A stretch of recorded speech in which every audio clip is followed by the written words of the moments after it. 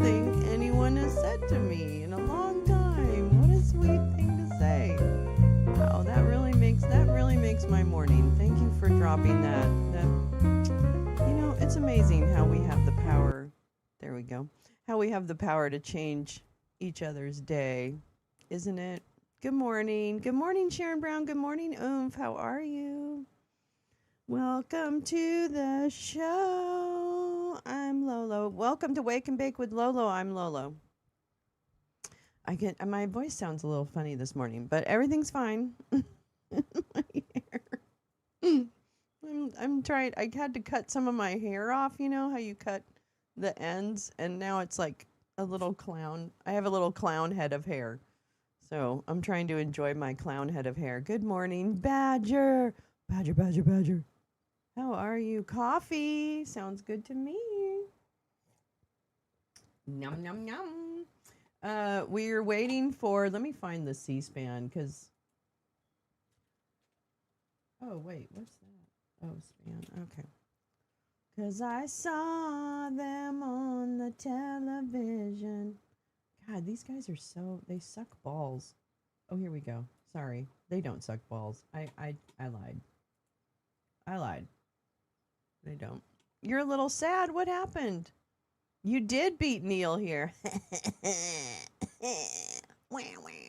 What's the matter, Badge? Why are you sad? Tell me why you're sad. I will try to make you not sad. Why are you sad? Why are you sad? I hope everyone had a good weekend. Oh my God, we had a great weekend. Bobo and I spent a lot of time together. We're working on a little project. You like planes, Lolo. It's fine. Wait, what? I don't understand. What? Good morning. A little sad. I like planes. Oh, are you talking about the terrible accident with Air Canada? Is that it? Are you talking about that? Oh my gosh, Badger, that looked absolutely horrible. Did we get any details about anybody and are people okay? Or is that not what you're discussing? Because let me know. Hi, Jane. It's so sad.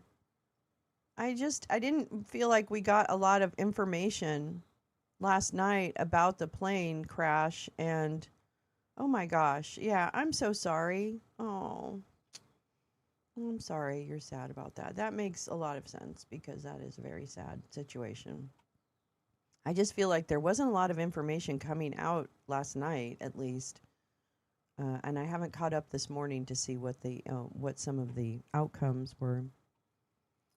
When I was reading it, a lot of people were injured, some severely, but there was still no actual.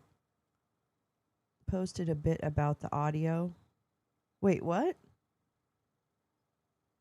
ATC is overwhelmed. And why the fuck were two cops driving? Oh, that's a good question, Badger. I don't know. That's a really good question. Wait, Jen Griffey posted. Both pilots are dead.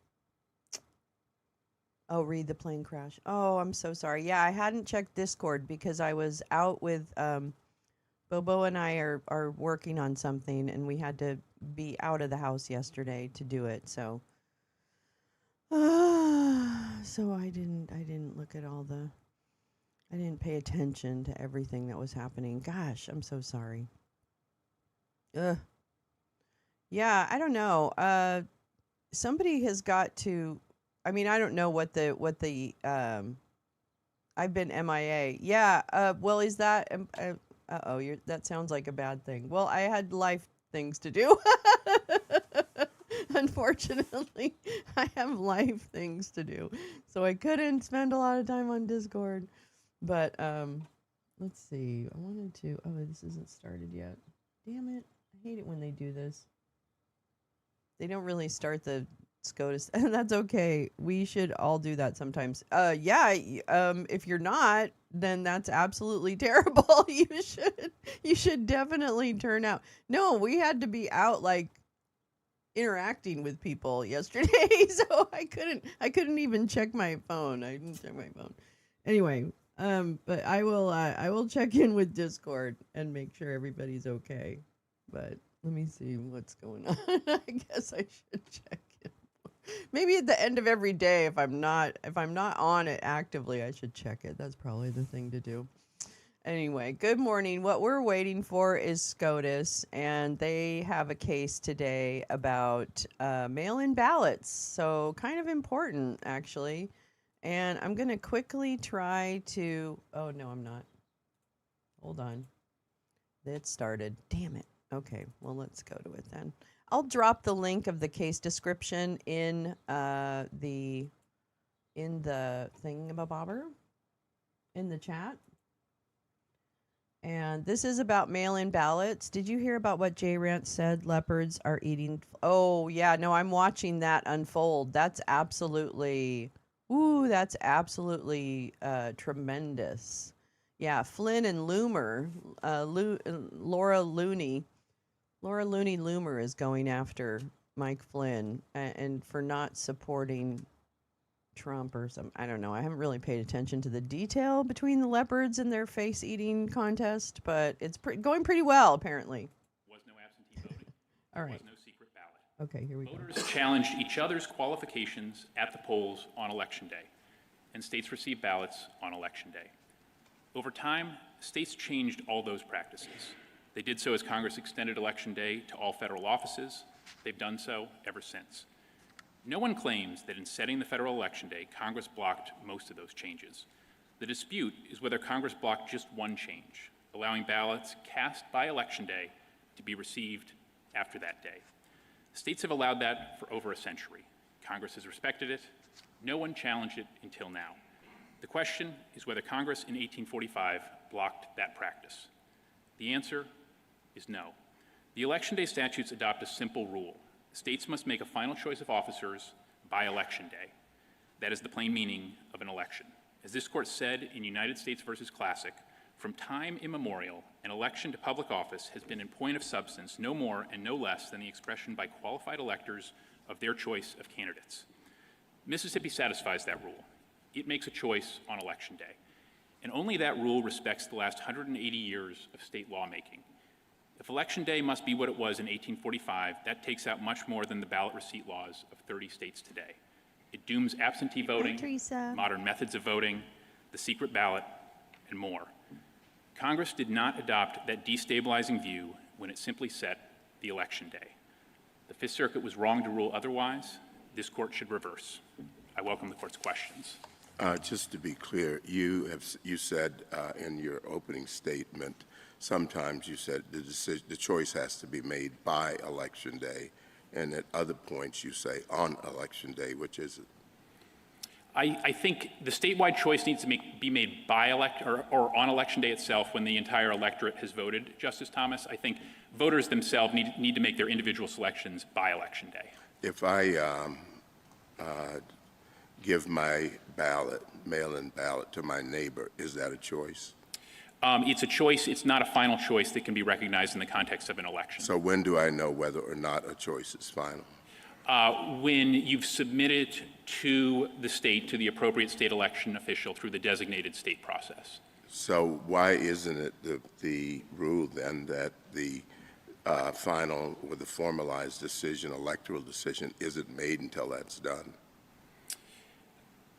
Until it's submitted to the official, Your Honor. I think the choice is made once the voters as a whole have made an irrevocable decision by casting their ballots. A final choice. Well, if I made a final choice when I handed it to my neighbor. But it's a final choice within an official state process, Justice Thomas. Well, I think the ballot is an official state process. Is that enough? Not enough to be known in a public way to the state. That happens when it is parted with and submitted through mail to the appropriate election official. Then it's final. If day includes a period after a particular day of the election, does it include a particular? Sharon Brown. Questions Clarence Thomas would love to ask. Part 1. Day before the day of the election? That's a good one. Or does your logic require a different consideration? Forgive me if I may not be understanding the question correctly, Your Honor, but I think the key is that the election day is the day by which a final choice electorate-wide must be made. It can't be made after that day by voters or the electorate as a whole, but individual selections can surely be made before that day because there's still no final choice until you have an electorate-wide deadline. Is there any limit to that? As to how early people could vote? Sure. You know, they fill out a ballot if you're giving them a ballot and, you know, drop it off 2 weeks before. As far as the federal election day statutes are concerned, Your Honor, I don't think there is a limit to how early that could occur. I think you just need the day when the electorate as a whole needs to have chosen. There might be other practical or other barriers in that. Of course, elections are a very long process to begin with, the entire electoral process, so surely things are happening weeks and months before. But I think even a couple weeks before, even earlier than that in some cases, people are making individual selections. It's just election day itself is the day for the final collective choice. Counsel, I want to go back to your answers to Justice Thomas.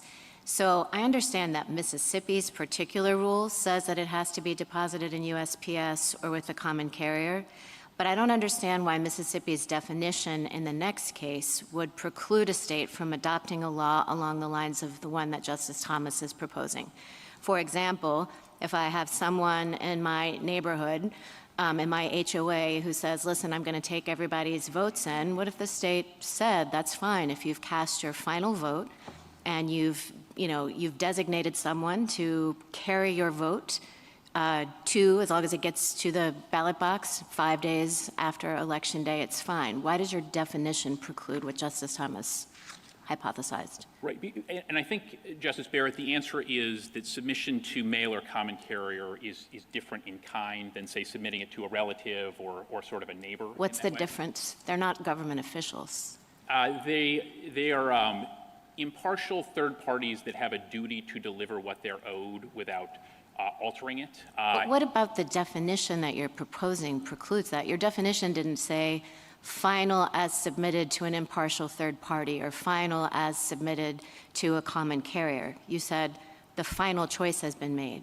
And there are lots of different ways, it seems to me, that you can make a final choice, and you also have the problem of this revocability from the Postal Service, that regulation. So I think, to start with the first part, Your Honor, I mean, I think we're going at a historically recognized form of finality. I think history is helpful in a number of ways, and one way is that as long as we've had mail-in voting, we've for almost as long as that time, we've had post-election day ballot receipt. I mean, mail-in voting, I think in general, has been understood as a permissible, unchallenged method. I wouldn't rely on the history if I were you, since you're telling us not to rely on the other side's history. Like, just because it's always been done that way doesn't mean it has to be done that way, which I actually find is a good point in your favor. But then it seems to me that you're flipping back around and saying, well, absentee voting has always been done that way by common carrier, and so that's how we would expect it to be done. Well, I think it says something that for 100 years we've had people voting by mail, and that's been an understood means of submitting a ballot to the state. I think what it embodies, Justice Barrett, is there's an intuition that when you put something through the Postal Service, it's final, it's trusted. It's not like giving it to a kind of a non-official third party. Well, what if a state came up with a law that said so long as a notary, that's official, that's recognized, certified that you cast your ballot on Election Day and it was delivered later by whatever means, common carrier or not, what in your theory of the preemptive effect of this statute would preclude that law? I think 2 points on that, Justice Gorsuch. One, I think, is that— Pick your best.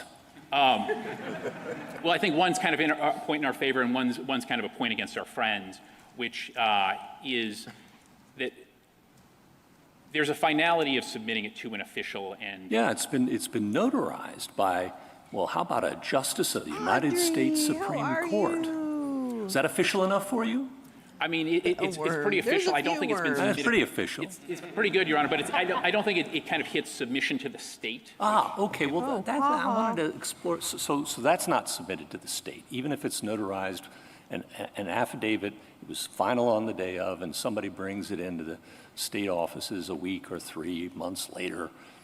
That doesn't count. But if it goes into the mail, it does. Good morning, my love, Audrey. What in the statute? What words in the statute love. would you I'm have us so read happy that you're into? here. That rule into? Well, I mean, I think I mean, just to make sure I understand, I think that's fine under my friend's view too, Your Honor. I mean, a notary could be. I'm asking about your view, counsel. Sure. So I think. You're saying that's not fine, and I want to understand what in the federal law preempts that. Well, I think, number one, I just am not, at least as I'm understanding the hypothetical, it doesn't appear to be submission to the state, Your Honor. It gets submitted to the state 3 weeks later, just not by common carrier. Well, I mean, if what you're saying, Your Honor, is that a notary has been deemed a sufficient ballot receiver under state law, then yes. I think. Then that's okay too.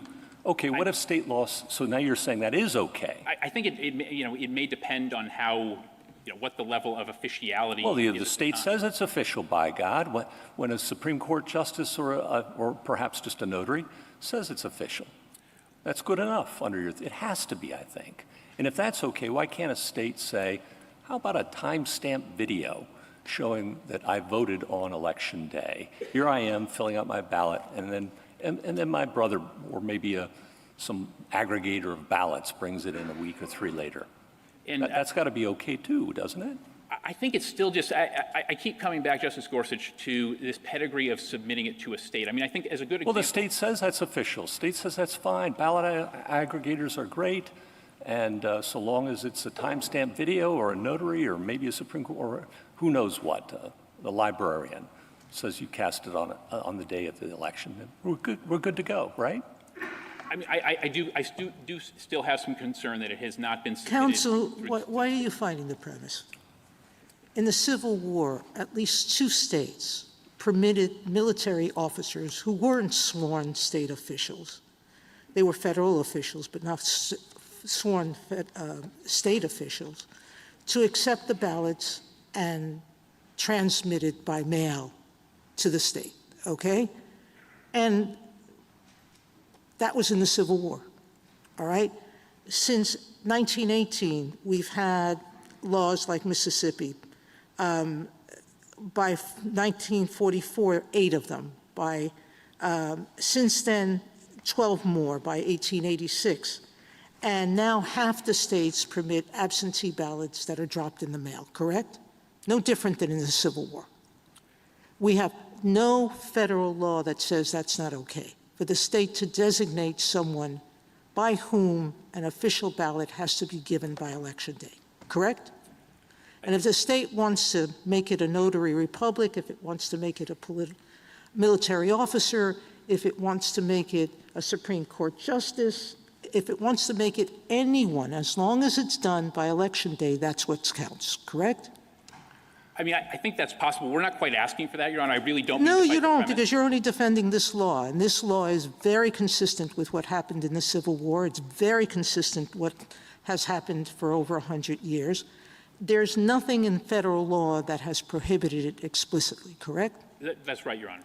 Well, right. Justice Sotomayor is asking you what I think she intends to be a friendly question, but maybe you want to think about whether you want to go that far. What if the state designates an official of the Republican Party or the Democratic Party who receives these ballots, collects ballots, and fills out an affidavit saying, I received all these and I will faithfully deliver them?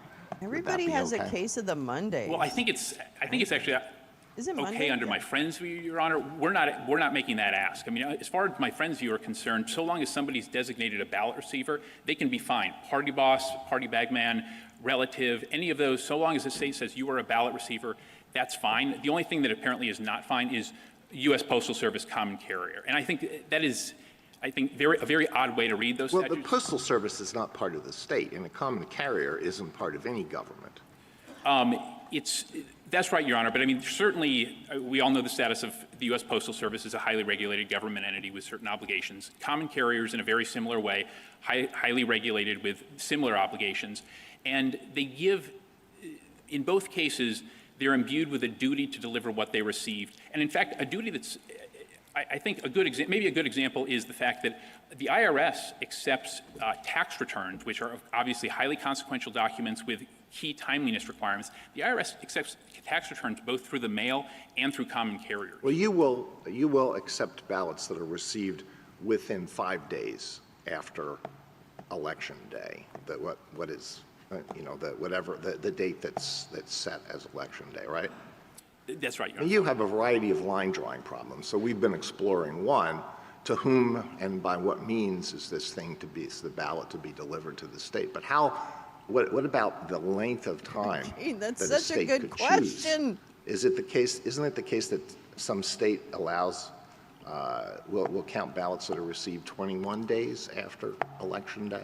There are a couple that at the outlier, it's kind of canvassing and it can go that far. I think more common is about Is that 3 to 10. okay? Is that all right? As far as the federal election day statutes are concerned, yes, Your Honor. And I think this actually gets to a good point that loops back to something Justice Gorsuch was getting at in a certain way, which I think he was saying, what in the federal election day statutes decides that? I think that's the key point in our favor. This is an area where states get to go first, make these decisions. Congress can step in, but the idea. So there's no limit, except I suppose the day when the presidential electors have to be appointed, or the day when the next Congress begins, starts its session. That's the only limit on counting mail-in ballots. Those are some of the limits, Your Honor. But I'd also say that the federal election day statutes don't require states to count ballots at all. It doesn't speak to counting, period.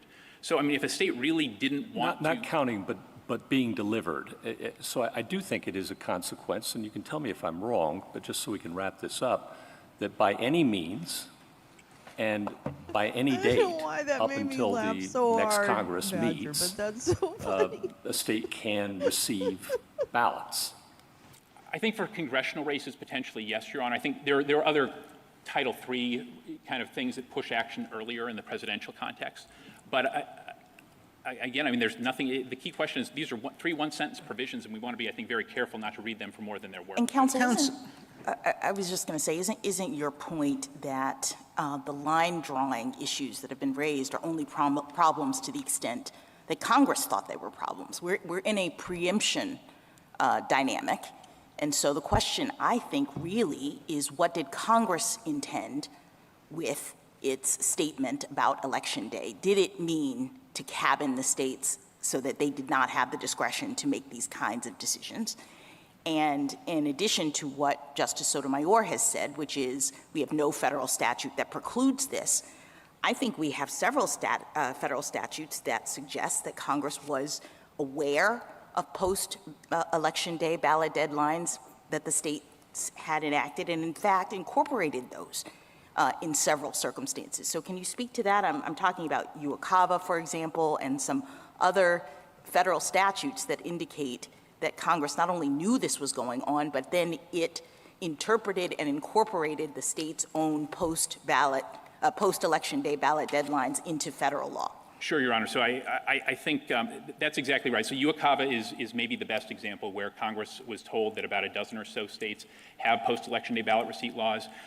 It respected those explicitly as to a deadline for ballots in that law. I think the United States has agreed with us on that very. And Congress wasn't worried, I think, about the states picking dates that were, we might think are too long or whatnot. That was not in the statute. Congress just said whatever the state has decided with regard to ballot receipt deadlines is going to apply here, correct? And that's been the case for 180 years, Your Honor. And I think one feature that obviously we're searching for what do the statutes mean at the time, but I think it's very hard for my friends to explain the past 100 years of history and this lawmaking. The Soldier Voting Act in the 1940s was another example where Congress recognized and respected state deadlines, and it gets very hard to explain those things if you don't adopt the view that the federal election day statutes just do not set a ballot receipt deadline. Well, I want to ask you about the recall problem.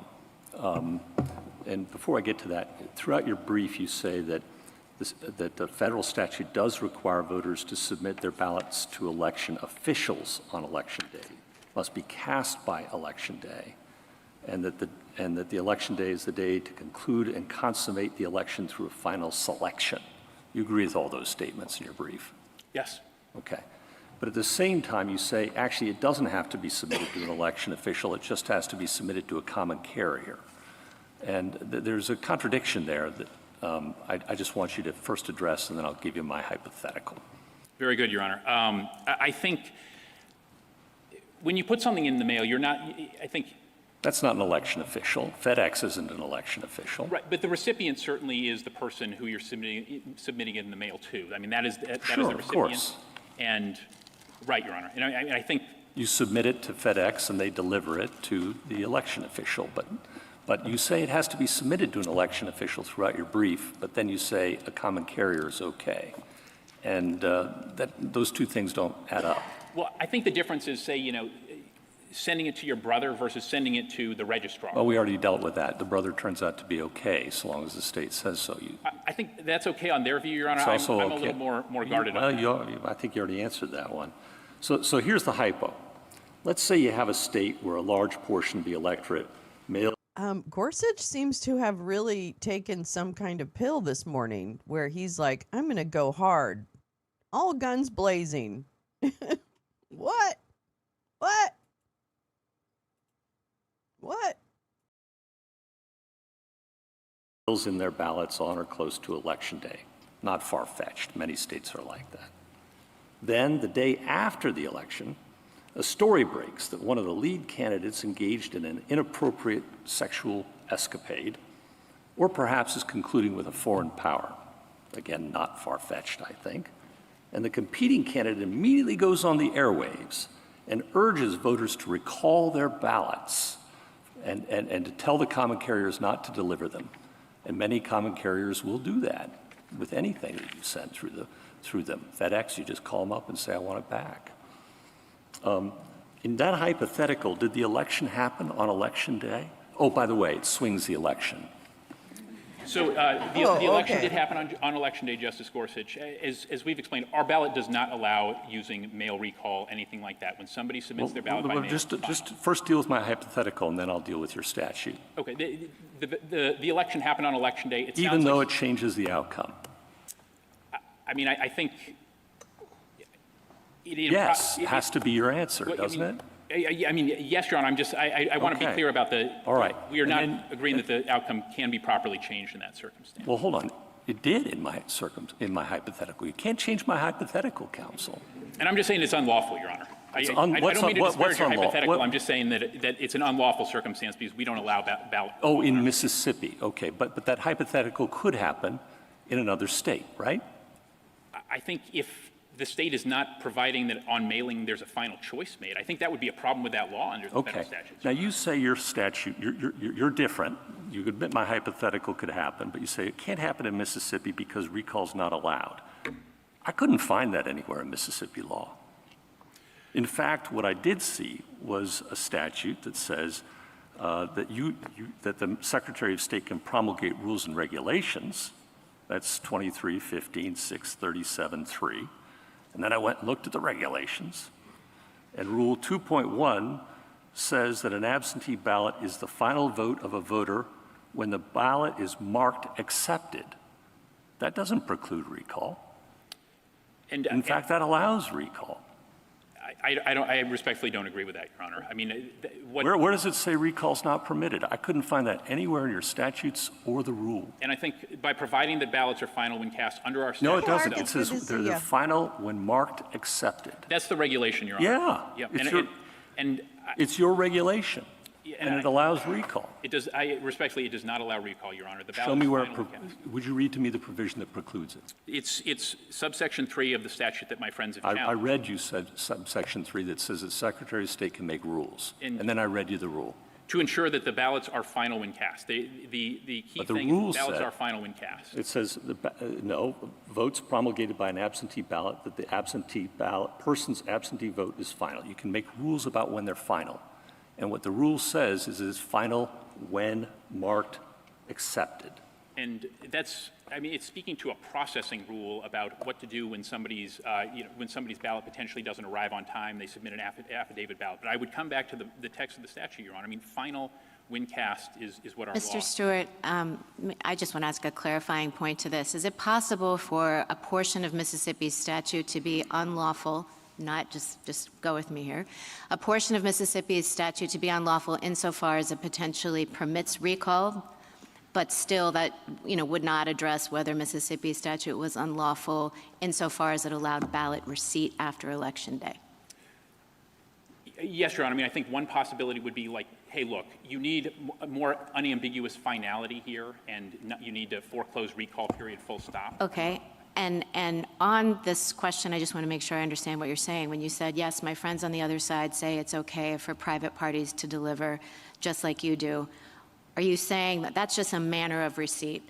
And whether the ballot is received before or after the election, on all sides, everybody agrees that absentee ballots can be turned in by having, the neighbor, the party operative, or whatever, scoop them up and bring them to the ballot box? Your Honor, I mean, maybe, I'm not sure if I answered the earlier thing as crisply as I could. I'm not comfortable with the neighbor piece. I do have serious concerns about that. But is that tied to the ballot receipt problem, or is that just tied to, hey, maybe this is an unlawful way of executing absentee balloting, regardless of when the ballots make it to the official? I think it's the finality of the choice that has to be done by Election Day. And Okay. my concern is that if you're not sending it by mail or common carrier. You're getting caught up, counsel, again. Could you go back to the question? Justice Barrett is not arguing with you. Fair, Your What Honor. she's saying, and what you said earlier is, and you believe that under your adversary's, the opposing counsel's theory, you can give it to the RNC operative, you can give it to anybody, and so long as it's received on Election Day by the state, that's okay. That's what you're saying, your opposing counsel is saying, and you're saying the only question before us is if they can designate an appropriate vehicle to transmit the votes, then that's okay. I think I was saying the latter part, yes, Your Honor. But I actually think, under my friend's view, it's okay for, a state can deem the ballot received when the party operative himself or herself receives it, because all that person has to do is be a ballot receiver designated by the state. Right. And Good we're trying to morning, hew more Carrie. closely, How not are just to the you? text, but also the historical 100-year-long, you can submit it by mail. Okay. So, but the bottom line is that states can choose when the final vote has to be counted. States have discretion over counting. Exactly. Thank you, counsel. Justice Thomas, anything further? Just as a point of clarification, without looking at the subsequent history, what do you think the federal law required as far as the election day? That the voters make a final choice by that day. The way I'd boil it down, Justice Thomas, is choice is critical and unchanging. Method of making that choice is malleable, and that does also explain all the subsequent history. And you don't have to formalize that choice. You do by parting with your ballot and submitting it to the state. Have we had any examples? Justice Alito? Your position does require some difficult line drawing problems, and maybe that's inevitable. But one is the degree of confidence that one must have in the entity or person who transmits the ballot to the state. We've talked about that. One is how long after the election day votes can be received. Neil, you made A it. third is whether it has to be postmarked. We were all wondering. Aren't there 8 But we states that love do you. not require a postmark for late ballots? There are a number of states that don't require that, Your Honor. I think postmarking is, of course, it's good evidence that something has been timely submitted. That's kind of borne out in the tax context. I think, if somebody were challenging a law like that, it would potentially be a very different kind of a challenge. They'd have to make sort of factual showings to challenge that ballots were not cast by Election Day, but surely not this case. Well, maybe it's inevitable that some sort of line drawing decisions like these have to be made, unless the rule is anything goes. States can do anything they want in this area. We don't have a whole lot to go on here. We have the phrase election day, and we have history. If we looked just at the phrase election day, what would we take from that? I think you've been saying we're moving in this direction. We don't have election day anymore. We have election month, or we have election months. I mean, the early voting can start a month before the election. The ballots can be received a month after the election. Well, I think the best way to read it, Your Honor, is that by setting Election Day, the Congress set the final choice day. And that's the key thing, final choice day. What Congress was concerned about at the time was some states making final choices, say a month before other states were making final choices, and the distortions, the fraud, the risks that had.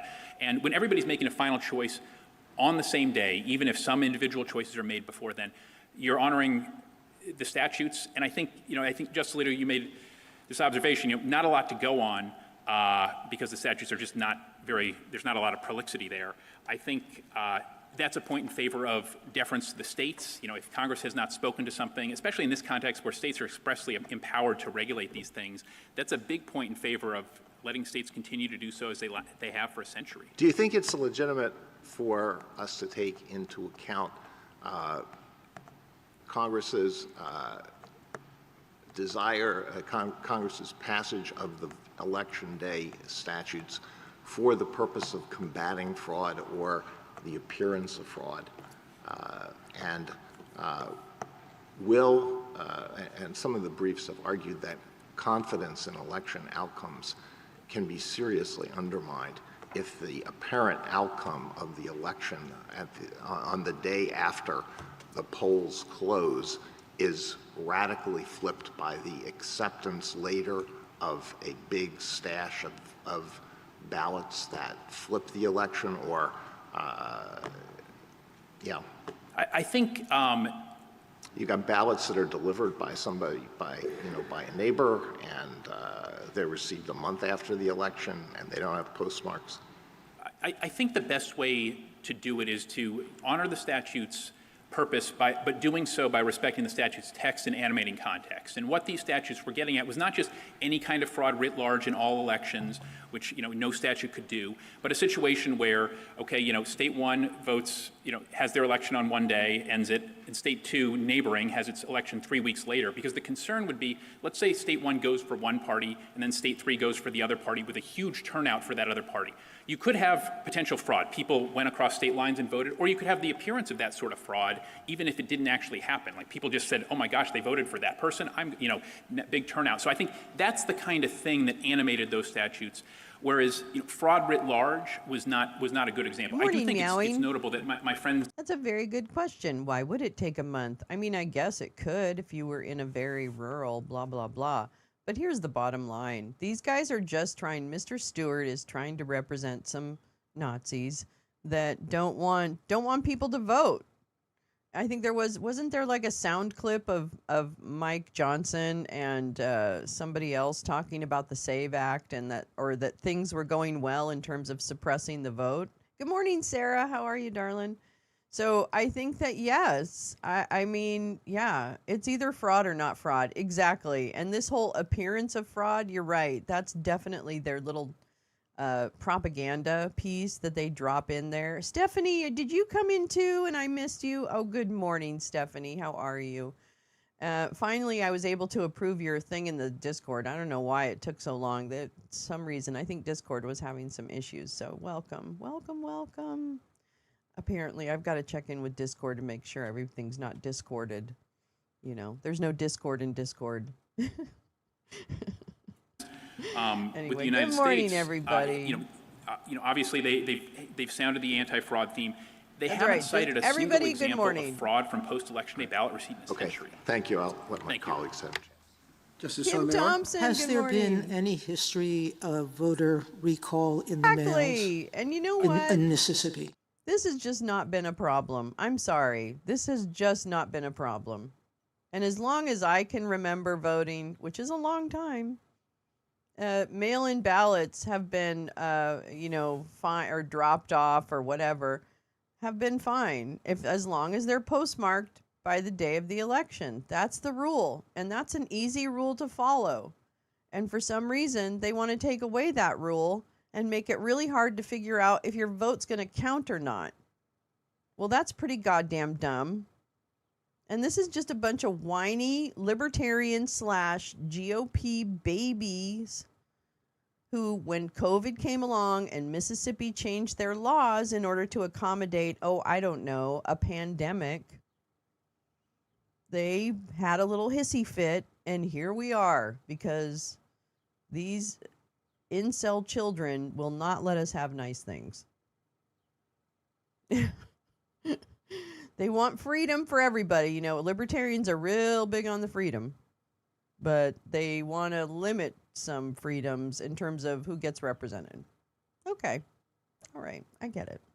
And Meowing says they don't even always have all the in-person ballots counted on election day. Exactly. Sounds like a GOP. Yeah, it's GOP and libertarians in particular on this case. And there's a bit of a backgrounder pinned to the top of the chat, so in case you want to kind of read up on what we're doing here. But this is this is the latest. This is the latest attack on. This is the latest attack on. You're right. You were right. He's a worm and a snake. He's a floor wax and a dessert topping. Sarah, I googled the lovely Mr. Stewart and saw that he's the one that argued and won Dobbs. So I have no confidence. No, this guy's simping for GOP basically. He's trying to take away. He's trying to disenfranchise voters. That's his goal. There is a worm snake, but it is a snake. Okay. Well, then he's a worm snake. I mean, I think basically everybody's right. There you go. And he's not the worm in Labyrinth, okay? He's not the cute little worm in Labyrinth, all right? Is he Mormon? I don't know. That's a great question. I don't know. Somebody check his underwear. Is it magic? You say the law doesn't permit it, but has there been any history of it? None that I've ever heard of, Your Honor. I mean, this isn't something that was raised until the appellate reply briefs, and nobody cited a single example in history of it. All right. And I understand Justice Alito's questions about the policy questions of what will create discomfort or not. But the Constitution vests the issue of elections in the states unless superseded by Congress, correct? That's right, Your Honor. So if there is a policy question to be had, the entities to decide that are the states and Congress, not the courts, correct? That's right, Your Honor. And absent a law in federal law, he got a brainworm implanted so that he could be like RFK Jr. That's the latest fad, Teresa. That is the latest fad. They're all getting the brainworms implanted. You thought it was a Neuralink. Oh no, it's a brainworm. They're going simple. That's right, Lair of the White Worm movie night. Noted. that suggests that absentee ballots must be received by a certain time. There's no explicit requirement of that, correct? Right, Your Honor, or even implicit. And the implicit, we have the military acts that since World War II at least, and the Civil War, I should go back that far, have permitted absentee ballots to be received long past Election Day, correct? We have a very long history of that, Your Honor. Exactly. So the people who should decide this issue are not the courts, but Congress, correct? Right, Your Honor. I think the states and Congress. That's right, Your Honor. And as I was mentioning my colloquy with, I believe, Justice Alito earlier, I mean, that's kind of the structure of our system. States go first. If Congress doesn't like it, it overrides. And as I think Justice Scalia said for the court in Arizona Intertribal, we respect what Congress said as far as it went, but no farther. And that's kind of the history of voting and election law in the country. One last question with respect to history. History is informative of what's been permitted by Congress, because what we're looking for is what understanding Congress had with respect to elections, correct? That's right, Your Honor. Yeah. All right.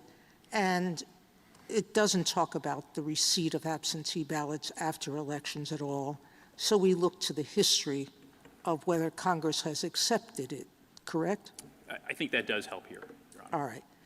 But the attempt by some of the amici here to brutalize this inquiry and say that history tells us how elections must be held and on what date and when receipt can happen or not happen, why is that not an acceptable way to look at this? Well, I think the difference between Bruin and here, Your Honor, is that in Bruin, the court, the question at issue, whether a restriction on firearms is consistent with our historical tradition of firearm regulation, there's a rich history addressing precisely that issue, sometimes through analogy, but very much, Bruin itself, I believe, I want to say 40 pages of history just analyzing those things. We don't have anything like that, a rich history suggesting that Congress was even thinking about locking in Election Day ballot receipt or anything like it. It was addressing different things.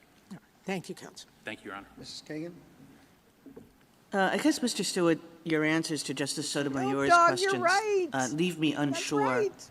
about what It's you not. think about these appeals to history. They want to break it. I mean, you've said that there's not a lot of text here. I agree with that. I think that the way this case has been argued Okay. all around.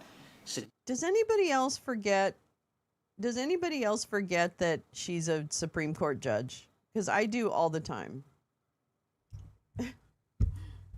This is my shirt. Oops, wait. I don't know how to hold things up. This is my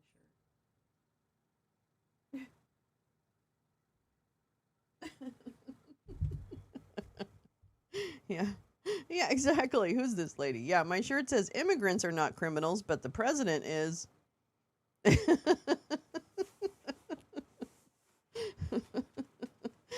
So, yeah, I kind of like this shirt. I know, I kind of like this. It kind of says it, right? It kind of just says what it is, right? You know, like not trying to oversay it, not trying to make not trying to ruin everybody's day. I'm just trying to say, this is just the basic facts. Sorry. Yeah, I always forget that Kagan's a Supreme Court judge. I'm sorry, Mrs. Kagan. We have 3 women. I only remember. I'm so sorry, because I'm sure she's wonderful. And it is just factual, right, Carrie? I'm stating facts. And there's data to prove it even. Oh my gosh. It even has data. It's empirical, I guess, is what they call that, right? Right to the point. Yeah, it just says it. Okay, like, this is it. This is it, kids. Sorry, not sorry. Right now, I'm blanking on my favorite's name. Oh no. Suggests that Oh, that's your so. favorite So, justice. so then we're I love left with Sotomayor. history, I or think are she's we left amazing. with history? You seem to appeal to history sometimes. Justice Barrett No, said but now I this, love but Ketanji then Brown Jackson. repudiates Okay, maybe. the appeals I to don't know. history at other times. And I guess I want to know what we're supposed to be doing Brown Jackson is when my we're favorite. looking at this statute and deciding this question with respect to all this historical evidence, scant or not scant as it may be. Sure, Your Honor. So I think the best way I can break it down is this, is that history is informative here. And the way it's most informative is that since Congress throughout our history, and certainly since Congress set the federal election day, election administration in our country has been very, very dynamic. As I tried to highlight in my opener, it was one thing in person, on-the-spot qualification checks by fellow voters, ballots were naturally received on election day, all those features. As soon as Congress had a reason to alter the methods by which a choice was made, it did so. But the one constant is that the voters, in a popular government, it's most critically the voters, the constant is that the voters make a final choice of officers by election day. So I think history shows that election administration is dynamic. States have wide leeway. They just have to make sure that the voters make a choice by election day. Thank you. Thank you, Your Honor. Mrs. Gorsuch? Almost done, Mr. Stewart. You emphasized to Justice Kagan and many others that the final choice, at least, has to be done on Election Day. And so recall would be a problem for you if it could happen. But you say that doesn't happen in Mississippi. That's your position, right? Right, it's not permitted. If recall could happen, that would be a problem for your position. I think there potentially, Because then it wouldn't be a final decision on Election Day, right? That's right, Your Honor. I think Okay. there'd still be a factual question, though, whether I still have not been cited anything to say that recall is actually a thing that can happen in the world. I understand, but if it could happen, that would be a problem for your theory because the final choice wouldn't have happened on Election Day, right? Fair, yep. Okay. So you say Mississippi prohibits it. We've been through whether that's the case or not. Very good. But let's say it did. Let's say there was a law prohibiting recall. How would it ever be enforced? It's not Sawyer, no. Because how is a state to know? And how is even a common carrier carrying an You're trying envelope to make it confusing. to know Dope dog. whether that is a ballot that needs to be recalled? And who are you going to prosecute? Well, I think it could be enforced similar to other voter things. I mean, in our state, there are notarization and affidavit requirements, signing things. I think one of the, if it were critical for the voter to say that there will be no recall, the voter could say, I hereby commit that I will not attempt to or recall this package in any way, shape, or form. They could just add that, sign it.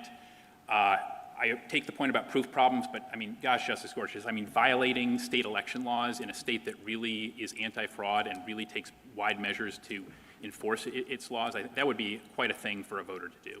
Well, in my hypothetical, which, you say is unlikely, to swing an election and all of that on recall, but as soon, if history teaches anything, scant or not scant, it's that as soon as something's allowed, it will happen eventually, right?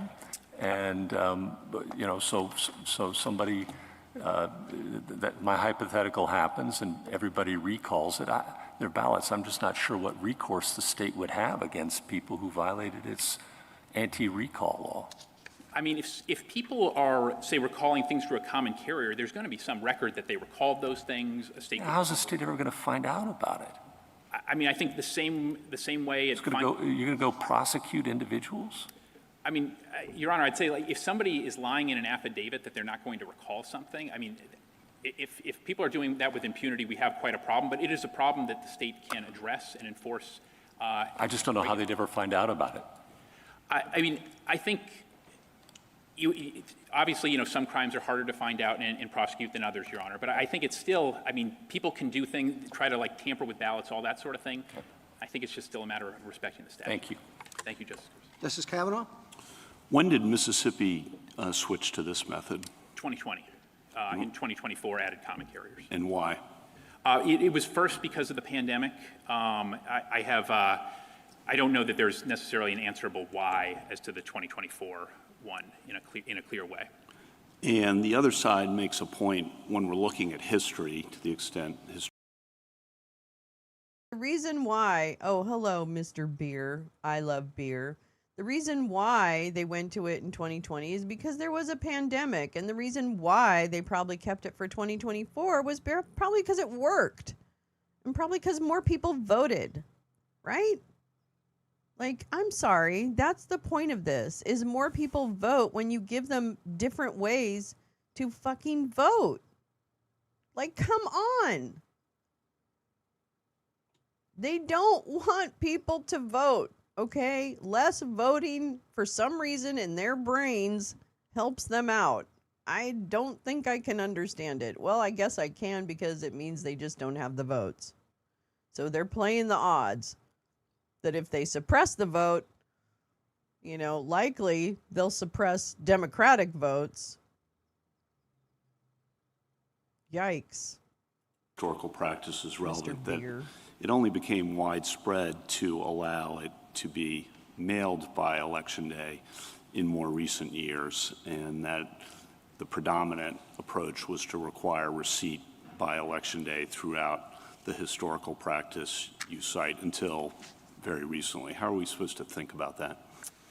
I mean, I think it's the same way to think about, I think the broader history of election law is when states have kind of seen a problem, they've adapted and adjusted, often in the direction of making sure that more votes can be counted. I mean, that was obviously a big thing when absentee voting started to become a prominent thing. Certainly we cared for much about our history of people showing up in person, but we realized that was very difficult from people away from home, and that we wanted to, kind of widen the tent and make it so that people could vote. And I think perhaps another realization, even though we've had UCAVA for 40 years, Justice Kavanaugh, is that for military voters in particular, this is a perennial challenge about making sure that they can actually get their ballots in on time. I mean, that's perhaps why UCAVA voters in particular are a very popular group for post-election day ballot receipt. Would you say that the states that require receipt by Election Day are disenfranchising voters? No, they're not, Your Honor. I mean, a reasonable ballot deadline does not do that. I would asterisk just, there are the practical barriers for those overseas military voters. But for the citizens who are not within that class, you would not use the term disenfranchisement to say it has to be received by Election Day, November 3rd, rather than, I guess it would be 5 business days, November 10th. You would not use that term to describe that, correct? I would not. Correct, Your Honor. And then picking up on Justice Alito's questions, Professor Pildes and others have said that late arriving ballots open up a risk of what might destabilize the election result if the apparent winner the morning after the election ends up losing due to late arriving ballots. Charges of a rigged election could explode. The longer after Election Day any significant changes in vote totals take place, the greater the risk that the losing side will cry that the election has been stolen, end quote. And my question is, my questions. One, is that a real concern? Two, does that factor into how we think about how to resolve the scant text and the maybe conflicting or evolving history here? I think I certainly respect the perception. I think one thing notable in this case, and I think helpful, is that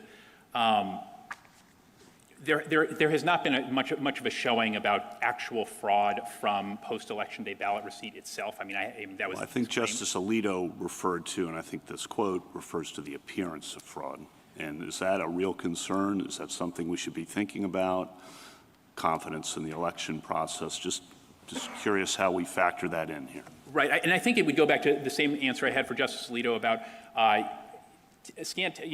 simple text, straightforward text, and respecting the limits of that text, and looking at the animated history. I think it was the double voting fraud concern. I don't know that people have that particular concern. I think, obviously people can be, unhappy when a result flips. I think Congress may be able to take measures to address that, but I think there's no good evidence that Congress was doing that beyond preventing double voting in this context. But if you have to have a deadline, which you acknowledged, and if having a deadline of November 3rd rather than November 10th for receipt doesn't disenfranchise anyone, why wouldn't it make more sense to take account in some respect of that concern as we think about how the text and history fit together? Well, I think, something that Congress was clearly trying. I don't know if Kavanaugh actually believes what he's saying or if he's playing devil's advocate right now. But what he's saying is don't you think the appearance of fraud should give us pause about extending the deadline for the physical receipt of the ballot, which may be postmarked by the date of the election? No, it shouldn't be taken into account because the number of votes is the number of votes. And if you want to talk about counting ballots and allowing for mail-in ballots to be processed, which you do anyway because you have military and disabled and, people who are traveling. So at the same time, you've got all of those conditions that exist. And you have to count their votes. That's what our right is in this country, is one person, one vote. So you can't just decide randomly, oh, well, I'm sorry. It doesn't matter if you're traveling. It doesn't matter if you're in the military. It doesn't matter if you're disabled. It doesn't matter anyway. If we don't have it on the day, then, your vote is not counted. That is not what the Constitution says. So we're talking about fucking Constitution, all right? We're not talking about, so I don't know, because Kavanaugh for me is lingering a little too long on this point. So something in my brain is saying, is he trying to telegraph to Stewart that he should talk about the boogeyman of election fraud? Are you kidding me? It's ridiculous. This is bullshit. This is how we got here, by people sowing doubt and using that doubt and fomenting fear of the election process and the fact that people were trying to get, illegal immigrants to vote. Hi, Dan. How are you? Which is ridiculous because if we had gotten a bunch of people to vote, don't you think we'd have the fucking Congress now? I mean, if we're going to do that, you'd think we'd win, at least, if we're going to cheat. But here we are, fighting for everybody's lives, for real. So, I'm sorry, this is all bullshit, and people need to just call out the whole fucking bullshit. Like, it's just bullshit. Anyway, I'm like, what evs? Jesus Christ on a cracker. I think trying to do was adopting a simple rule in this text. And I think a very simple rule is everybody must cast their ballot by election day. I mean, that's quite administrable. I mean, if you have an election day ballot receipt deadline, there are certainly things to commend that. I think you're alluding to some of those, Justice Kavanaugh, but there's also a question of when do I vote? I'm not sure, do I need to do it 7, whatever it is. Whereas, if somebody wants to get all the information possible, they like voting on election day, you have a pretty nice, clear, simple rule, and that seems to dovetail quite well. Well, the simple rule, but if it arrives on November 11th, you're out. Right, but I think that's kind of baked into the risks you always get when you're doing, there are always some risks, regrettably, with mail-in voting. You can eliminate some of those risks by voting in person, but The risks would seem the same, no matter whether it's November 3rd or Yeah, exactly. November Why does 10th. the date In other have words, that anything it to could do with take it? longer than a week for the mail to get there. the risk is know, there, but right, I think if Karen you have Diggs, election day ballot, thank you. and I think what we're addressing, I think are more, the way I might frame the issues are, these are policy points. The question is, did Congress wall off states from debating these policy points? I think the answer is no.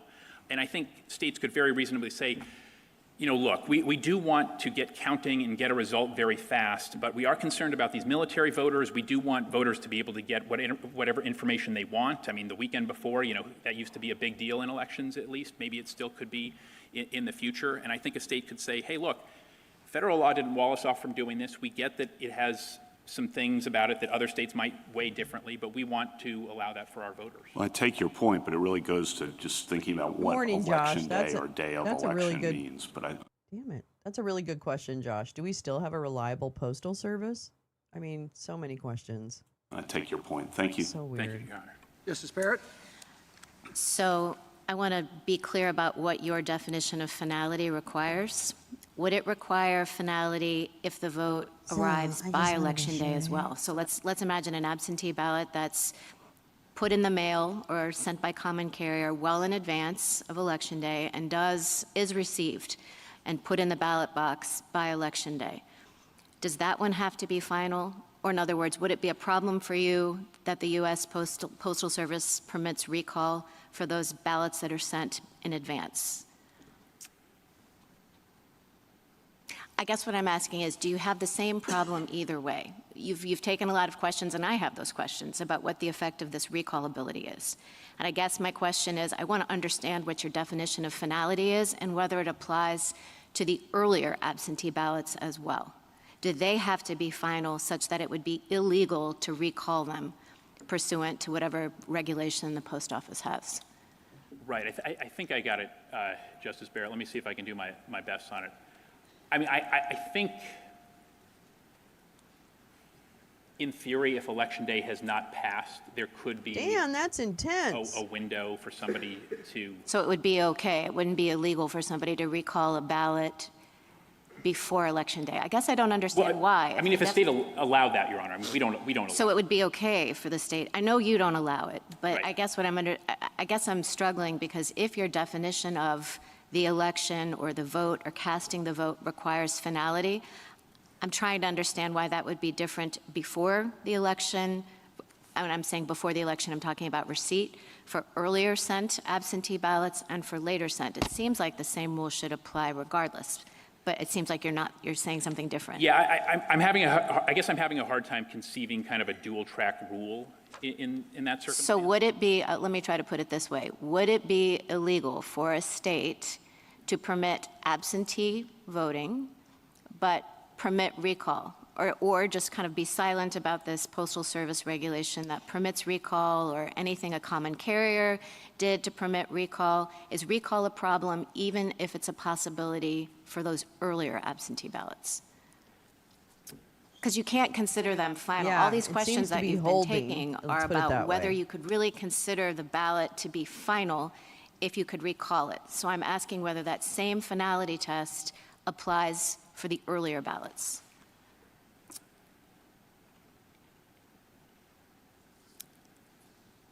And I'm not sure, Your Honor. I mean, I guess I just keep coming back to you can't recall or change your vote or make. And that's true no after- matter when you send it. I mean, certainly in our state, and I think that's right, Your Honor. But I mean, as a matter of the federal law, it just seems to me that your definition has to be consistent, and it sounds like you're changing it for the earlier absentee ballots and saying finality has some kind of different force for the later received absentee ballots. Right. Well, I think a state has to do whatever it would need to do to guarantee that on Election Day, all ballots, every cast vote is final and cannot be recalled. I'm having. But it doesn't have to be final at the time it's sent. Because it's okay to recall it if you send it 2 weeks in advance and you change your mind, that's not a problem.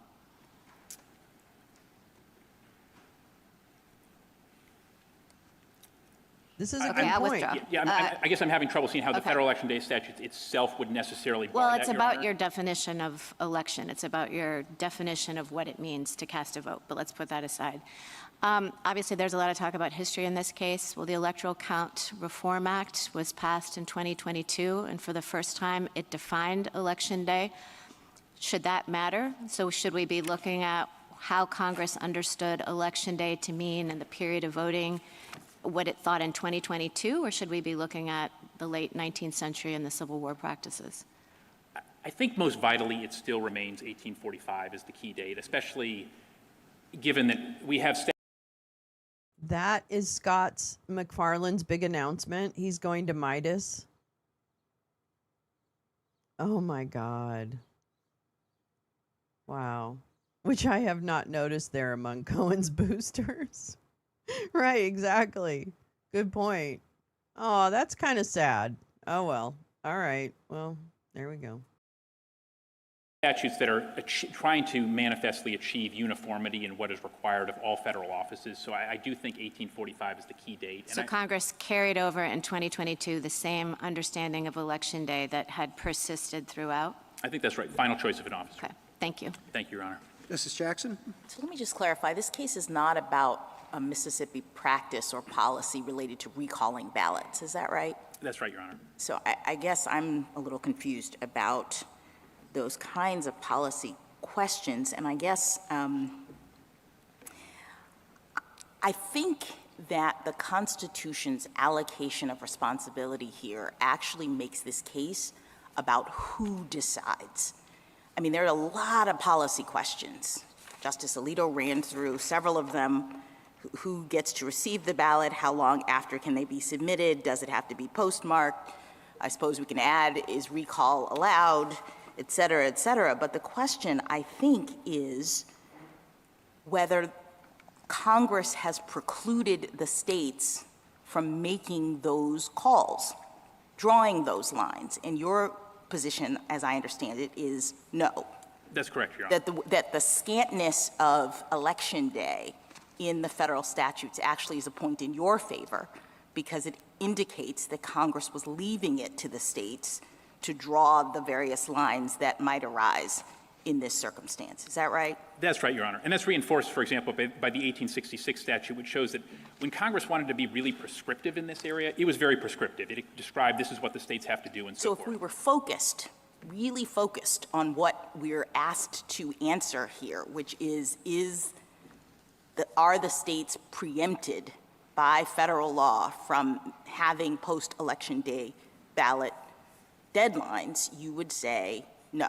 No, Congress just didn't decide that. Let me ask you about the history with respect to Bruen. I guess I'm not sure I understood your answer to Justice Sotomayor because it seems to me that Bruen is not even the right methodology by which to be thinking about this. Bruen applied to the Second Amendment because the Second Amendment incorporated a pre-existing right.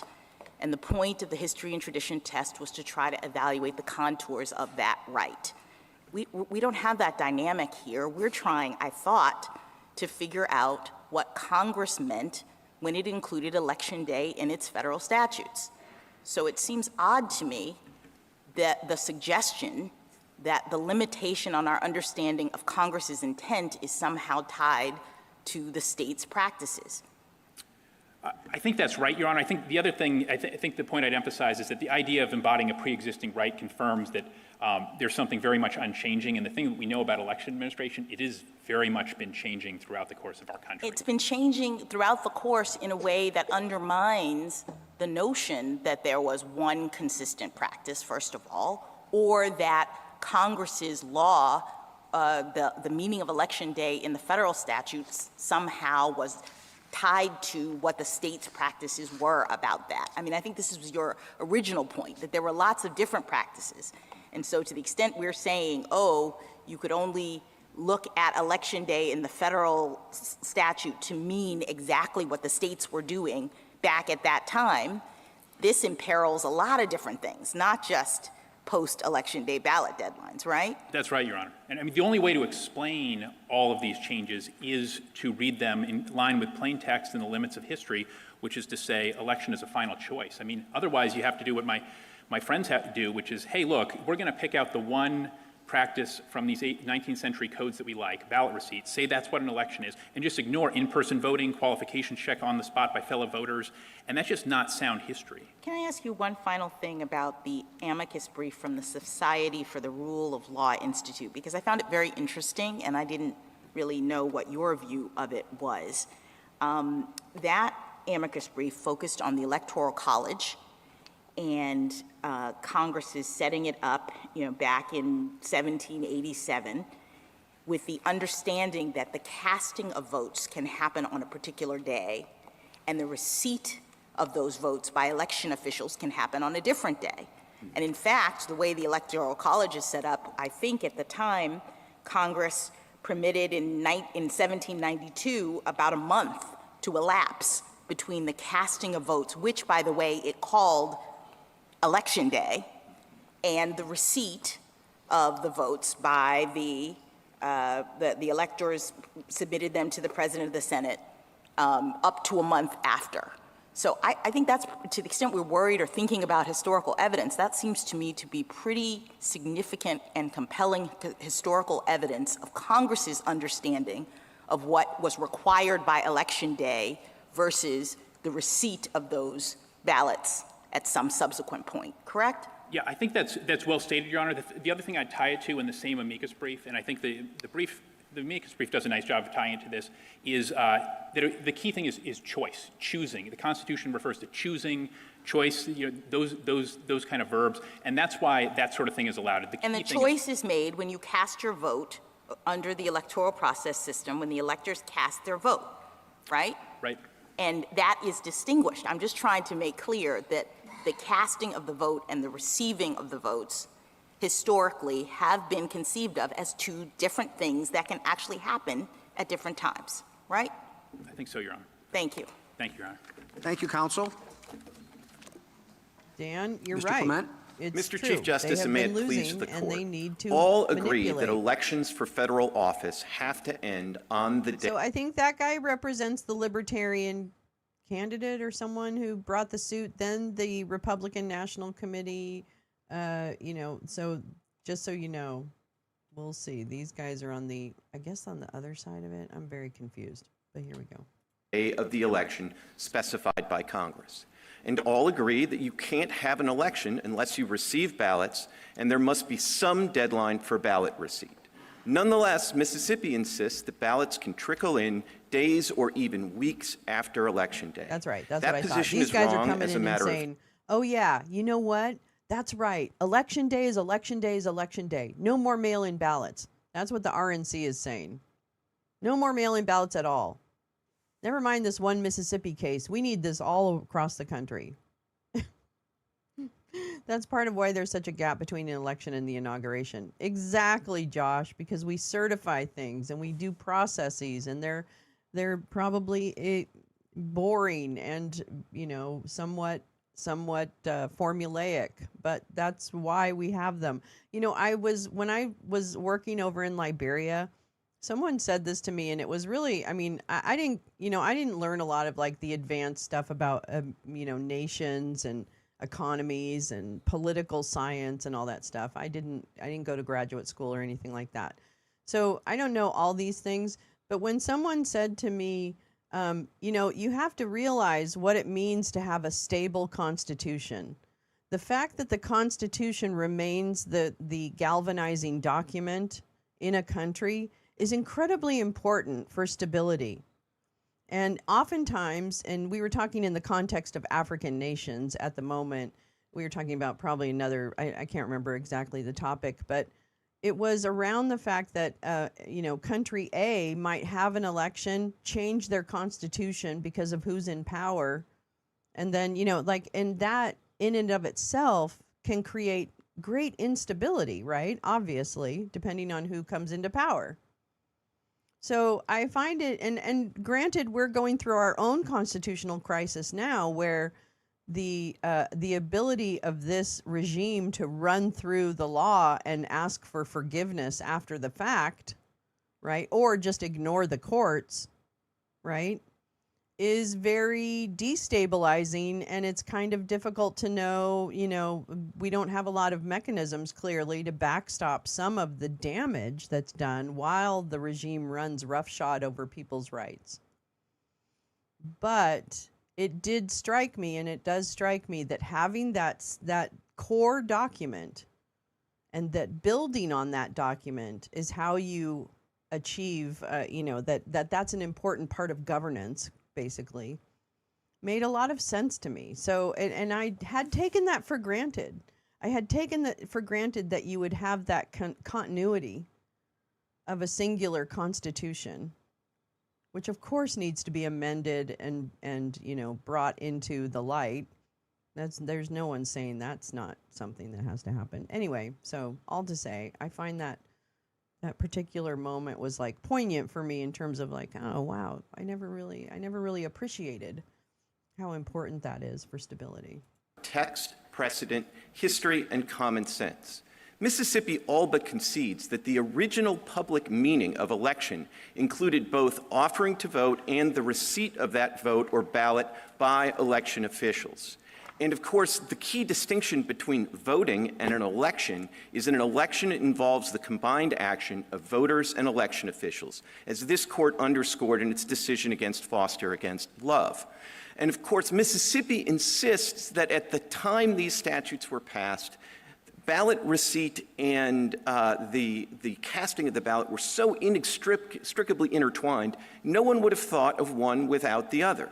That seems to me to be a damning admission, but it also ignores the advent of field and proxy voting in the Civil War and the enormous efforts that states went to ensure that all of the ballots, whether by proxy or by field vote, were received by Election Day. In the state's view, all of those Herculean efforts were for naught or were entirely gratuitous. Now, the state's position actually works even worse as a matter of common sense. If somebody in Gulfport the day after the election asks, is the election over? The common sense answer is, no, it's not. The ballots are still coming in. And if somebody asks who won, the truthful answer is, we don't know yet. The ballots are still coming in, and they may trickle in for weeks or months. And in fact, they may trickle in for weeks or months with or without a postmark in differing ways in differing states. That reality gives the lie to the idea that we have a uniform national election day. I welcome the court's questions. How would you define the day of election? That's dumb. I would say that the day of the election is it's the last day in which all the ballots are cast and they are received into official custody. What? So how would you treat early voting as compared to late reception of votes? So I would say, I think the best place to look for a treatment of early voting is the Kreising decision by Judge Kleinfeld in the Ninth Circuit. Because after Foster against Love, there was a suggestion in Foster against Love that maybe early voting is a problem. He rejected that claim based on two things. One is the distinct history of early voting, and the second is the idea that was explicit in this court's decision in Foster against Love that Election Day is the date of consummation. So I would say, under our theory, early voting is permissible, largely because it has a different history and because of this idea that the election day is the date where the election is consummated. Would you What's the different spend a history? few more minutes on, or at least a little bit more time on the voting during the Civil War? There was some suggestion that that's an example of late reception of votes. And I think in your intro, and was my thinking, that it was not, that proxy voting was a way to make sure that the vote occurred on Election Day as opposed to afterwards. Well, not surprisingly, Justice Thomas, you were exactly right. So proxy voting is the thing that happened in the Civil War that is most analogous to absentee voting. And the thing that is most striking is I think 5 states had proxy voting. Every one of those 5 states required the votes, the ballots, to be received by election officials back home by Election Day. Now, that's an incredibly inconvenient thing that was done in the Civil War to ensure the ballots were received by Election Day. And maybe trying to put something in their mouths. I don't know what's going on in that hand. They didn't need to do that. Now, it's really no different in the context of field voting because there were like maybe a dozen states, if you're not going to count the Confederate states, there are about a dozen states that did field voting. Again, every one of those ensured that the ballots were received into official custody by Election Day. And of course, most of the states went to enormous efforts to replicate the machinery of the ballot box and everything else in the field. And some variation in that, but the one thing that didn't vary at all was the ballots had to be received into official custody by Election Day. And just one last thought on this Civil War practice. My friend's only real answer to the idea that at 1845 there was an understanding that everybody would have had that, of course, the election involves both the offer to vote and receiving the ballot into official custody. His only answer to that is, well, like the issue hadn't ripened, that nobody had even thought that you could divide the two. But the issue ripened in the Civil War, and the issue ripened in such a way that every state required the ballot to be received into official custody by Election Day, and then that certainly informs what Congress is thinking in 1872 when they extend the presidential Election Day deadline to the congressional race. Mr. Clement, what do I do with the 2 states during the Civil War? Rhode Island, Nevada, you say 5 favor you, at least 2 don't. Nevada simply designated 3 of the highest officers in command, didn't swear them in, just said 3 officers in the command can create a ballot box or suitable receptacle for votes and collect the votes of the soldiers with little further formality. Those military officers then would mail those ballots in, and they would be counted whether they arrived on Election Day or after. What do we do with Rhode Island that simply directed soldiers to deliver a written or printed ballot with the name of the person voted for to the officer commanding the regiment to which he belonged? That officer wasn't sworn in as a state official either, and receipt could happen thereafter. So it's not, yes, many states believed, as they did at the time, that voting had to be in person, that voting had to be it had to be by voice instead of by paper. Lots of states had lots of beliefs about what a proper election should look on. But how do we deal with the outliers? Or you just want to ignore them? No, I don't want to ignore the outliers. I actually think Rhode Island and Nevada help me and my side of this case. And I think that's because they did designate somebody, they might not have given him an oath, but they designated somebody as an official to receive the votes, and they had to come in. So they're here, what's the difference between the post office and a common carrier? It's the official. No. You want an individual person, is that it? Well, I want somebody who's cloaked with government authority, so that's one difference, but there's a critical second difference. But it's not state authority, meaning you're now expanding what you're saying as government authority. So what I would say is it was government authority, and I would say that my understanding of the history is that all those federal officers voluntarily accepted the responsibility, whether they took an oath or not. And I think so that's could a neighbor, and so could anybody else. I'm not moved. The point is that it permitted someone else to deliver the item, a final cast vote to deliver it and be received after. Under your theory of this case, and I think you and the government disagree on this, you believe that absentee voting by the military and overseas voters, the various laws, that federal laws under which states have proceeded with respect to those votes are illegal? No, or they're not saying what everybody has understood them to say, that states can accept absentee ballots after the election? So military and overseas ballots? I don't think any vote is unlawful. Let me try to address how I think you would reconcile UACAVA with the Election Day statutes. And to start, I think it's important to recognize that UACAVA is not limited to the federal general election. So UACAVA applies to primary elections, to runoff elections and special elections, and federal general elections. The Election Day statutes only apply to the general federal election. So the way I would reconcile the two is to say that all the references in UOCAVA to state deadlines are perfectly fine, not preempted at all, not displaced at all, not even anomalous with respect to the primaries, the runoffs, and the special elections. Then the court has a job to do in the federal general election as to say, like, kind of which is the specific, which is the general. I think the more logical way to do it would be to say that with the understanding in this court, if you decide in our favor, that for the federal general election, the ballots have to be in by Election Day, I would say— Maybe we should have another president now, because wasn't it in Florida that they were counting military votes after receipt? So with all due respect, that is the reddest of red herrings, because what happened in the 2000 election in Florida is that pursuant to a consent decree that was entered by a federal court because Florida was violating the principal provision of UOCAVA, which says you have to give the absentee ballots to the overseas voters 45 days in advance. Because Florida was violating that, there had to be a consent decree to create a remedy that was not provided There, under— what happened was that the judge made up the deadline, not the state. But I wanted to— how do you deal with the Soldier Voting Act in 1942 that permitted ballots for the extension of absentee ballots? So the 1942 Act, at least as I understand it, again, is not addressed. We're going to talk about that. We're going to talk about him manipulating the market. Okay, we're going to talk about that. And I'm asking a lot of questions. Where's the fucking SEC? Where is Congress? I mean, it's like fucking, it happened last week at the same time. It happened this week. And we're going to talk about it. Oh my God, I'm so done. Anyway.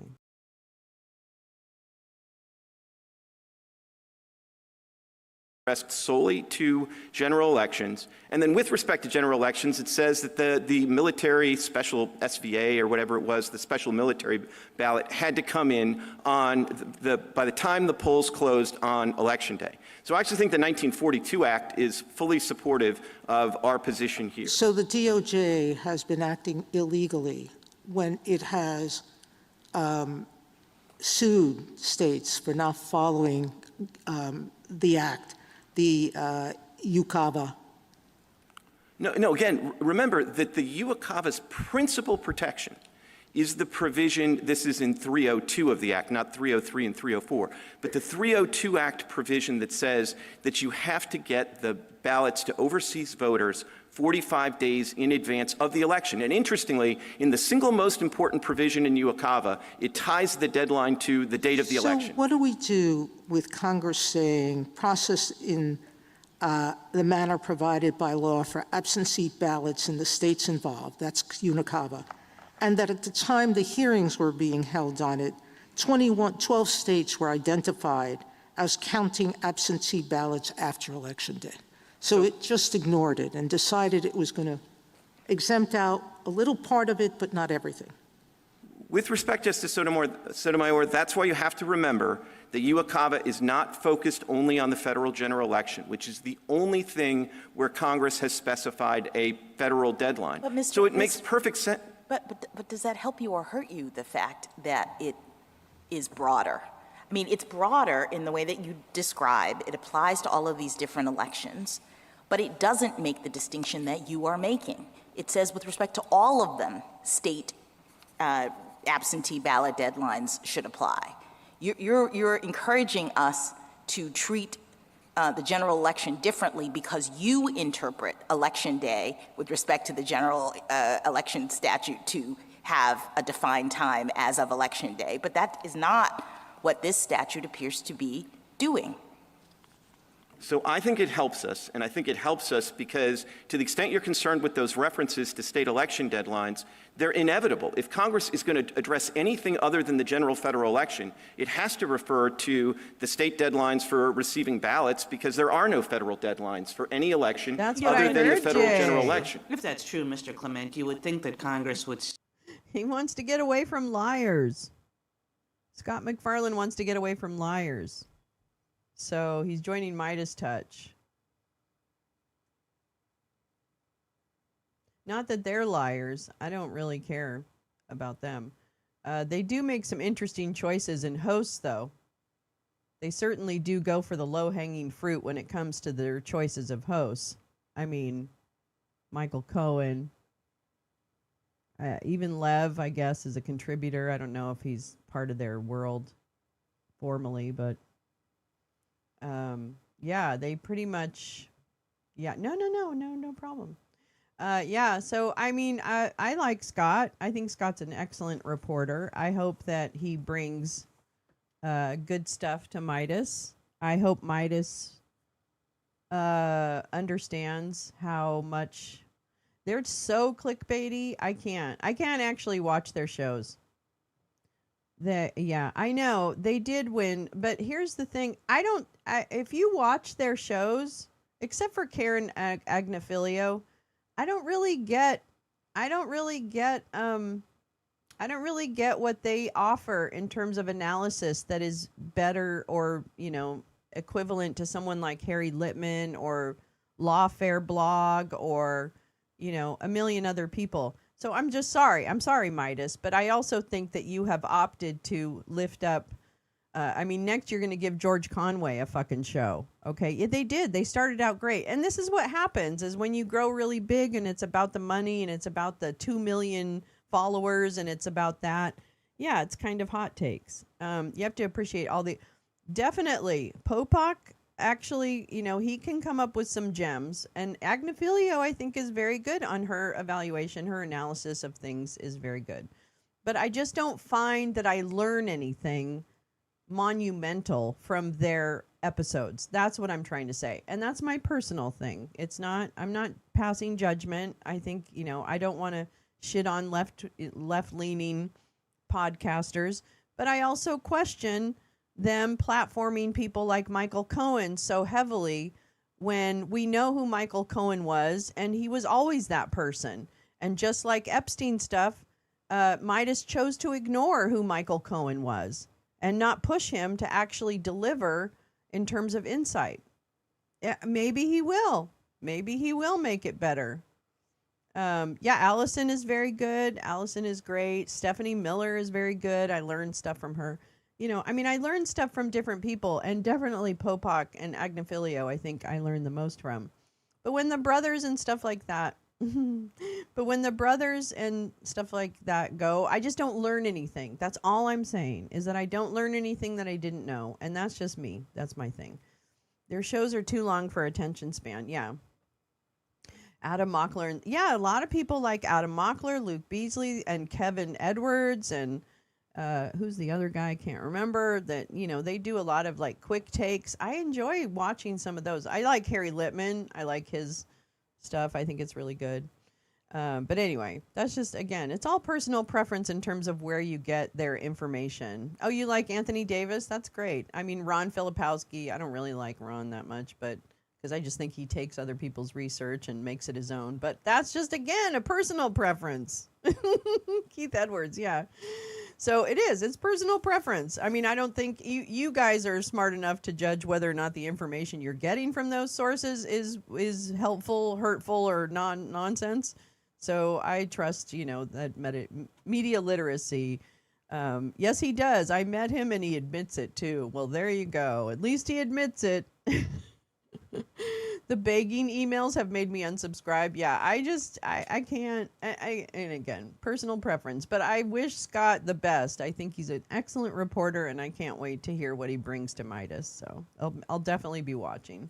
Say, with respect to the deadlines, that there's no separate federal requirement, X rule. And with respect to the deadlines that there is a federal requirement, Y rule. But it doesn't do anything like that. It treats them all of a piece. And we know that for many of these elections, states were setting their own deadlines, and Congress and passing these statutes. Sorry to interrupt again, but yes, that's a really good point. Not sure Cohen undermining the credibility is a personal preference. That's true. I meant personal preference in terms of the quality of the information that you're receiving, but you're right. I don't have a lot of faith in Midas to really present a good kind of comprehensive look at the news and analysis across because they do go for the money. It's all about the money. And Cohen would bring in money. But Cohen has always been who he's been. And I don't think, and I never saw either from Michael Cohen, from Lev Parnas, from, George Conway, from, what's that other, all these people that come out of MAGA for one reason or another. All the people that come out of MAGA are just like, they're still the same people. They just got caught, or they hate their wives, or, they got fired from their job. That's why they're speaking against MAGA now. And even Michael Cohen is back in the good graces. He sucked up on Lara Trump for a minute so that he could get back into the Dump family. So, like, oh yeah, I wonder if Loomer is still in Ron's DMs. Well, probably. Yeah, Majority Report is good. I've watched them too. To hell with podcasts. I'm running for Congress. Yeah, okay, yeah, that's another thing. Lev Parnas running for Congress. Get the fuck out of here. Get the fuck out of here. Same thing, MTG, all the people, Joe Kent, all the people that you think somehow is like, they're just getting fired, fighting with their spouses, have been fired from a job or whatever. But they don't have a change of heart. Okay? They got fucking caught. Right? That's what happened.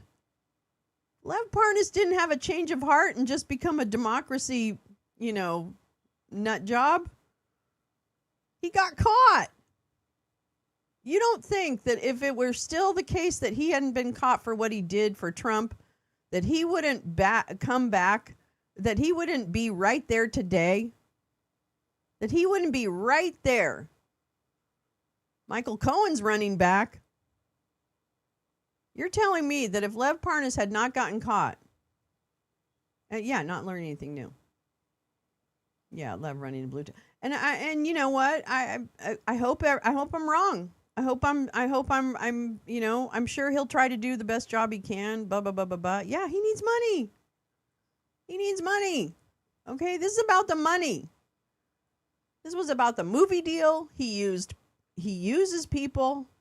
I'm sorry. I'm calling it out, and I'll be canceled. But go ahead, cancel my 20 viewers. I mean, like what? The aphorism about the leopard eating faces. Yeah. I don't know. I just like, oh no, not that one. Oh, the other leopard. A leopard can't change its spots. Thank you. Yes, I almost got it in time. Yeah, I mean, and actually, I actually do believe people could have like a real kind of, they could have, quality over quantity. Hi, Lee. Hi, Sharon Gray. Oh, my goodness. Hi, Sharon Gray. Oh, good. Just nice. So, yeah, I mean, that's the thing. I'm not even saying he can't change his spots. I'm saying he hasn't changed his spots. Okay? I'm saying these guys got caught. Yeah, cancel my 20 viewers. These guys got caught, and that's why they're all like, whatever. But, I'm not buying it. I'm not buying it because you know what? I haven't learned anything mind-boggling from them over the last few years that they've been out of the cult.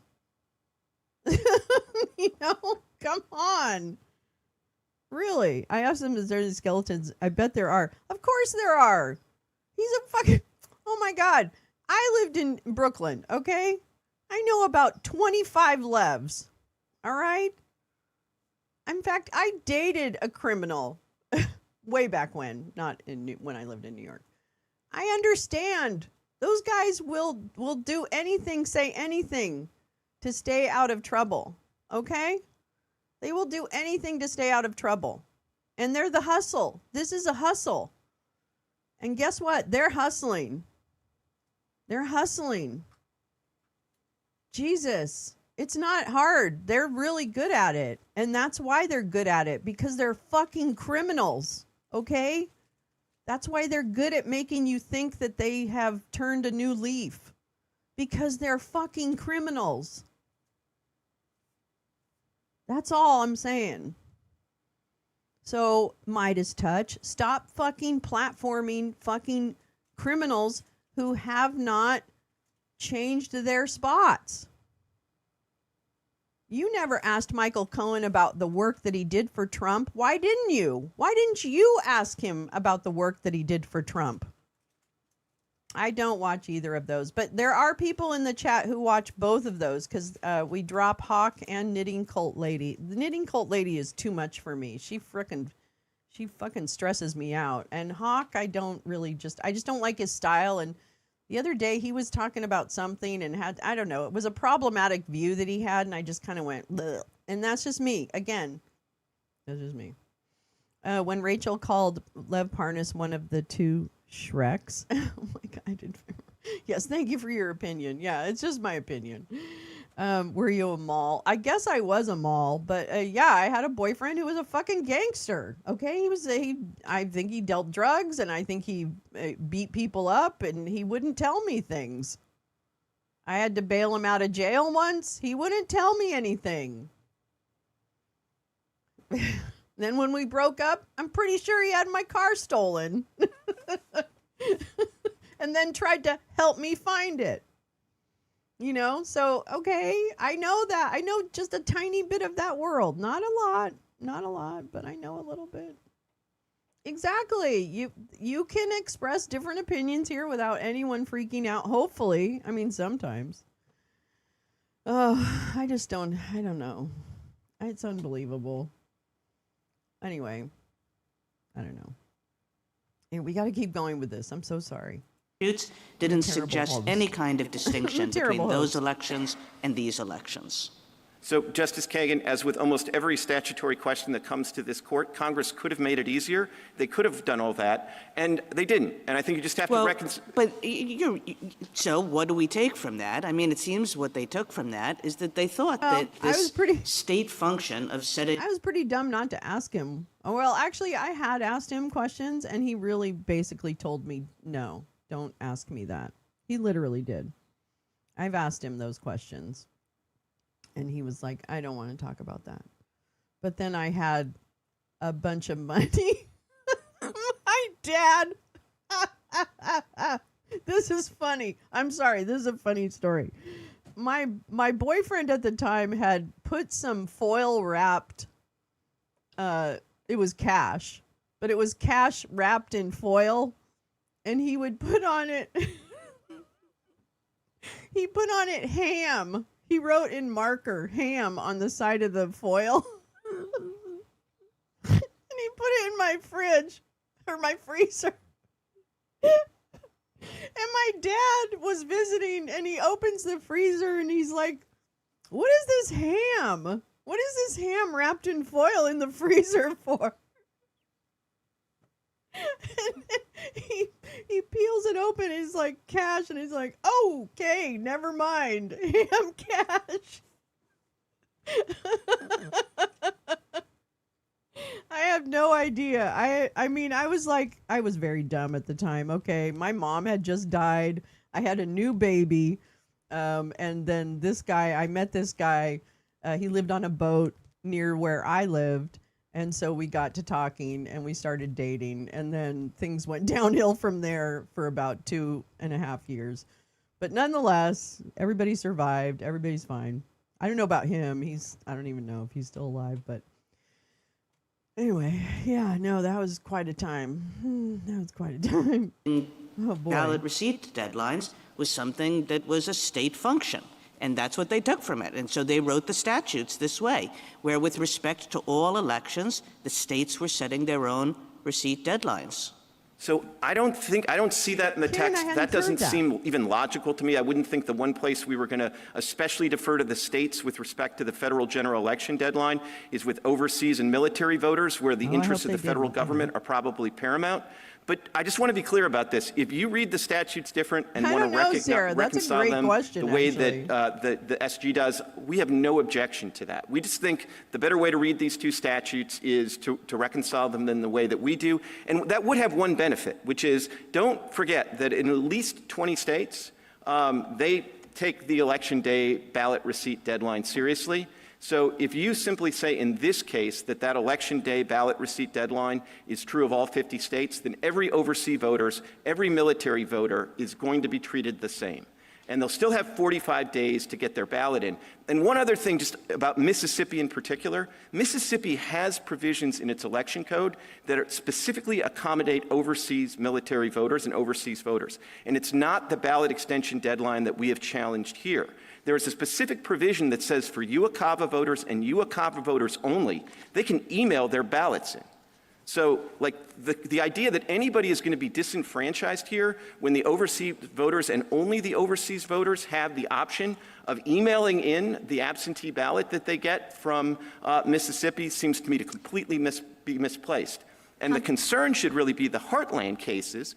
And remember, as Justice Alito alluded to, you have 8 states that don't even require a postmark.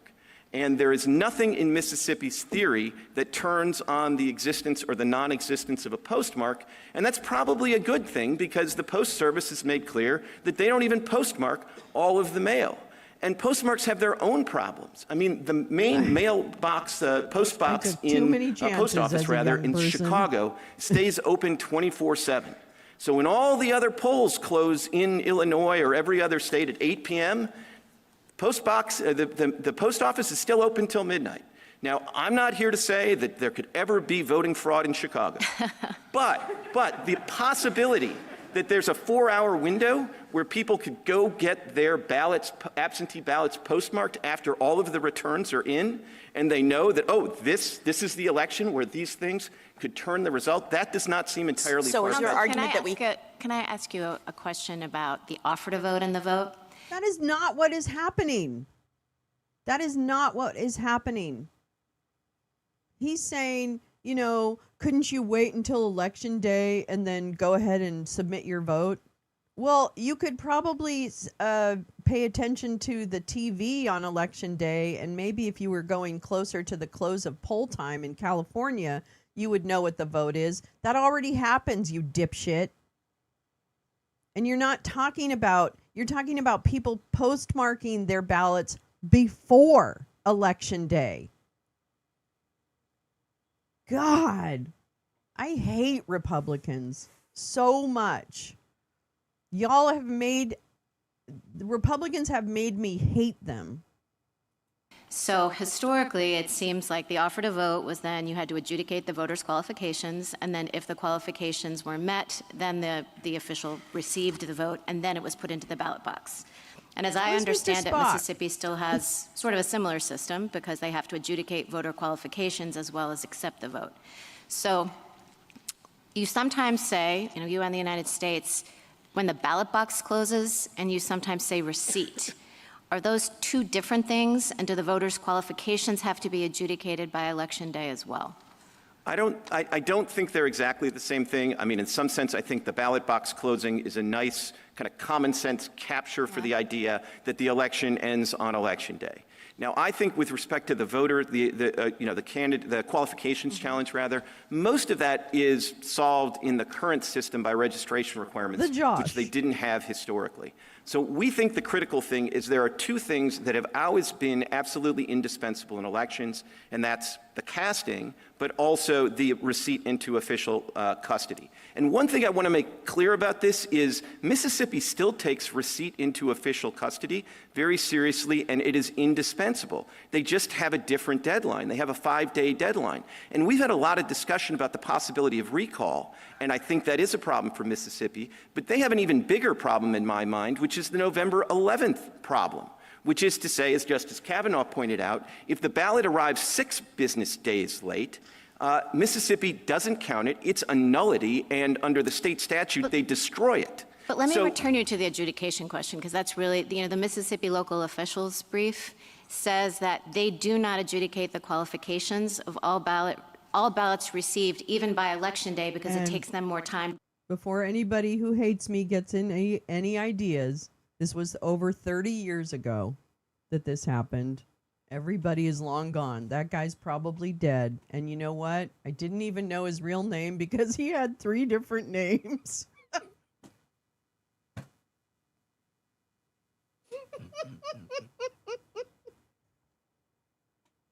I love my life. My life has been really one fucking roller coaster ride after another. to compare the signatures and process them. And I'll just get cut to the chase. The heart of my concern is that historically, Let me tell you, Josh, because I had to look that up. The recalling the votes is that under USPS code or whatever, United States Postal Service, a person who mails something can recall it. And they're basically talking about the fact that someone could recall their mail-in vote and change it by a certain deadline. So that's what recall means in the traditional sense, but I'm not really sure. No, he wasn't from Haven. He was from the Azores, actually. He was born and raised in Portugal in the Azores. And then his family, he came over with some of his siblings to the Northeast, let's say. The Northeast. We're going to leave it there. Although I'm sure you can figure out where he was. But then we moved down to Florida because we lived on a boat, and we sailed. We moved from the Northeast down to Florida, and then that's when, after that, I broke up with him, and I don't know where he ended up. So I think he just went off. I think he went to Miami, but I'm not really sure about that. Very hard to find by design. He's very hard to find. it seems like both of those things happened on Election Day, whether we're talking about Civil War, voting on the field, et cetera. But I understand that under your theory, we can separate those and say that only receipt matters, but adjudication can in fact happen afterwards. Is that correct? I mean, that's the position we're taking in this case. I mean, I've spent enough time studying the Civil War history on ballot receipt, so I haven't studied everything about that election qualification. My sort of first cut answer standing here is that can be understood as part of the canvassing process, and that can take place after. But I guess why can you separate out if historically those two went hand in hand, that the qualifications, there was the offer to the vote and vote. It seems odd to say that the election is concluded by receipt when historically both of those things happened at the same. Wait, no, we're taking our time this morning, so I'm going to do a song. Let's see. How about this? Thank you, J. Rance. J. Rance, you just bought some membership, so now we have some more people to share our message with, and it's really hit my core. I love you, J. Rance. You share so much. I really appreciate you. That was pretty good. I actually got some lyrics that made sense. Thank you, J. Rance. Time. So why is that one piece of history plucked out? So two things. One, maybe I have another challenge that I haven't thought of. So I don't want to utterly foreclose that. But the reason I'm focused on ballot receipt is A, it's what's directly at issue here, but also B, it's the thing that to this day every state considers indispensable. No state, Washington is the one that lets 21 days go by, but no state says that you don't have to have a ballot receipt deadline at all. And under Mississippi law, it's not, despite what they want to tell you, the ballot is not final when it's submitted. The ballot is final when it's received by election officials within 5 days. And you can have all the certifications that this was before Election Day and I have it notarized, and if it comes in on the 6th business day, this is the November 11th problem. What the state does is they treat it as a nullity, and under the state statute, they direct it to be destroyed. So the ballot doesn't become final just when it's submitted. The ballot becomes final when it is submitted, and under Mississippi law, it is received into official custody by the registrar within 5 business days. That's finality under Mississippi law, and our humble submission is finality should take place on Election Day. Thank you, Counsel. Justice Thomas, anything further? Justice Alito? We have lots of phrases that involve 2 words, the second of which is day. Labor Day, Memorial Day, George Washington's birthday, Independence Day, birthday, and Election Day. And they're all particular days. So if we start with that, if I have nothing more to look at than the phrase Election Day, I think this is the day in which everything is going to take place, or almost everything. And then we have 3 points in time 1844, 1872, 1914. And we can ask, what would people have thought on those days is meant by this phrase, Election Day? Which of those should we choose? Which of those dates should we choose? Well, I think you could choose any of the three. I mean, honestly, I think the single best one, if you're just going to choose one, is 1872. And the reason I say that is because 1914 is the latest in time, but that's the one that Congress gave the least thought to, because it was right after the 17th Amendment, and they just said, yeah, whatever the rule is for the House of Representatives, we'll use that for the Senate. Okay. Yeah, and this is a very important point. On December 24th, 2025, Merry Christmas, by the way, the USPS adopted a final rule that the date a mail piece is processed at a regional facility is the postmark date, not the date you drop it at an official post office or that the person scans it, right? The mail delivery person. Okay, can we say that again? Now, as of now, today, Riverboat Jack is excellent. Riverboat Jack is excellent. And also, who do I watch? I watch Tara Busters. I like her, Tara Busters.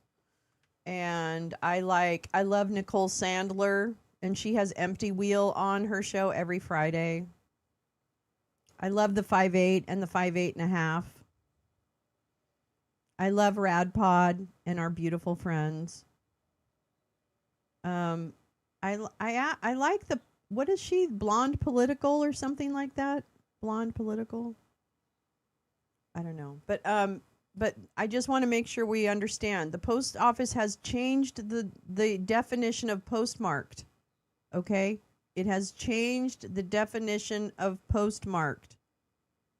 It is now when the regional processing center, God knows what the fuck that is, gets your piece of mail, not the day you hand it or drop it or it gets scanned by a postal worker. Do we understand that? That is different. No, I don't like politics. Well, I'm not a big fan of politics, girl, but whatever, I'm not sure. Lousy with thoughtful commentary, but where the fuck do we get facts? Well, I mean, that's a good point.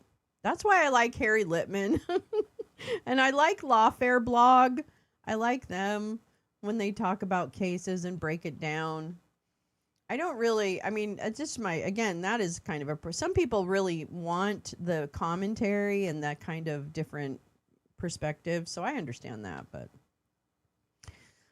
there's a big reason. Yeah. Say that again for those of us in the back. I will, Val. This new system is so arbitrary. Well, that's the thing. I don't know when a piece of mail gets to the regional processing center. I don't know.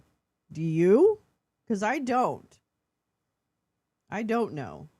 And, Tom Hartman, yep. And the first half-long interview with the Majority Report. Okay. People are dropping some really good stuff in the chat. So if you are looking for sources to check out, The Bulwark, some people really love them.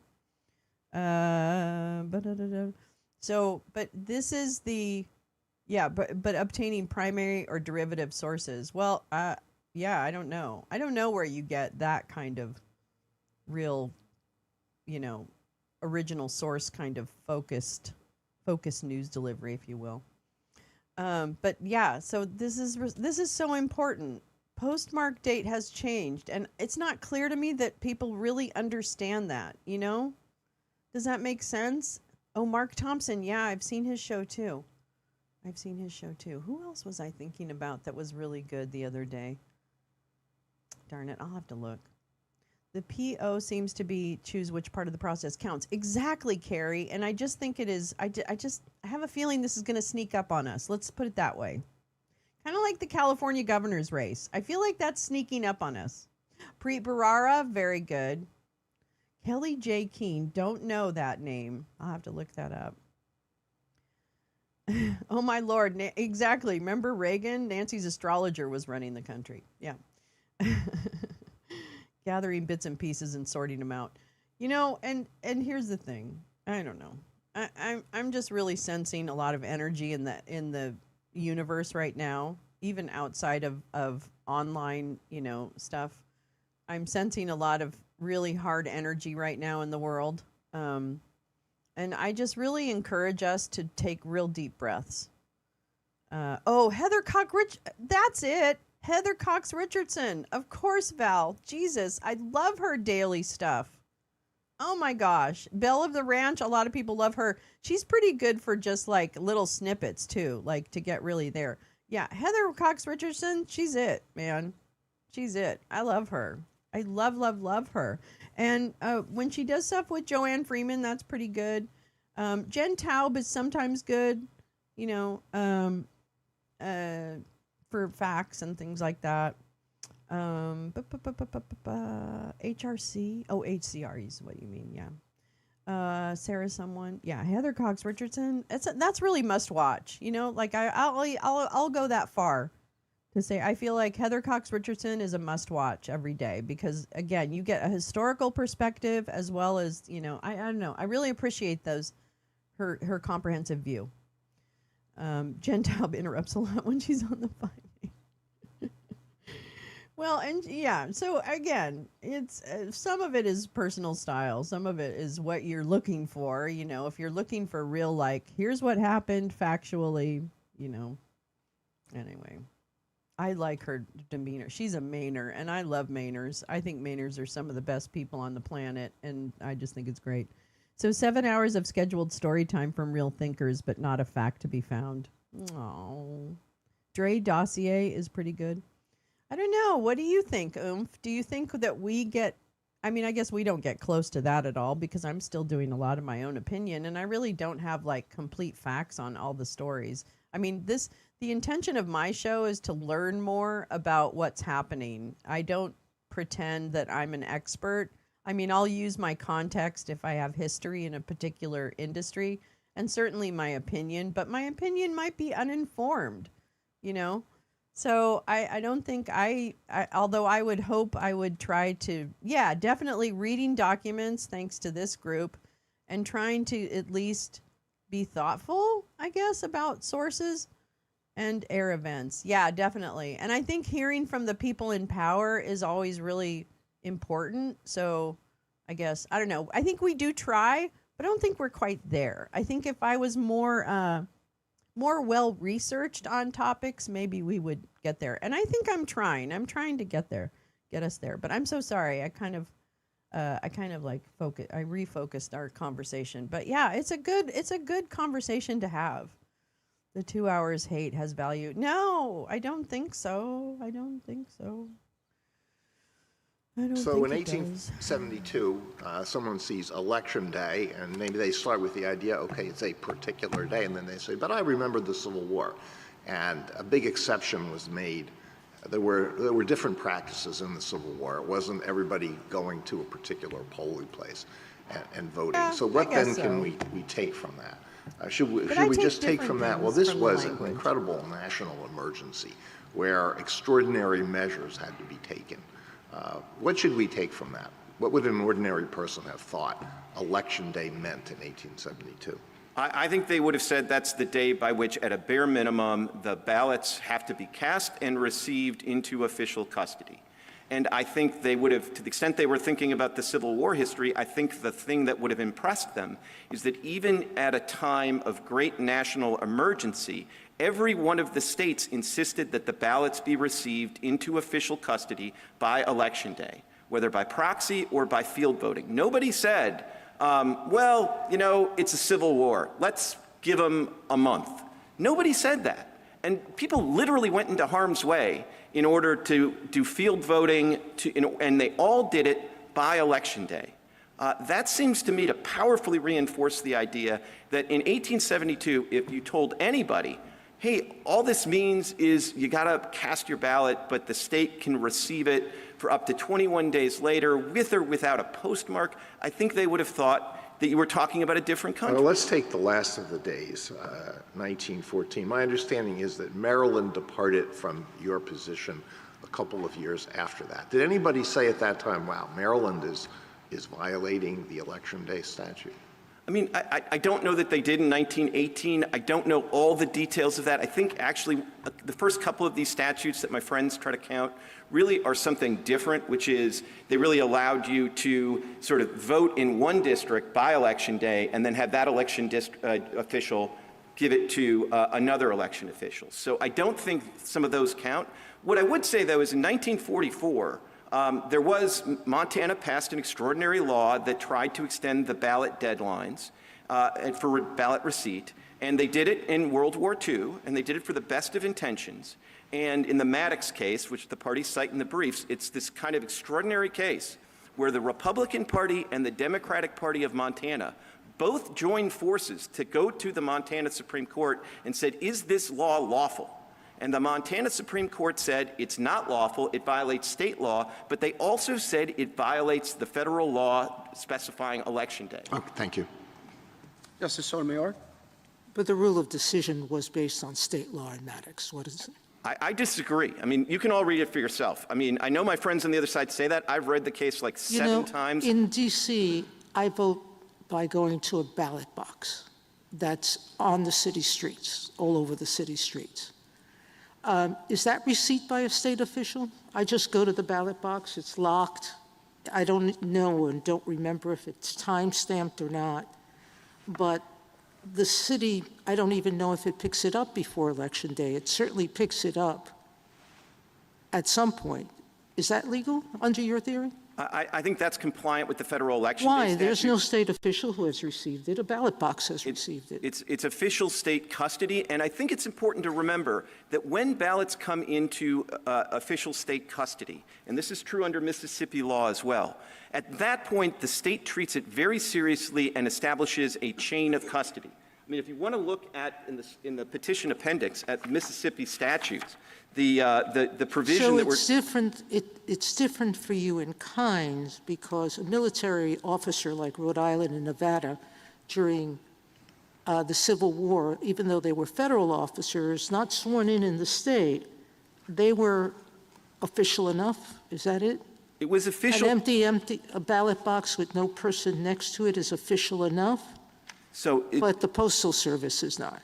The Postal Service is not. I don't know all the details about what Nevada and Rhode Island did. I'm actually not even sure the Nevada statute was ever implicated because Nevada didn't become a state until the Civil War was basically over. But in all events, I think the statute that's issued here is worth reading. If you look at 89A of the petition appendix, I mean, they go to Mississippi once it's in the ballot box. And this is true of the absentee ballots that are received within 5 days. They go into lockdown. The registrar is told to record the number of ballots in the box at the end of every day. They are specifically treated essentially as to have a chain of custody to ensure that if somebody alleges there was monkey business in this election, they have a clear record of chain of custody that can show, no, there was not. There's nothing like that when you drop it in the mailbox. There's nothing like that when you use FedEx. And I don't know, like, I mean, you know, they say it's illegal to recall your ballot, but the post office allows you to do that. The FedEx allows you to do that. As Justice Gorsuch indicated, I don't think there's any way the state would even know it happened. We have a state government official lawyer telling us on behalf of the state how to read their laws.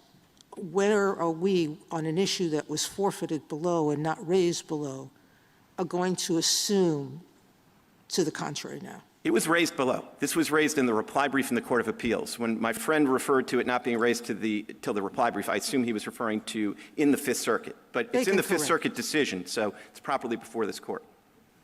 Justice Kagan? Mr. Clement, I'm wondering what you make of the 2022 amendment, because that pretty clearly suggests that voting can take place not just on a day, but in a period. And what are we to make of the fact that Congress just a few years ago Josh, they had said to chisel them there's a into period rock. of It voting, was really hard. and we're fine with that.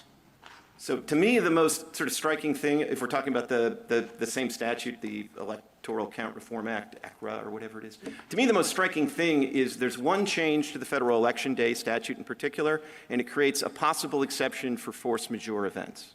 And I would view that as the only exception that Congress created when it looked at this. But the exception for force majeure events assumes a baseline of a period of voting. It talks about a state modifying the period of voting for those special events.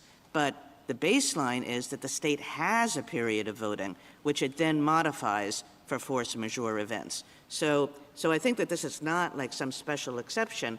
It's an exception in the statute that assumes that a state is going to have not a day of voting, but very likely a period of voting. So I would think that the period of voting would refer to is the practice of early voting, which we're not taking issue with here. And as I said, that has a distinct history. But I don't think they were saying the period of voting could last until after the election, because if that's what they had in mind, there would be no reason to create an exception for force majeure events. It would just be part of the period. And could you tell me, going back to this, we're not taking issue with early voting, how it is that you're not taking issue with early voting? Because every time I sort of try to state what your rule is, it seems to me it's a rule that prevents early voting, because you're basically saying there are two things that have to happen, and they have to happen on Election Day. And it's the voting and, the casting of the vote and the receipt of the vote, and both of those things have to be on Election Day. And just like a normal person says, okay, well, when I early vote, I'm not doing that on that first Tuesday.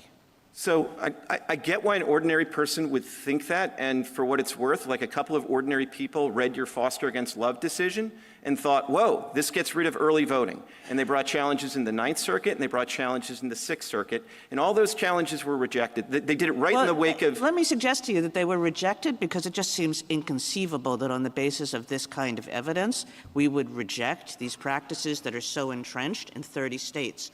But the problem still remains is that your theory would have us reject them. No, I don't think it would. And I mean, it's my theory, so I'll tell you what it is. These things have to be consummated by Election Day.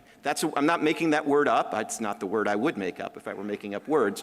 But it's the word that this court used in Foster against Love. Josh. So that's where the theory comes from? It comes from the word that this court used in Foster? Yes, and that was a word. I mean, don't that look so, because a word that we used in Foster is the premise for your being able to separate. I mean, technically we have that with early voting. Mississippi's law from every early voting law in the world, even though your basic theory should say that the early voting laws are also verboten? No, with respect. I mean, I said two things when I first answered this question. The differential history. And I think it's worth reading Judge Kleinfeld's opinion on this. It's a Kiesling case in the Ninth Circuit, because he goes through this in quite some detail, and he admits there's actually a pretty good argument based on the text and Foster that early voting is problematic. But he nonetheless, even though he thinks it's a pretty good argument, comes to the conclusion, not because he thought it was crazy, but because the history is different, which was marshaled in that case in particular, and Foster talks about everything needing to be consummated by Election Day. And I don't think it was just a random word. It's trying to explain the unanimous decision in Foster against Love, which says, there was voting and there was receipt of ballots, and the problem was it all happened a month too early. Thank you. Justice Gorsuch?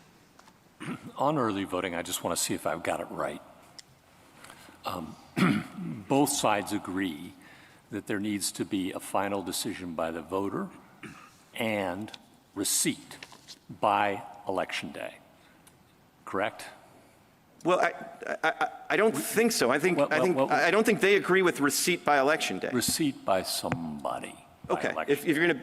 I'm going to do that. The reason I trip up on that... I know, but just... Okay, sorry. I'm just trying to make sure I understand. There needs to be some final decision by the voter and receipt by somebody by Election Day. On that, I think you two agree. I think the disagreement that I'm not sure is about, receipt Josh. by That's whom. I'd have to think about And that. for you, it's an election official. Just to make it make sense And to me. for your friend on the other side, it could be my neighbor. I don't know. Is that a fair I feel like, summary why are we of breaking your something that views? isn't necessarily because broken? Because it seems to me you both agree right? that the That's final my decision question. needs to be made by Election Day, which both of you therefore would permit early voting. So I don't disagree much. Okay. So sorry. I know this is terrible. We've basically interrupted the whole thing. But the postmark info that I dropped is from the actual United States Postal Service as of January 2nd, 2026. And here's the clarification they make. They say, we didn't change the date of the postmark. It's always been when our regional processing center gets it. But we changed our transportation methods from mailboxes or whatever, or I don't know, post offices, I guess, to regional processing centers. We didn't change the dates. We just changed how slow we're going to go from the mailbox to the regional processing center. Okay, bye. You know, so from the horse's ass, that's what they say. So there you go. That's what the horse's ass is saying about this. So there you go. Not sure. What I would say is my friend's position is a little bit more nuanced than that, because he thinks that sort of selection and submission to the somebody is before Election Day is a necessary condition. But it's not sufficient, because Mississippi law cares very much about receipt by the registrar.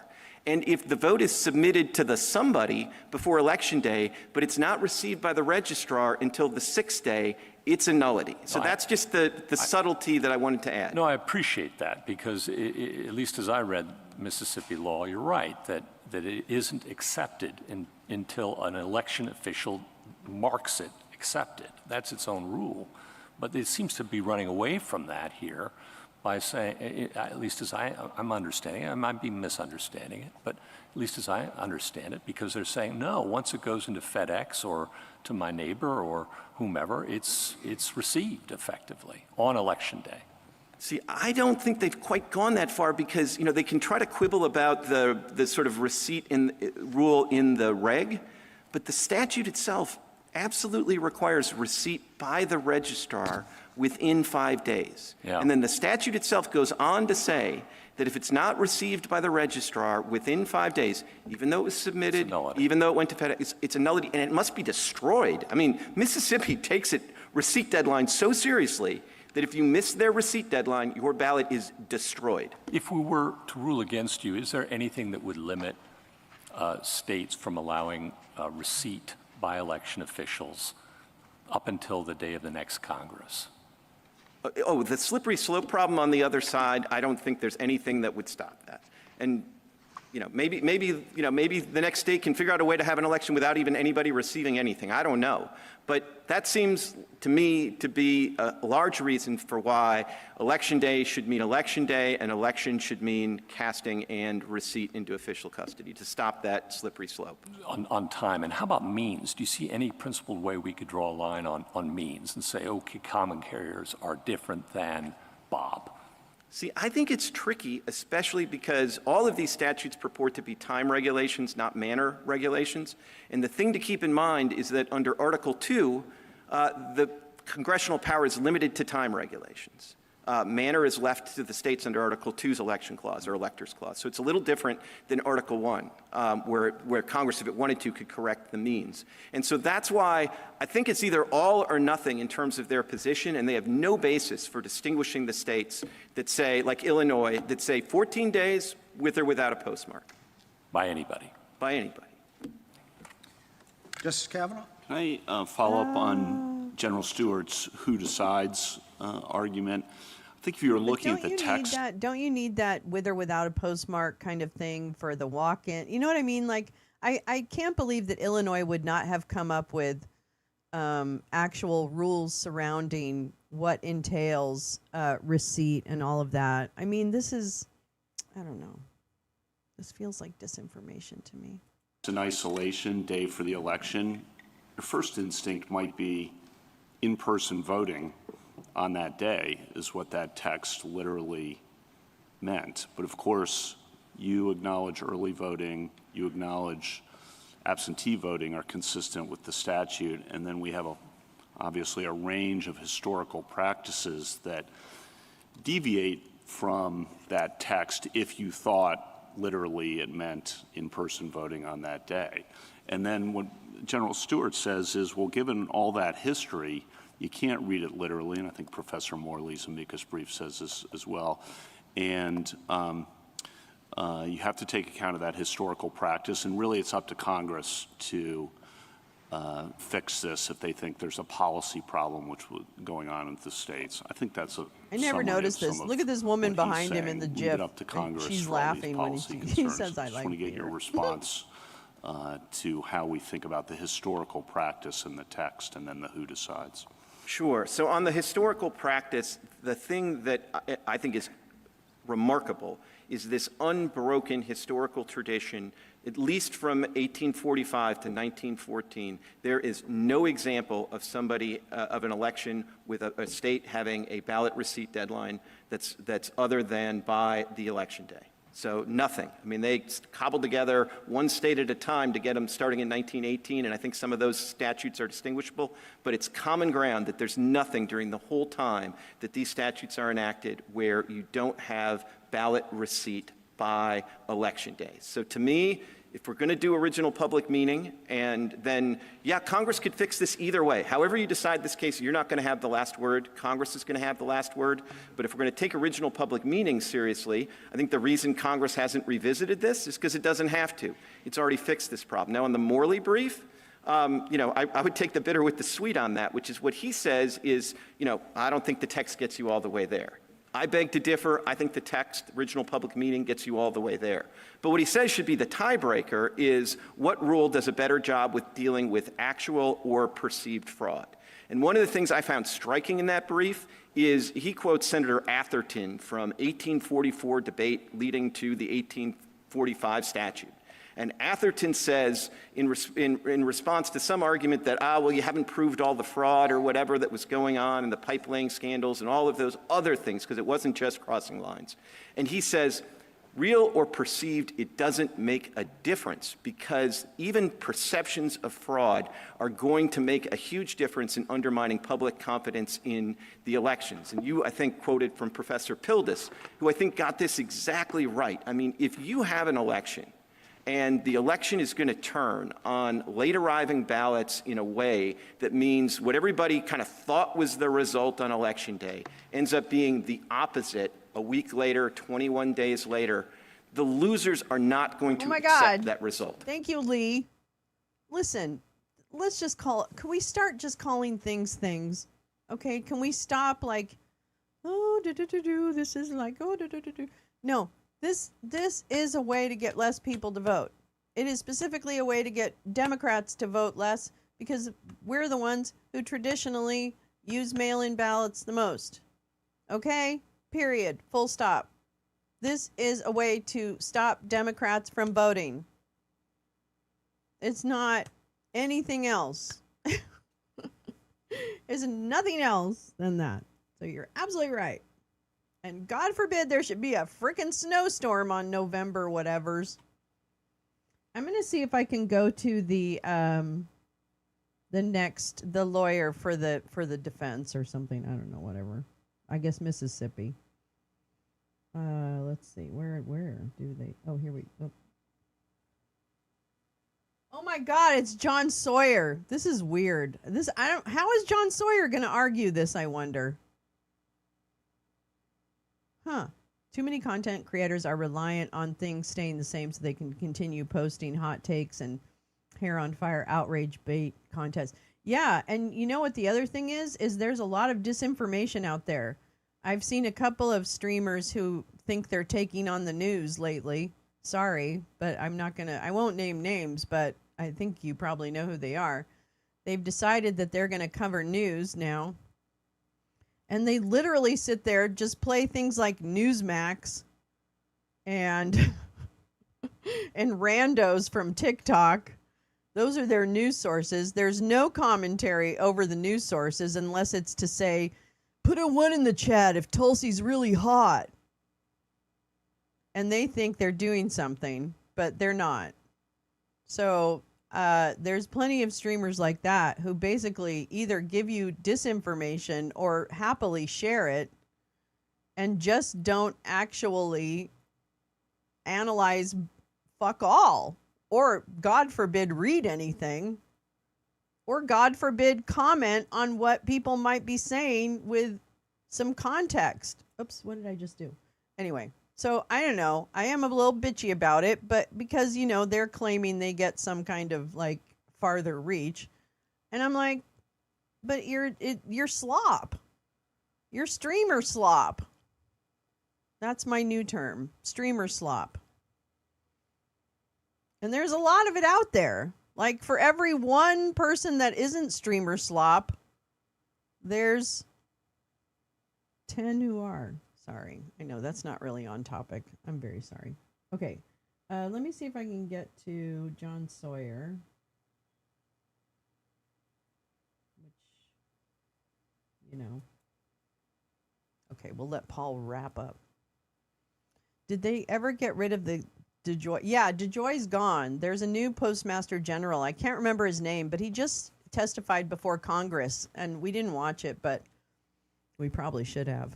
But yeah, there's a new one as far as I can tell. The casting and the receipt would have been simultaneously. They might well have been doing it by putting beans in a bowl back in 1792. But I think as the parties agree, by about 1845, certainly by 1872, the process of voting by ballot had been well established, and those were cast and received instantaneously. You say that all the time. Thank you, counsel.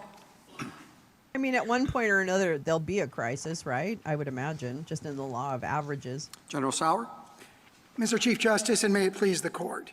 As the argument so far reflects, Mississippi's theory of election is so general and permissive that it would authorize statutes that Congress could not possibly have approved in the 19th century. Defining election as merely private choice alone would authorize statutes where the voters mark their ballots and give them to a private party, such as a ballot harvester or a party operative, or even hand them in 3 weeks later and just say or attest that they made the decision on Election Day. Official receipt is at the definitional heart of election. Every source from the 1840s onward that addresses the specific question treats official receipt as essential to an election. Mississippi cites a few definitions that are too general to address the question, but they cite no authorities holding that a vote can be perfected by anything other than official receipt. I welcome the court's questions. General Sauer, what effect would your approach have on early voting? We agree with both sides that early voting is still acceptable, and we agree in particular that Mr. Clement said that early voting has two things in favor of it: a distinct historical pedigree that really starts, I think, as he emphasized there, in those Civil War practices that were before the 1870s. I know. There's a place to start on the whole U.S., the Postmaster General. Yeah, it's some new guy, some new white guy that's pasty and mayonnaise. It's a new jar of mayonnaise. That's what it is. It is perennial. Yes, I know. The whole thing, you're right. The USPS is always on the verge of failure. It's true. They're always hair on fire about that. Lee says USPS is not meant to generate revenue. Hello. Past GOP have ruined the USPS finances. There you go. That's it. Yeah. Rage against the mayonnaise. Just another mayonnaise jar. Oh. Did you see Clump last week shading new scum? I said that. I didn't even mean to say that. Oh, I know. What the hell? I'm so done. I am done with him and all the ableism and all the bullshit that comes out of that anus mouth. I can't even handle it anymore. DeJoy was from the Mark Meadows. Oh, Sharon Brown knows that. North Carolina. Sharon Brown is our North Carolina whisperer. You know all about those North Carolinians.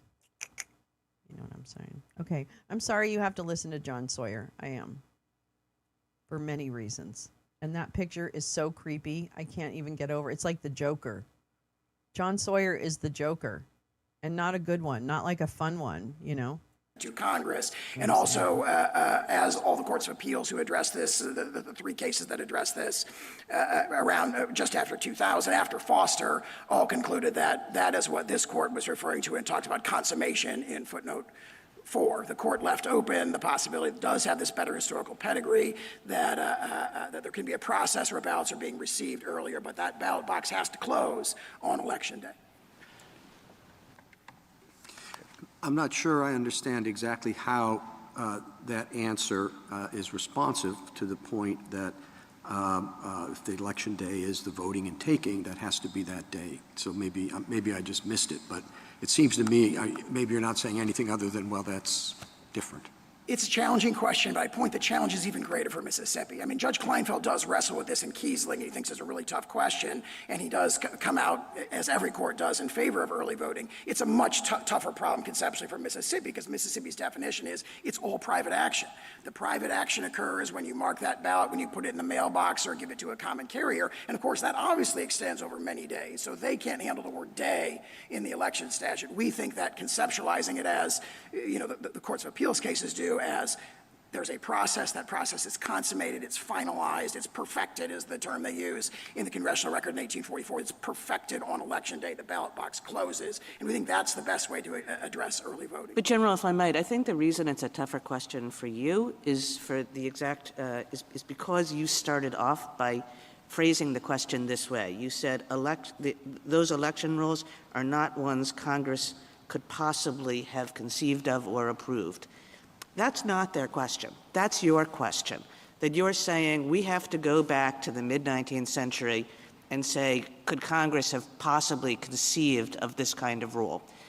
And Congress couldn't have conceived of the kind of early voting we have now. It couldn't have conceived of 1,000 other ways in which we administer there you go, elections Teresa. now. That's the story from And 2021. So I think it really is a problem for you holding as to shit how again. you draw this line and say, well, this is across the line, but all these other things that we do differently now from the way we used to do them in the 19th century, those don't worry We have the about. best friends. I disagree with that, and the reason I disagree with that, it is the everybody? Civil War practices. Proxy guys are voting has freaking this amazing. aspect of the private choice happening earlier.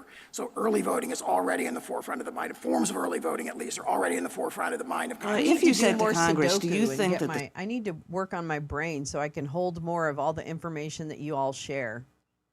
Because my brain, I need to do like Sudoku or some of those brain things. It's really, I'm serious. I'm being really serious. Like, I couldn't do anything. I would sit here and go, yeah, so how are you guys? Yeah, how you doing? Yeah. Have you heard about the new deodorant that lasts 72 hours? You know, like, that's literally what would be happening. You know, or I'd be complaining about my life. And you wouldn't be here because you wouldn't have time for that nonsense. So really, I'm being very serious when the crowdsourcing of the quality of crowdsourcing that we're able to accomplish and is making me have to raise my game. And I am just like, I am so fucking grateful. And I know it's just, I'm being fucking serious.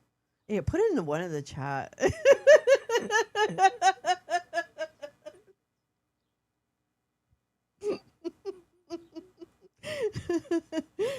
5 by 5 or whatever they say. I don't know. I don't know.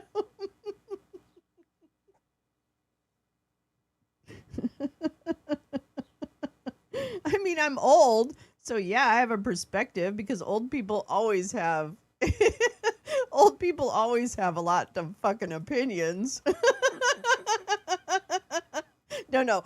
And I really love what I do. And I think I am actually pretty good at what I do. And hopefully I get better, right? Like, I would like to get better. But I'm also like, you know, I know what I'm doing here. And I know, I know what's going on, okay?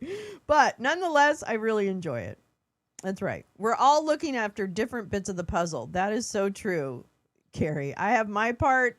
Everybody else has their parts. I know it's anyway, I'm just saying, hey man, we're really lucky and we have some really smart people, and I just am really grateful because this is how we get here. And I'm going to tell you, because there's a lot more to come. I know I need to wrap this case up because I have other stuff we need to get to. So come on, whip it up here, justices. Civil War provides a precedent for And the early Flynn voting part, that's generally right. among the civilian population. We're all I think they feeding would have different laughed kind of at you. elephant. They saw early voting as like something you did for soldiers in the field, not as like, oh, this is going to be great precedent for, you know, any old citizen getting her ballot 3 weeks ahead of time and mailing it in. I strongly agree with that in a sense that, repeating what Mr. Clement said, which is that you have a practice that involves early voting, but you also have states taking these Herculean, extraordinary efforts to make sure that the ballot boxes, the votes are received and the ballot box closes on election day, whether it's soldiers like going in the front and giving their votes over to, de jure election officials who are actually commanding officers, or whether or not it's submitting them in that proxy voting practice. What happens in proxy voting is I guess you're sort of not really quite grasping, maybe it's my fault, like what my question is. It's like, why this practice, but no other practices? And, for example, Mr. Clement was asked about verification practices. Do those too have to happen on Election Day? And I think Mr. Clement, credibly enough, said, not my case, kind of maybe they do. I mean, once we go down this road, once we say that these statutes, which don't say anything, actually have some significant preemptive effect, where are we going to end up? I think my answer to that is that the ordinary indicators of original public meaning from the 19th century do grapple repeatedly, surprisingly repeatedly grapple with the question of whether or not receipt is essential to election. So Leroy describes it as the essential thing in election is casting and receipt. So we've cited 11 cases, 3 treatises, 5 dictionaries. Whenever they get to the point of considering whether casting and receipt are required, they unanimously, there's this impressive consensus. They all say casting and receipt. Mississippi has no 19th century source, no source at any time prior to 1918 that says a vote is cast by anything less than official receipt. So there actually is a surprising consensus in the 19th century authorities that cuts in our direction, and that's reinforced by the efforts the states took during the Civil War to ensure that receipt occurred on Election Day. So you put those two together, and you come to, I think, a very powerful place, really surprisingly powerful evidence of original public meaning on this specific discrete question, even though no one had done it yet.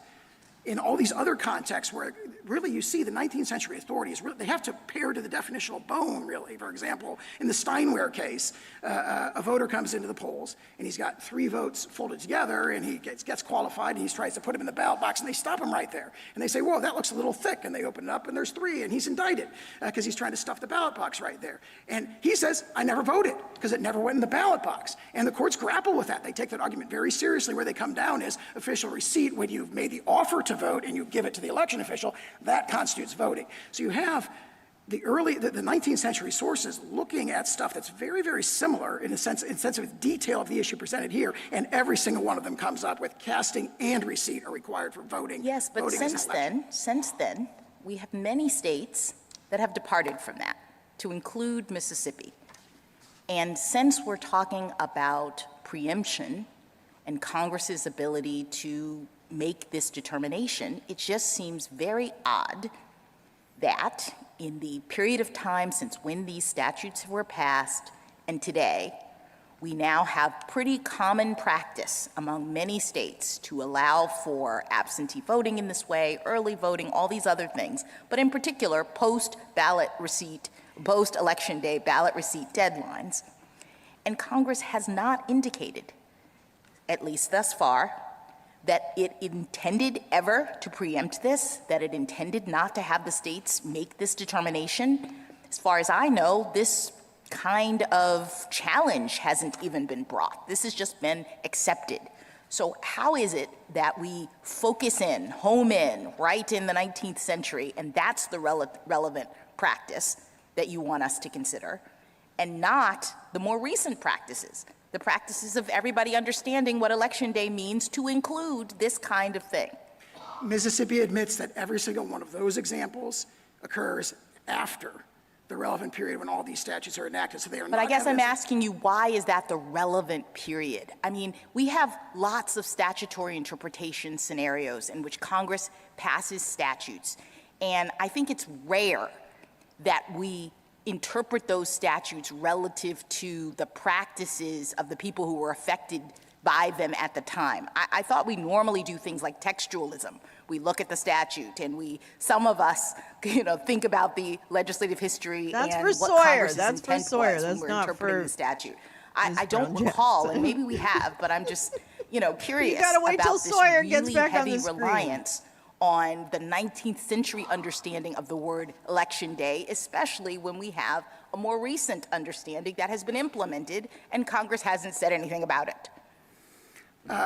I would say the 19th century evidence of meaning is the best evidence of the original public meaning of the statutes at the time they were adopted, 1845. And you're saying that governs. We have to interpret election day, notwithstanding that Congress may have wanted states to experiment, that states have experimented and done other things. We are bound, you say, by exactly what election day people thought it meant at the time these statutes were enacted. By its original public meaning. And of course, Congress was very concerned when it passed these statutes, 1844 or 1845 and 1872, about the exact thing that Mississippi's, or almost the exact thing that Mississippi would allow, which is staggered ballot receipt deadlines. Thank you, counsel. Justice Thomas, Justice Alito, Justice Sotomayor. Tell me what the act is that you think has to be done by Election Day by the official. Received or accepted? Received. All ballots have to be received, and the ballot box has to close on Election Day. The ballot box has to Yeah, close. the proverbial so ballot box. What do we do, and I know you did this, and I am a little upset, not a little, a lot upset, by many of the statements in your brief, quoting historical sources out of context. But the Payne's treatise on the law of elections to public officers, you claim, had a traditional rule was that the legal votes duly offered at the polls but not actually deposited in the ballot box cannot be counted. But I look to that treatise, and it says in some of the states that is the rule, but that in others, and also for the U.S. House of Representatives, the rule was the opposite. As Payne wrote, it was in 1888 an established rule of the House of Representatives of the United States that a vote duly offered and unlawfully rejected, so it wasn't accepted, at the polls, will be counted in a contest, even if not accepted by officials on Election Day. And we have another source you cite, the American and English Encyclopedia of Law. You selectively quote from that snippet that the, quote, act of voting was not complete until the ballot was deposited in the box. But it made very clear that that was only the rule in Alabama, while noting that other states allowed votes to be counted even if the officer may neglect to deposit the ballot in the box until after the close of polls. So it seems she's nailing as if him on your the rule fucking is briefing already that he made. historically Fuck yeah. destroyed at the time of these examples that you quote to us. I respectfully disagree, and I stand by exactly how we characterize both those sources and all the historical sources in our brief. If you go to the Payne Treatise, and I think we refer to this in the very next sentence in our brief, the Payne Treatise says the traditional rule is it's got to actually be deposited. But then it notes later in the 19th century, some authority says, well, you know, if they challenge your qualifications and they were wrong, as long as they received it. Either way, it's official receipt is what matters. The state has it in its custody. And of course, they use... Now you're changing the definition. Well, we've said receipt. Receipt is the word that we've used. We've used that consistently, and that Payne Treatise points out that either way, whether it's got to actually be in the ballot box or officially received, official receipt is essential to an election, and so do all three of the treatises, all five of the legal dictionaries, including the one you referred to. Justice Kagan, Justice Gorsuch, Justice Kavanaugh, Justice Barrett, Justice Jackson. Thank you, counsel. Thank you. Rebuttal, Mr. Stewart. Rebuttal. Thank you, Mr. Chief Justice. I'd like to do my best to make 3 points. First, there was a concession by Mr. Clement that I was surprised about because it seemed to be different from what he said in his brief. He said he'd have no objection to doing what the U.S. Solicitor General proposes on UACABA. I just want to briefly make clear, as we've said in our briefs, that if this court agrees with the Solicitor General on UCAVA, that means vacator would be required because the Fifth Circuit did not allow state laws allowing UCAVA votes I'm not to sure arrive if he's after standing Election up for the right Day. Second, side of history I want to try to tie together some points that go back to Justice Barrett's questions, do more Justice reading Kagan's on this questions. case.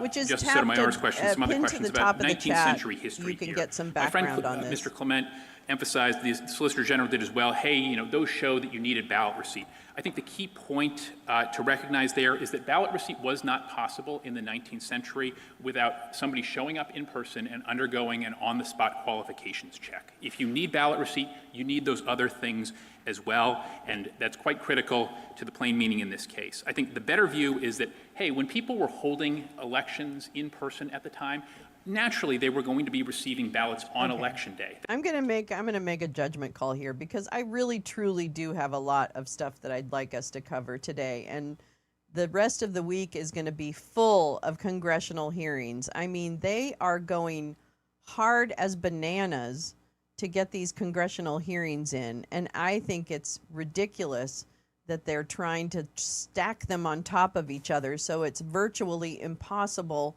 to kind of catch any, all of the information live or within time. So anyway, all to say that I would love us to switch over to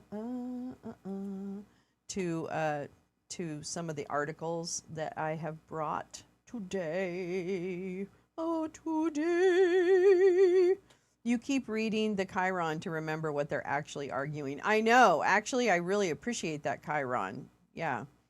Thank you to all the people who are like, hey, we got to have that, that thing out there, Okay. So let me see where I want to start. Let's actually check on just on the headlines, because I haven't looked at them in a minute. In a minute, I want to tell you about a thing I had to say to you. I don't know what I just did. Okay, anyway, let's see. Come on, let's go down here. Ding, ding, ding, ding, ding, ding, ding, ding, ding, ding, ding, ding, ding, ding, ding, boop, boop. Oops, wrong way. Dun, dun, dun, dun, dun, dun, dun. Where's my goddamn screens? Oh, okay. There they are. Where's my goddamn screens, damn it? Okay, let's just check in. Justices appear poised to reject Mississippi law on late arriving ballots. This case could upend how states handle ballots postmarked by Election Day but arrive later. President Trump has called for restrictions on mail-in voting. We'll check in with that, but let me go ahead and just see what other things are happening. Healthcare, let's see. Oh, we're going to talk about this Republican sheriff who's running for governor, by the way, seizing ballots and all that bullshit. Oh my God, I'm very concerned about the gubernatorial race here in California, which I guess is, I should have been awake before this. Okay, I don't care about that. I don't care about all that. Okay, I want to talk a little bit about this. Trump postponed strikes on Iran's power plant, citing strong talks. And then I heard I don't know if it was Deutsche Welle or not, that no, the Iranians say there are no talks. And, so that was just another market manipulation by that dude, who did the same thing last week right before oil opened or right as oil opened, okay? So this is something that the SEC should be clamping down on. And it is absolutely unacceptable that we have a fucking leader who is engaging in this level of fuckery. And you know who some of the investors are that get fucked? It's the institutional investors, like pension accounts, like for teachers and for, all kinds of people. Okay? So who ends up really getting fucked? I ain't going to be this SEC, that's for sure. We got a lot of complaints with the SEC, I'll tell you. I got a lot of complaints. I got complaints about that drone company that the boys have invested in. I don't know what the hell's going on there. And you know who I saw talk about it was Adam Kinzinger, and I was really happy to hear him bring that up as an issue, as a conflict of interest that should be investigated. I was very appreciative of that. So yeah, that's market manipulation, and that should be wrong with everyone, okay? So yeah, the market has responded as he predicted it would, but at what cost? So Now, here's the other story that I thought was very interesting. This is from Al Jazeera from this morning. Did Iran launch missiles at U.S.-UK base on Diego Garcia? Here's what to know. The UK condemns what it says was an Iranian attack on the airbase in the Indian Ocean, but Tehran denies its role. The United Kingdom has slammed reckless Iranian threats after missiles targeted joint United States-UK military base located... Oh, wait. Thanks for this. Oh, bye, J. Rance. Love you so much. Be safe out there, love. Have a great day. Hugs for the baby. After missiles targeted a joint United States-UK military base located on the Indian Ocean island of Diego Garcia. However, Iran's Ministry of Foreign Affairs on Monday denied the allegations that it was behind the launch of what U.S. media reports said were 2 ballistic missiles. The U.S. has not commented officially on the firing of the missiles at Diego Garcia, which is approximately 4,000 kilometers from Iran. The incident over the weekend came 3 weeks into the war launched by the U.S. and Israel against Iran on February 28th. One of the goals of the war, they have said, is to degrade Iran's nuclear and missile programs.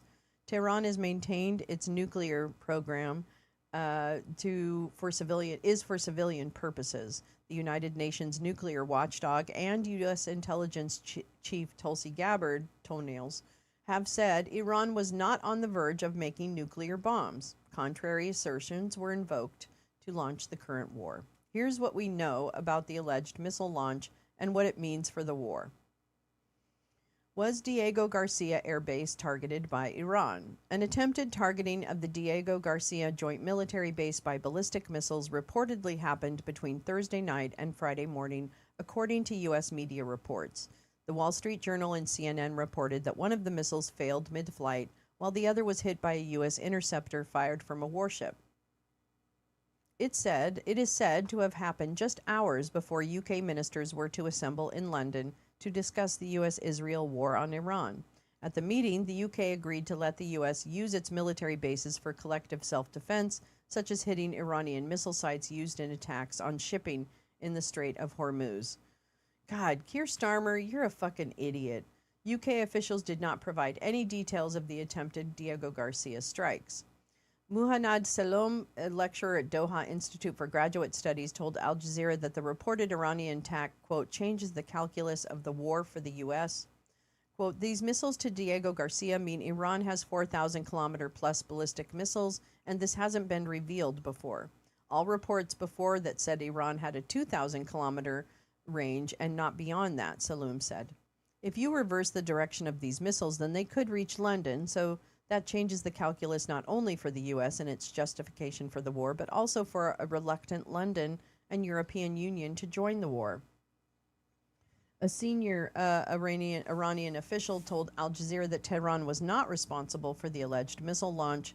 Then, on Monday, Iran's foreign ministry formally denied that it was behind the missiles aimed at the Indian Ocean island. Foreign Ministry spokesperson Esmail Baghaei, forgive me if I pronounced that incorrectly, said in a statement on X that the missile launches were a false flag operation and suggested that Israel might have been behind them. Baghaei also referenced NATO Secretary General Mark Rutte, his comments on Sunday, when he told CBS News that the alliance, quote, cannot confirm Israel's claim that the projectiles targeting the Diego Garcia air base were Iranian intercontinental ballistic missiles. Earlier this month, in an interview with the U.S. broadcaster NBC, Iranian Foreign Minister Abbas Araghchi rejected U.S. President Donald Trump's assertion that Tehran had developed missiles capable of reaching U.S. territory. Quote, you know, we have capability to produce missiles, but we have intentionally limited ourselves to below 2,000 kilometers of range because we don't want to be felt as a threat by anybody else in the world, Araghchi said on March 8th. Anisseh Basiri Tabrizi, an associate fellow in the Middle East and North Africa program at Chatham House, said Iranian denials regarding attacks during the ongoing war have so far depended on their nature and aftermath. Quote, I think the denial is different from the steps that Iran is taking on other fronts. Only a couple of instances when Iran denied an attack are when the strikes hit civilian infrastructure or some gas plants, rather, he told Al Jazeera. Iran has denied attacks that Tabrizi believes would likely provoke further action or retaliation potentially. It also constitutes a new crossing of a red line that hasn't been crossed until now. The targeting of the Diego Garcia Air Base is particularly sensitive because we know the distance of the missiles shot was much more than 2,000 kilometers, which Iran has previously said it kept its missiles to. It signals the Iranian capability to reach far beyond 2,000 kilometers and therefore is something that is likely to provoke further concern and therefore response, particularly from the UK, but also from other countries, he said.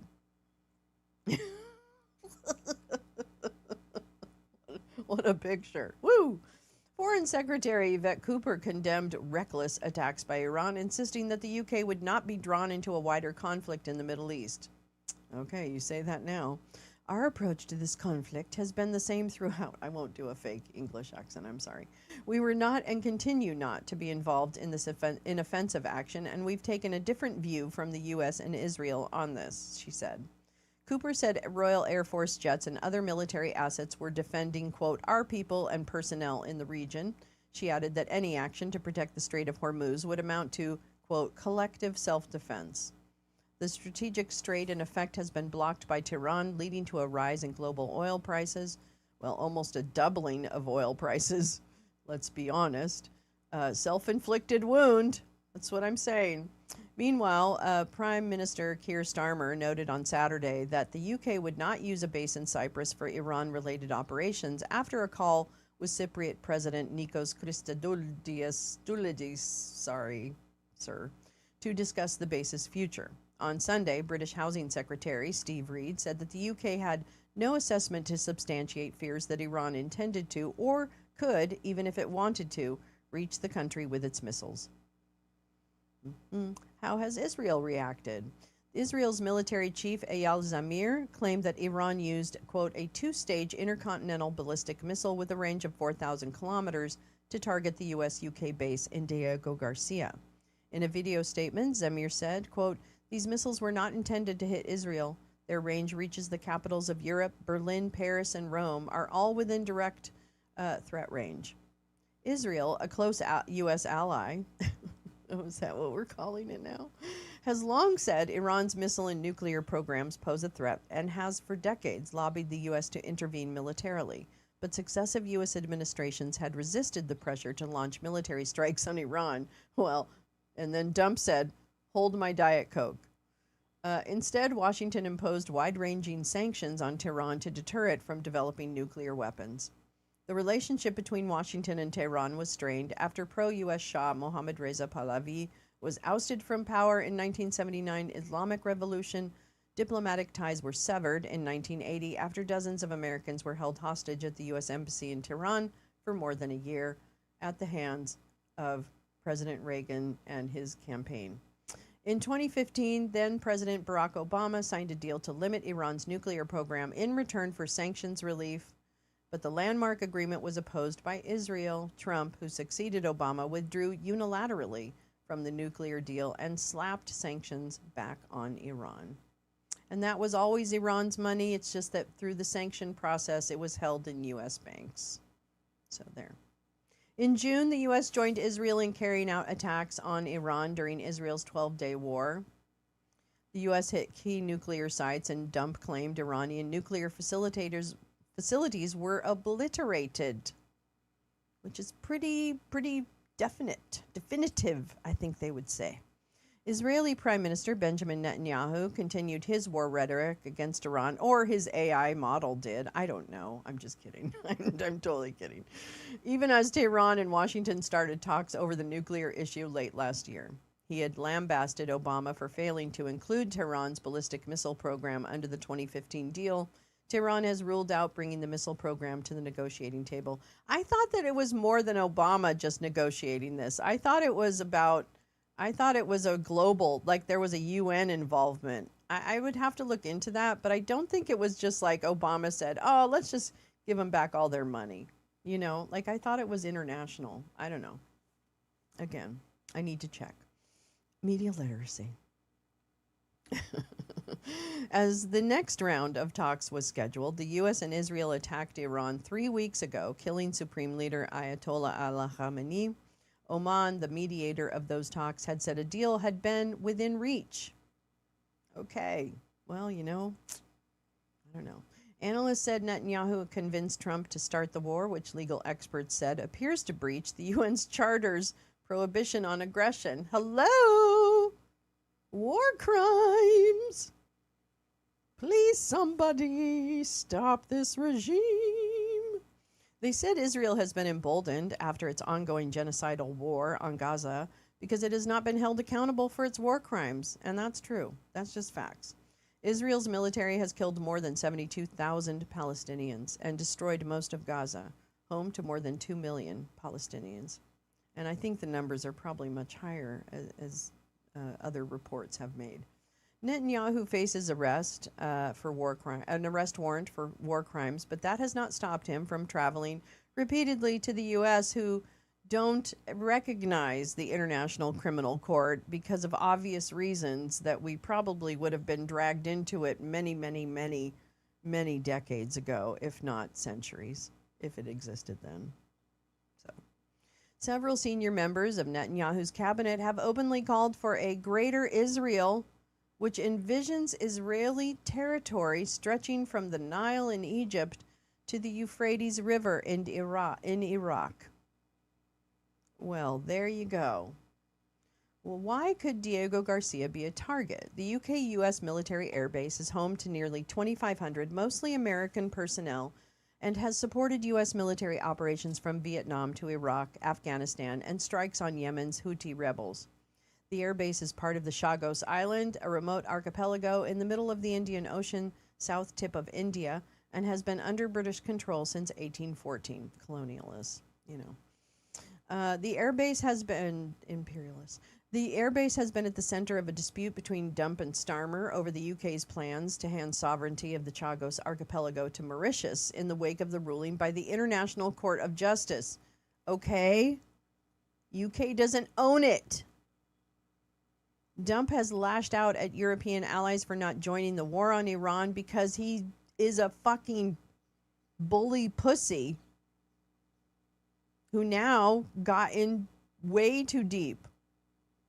Even his billionaire buddies are starting to complain, at least the oil ones are, which has expanded across the Middle East.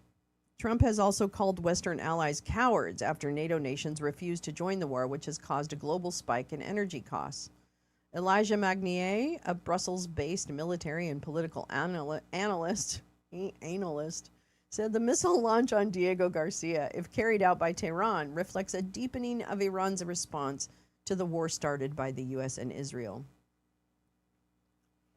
Oh my God, it's just too much. Didn't Obama get Biden for his experience with international diplomacy? Yeah, exactly. Is Klump at Elmo's prison plant in Memphis today? Is he really? Oh, poison plant. I hope there are people in the streets to greet them accordingly. I would imagine there are. If that's the case, I'd like to see that. I just want to see if it's happening. Hold on. Oh, he is. Tying them together. I don't know. I'm going to keep reading. Oh my God. This looks, oh man.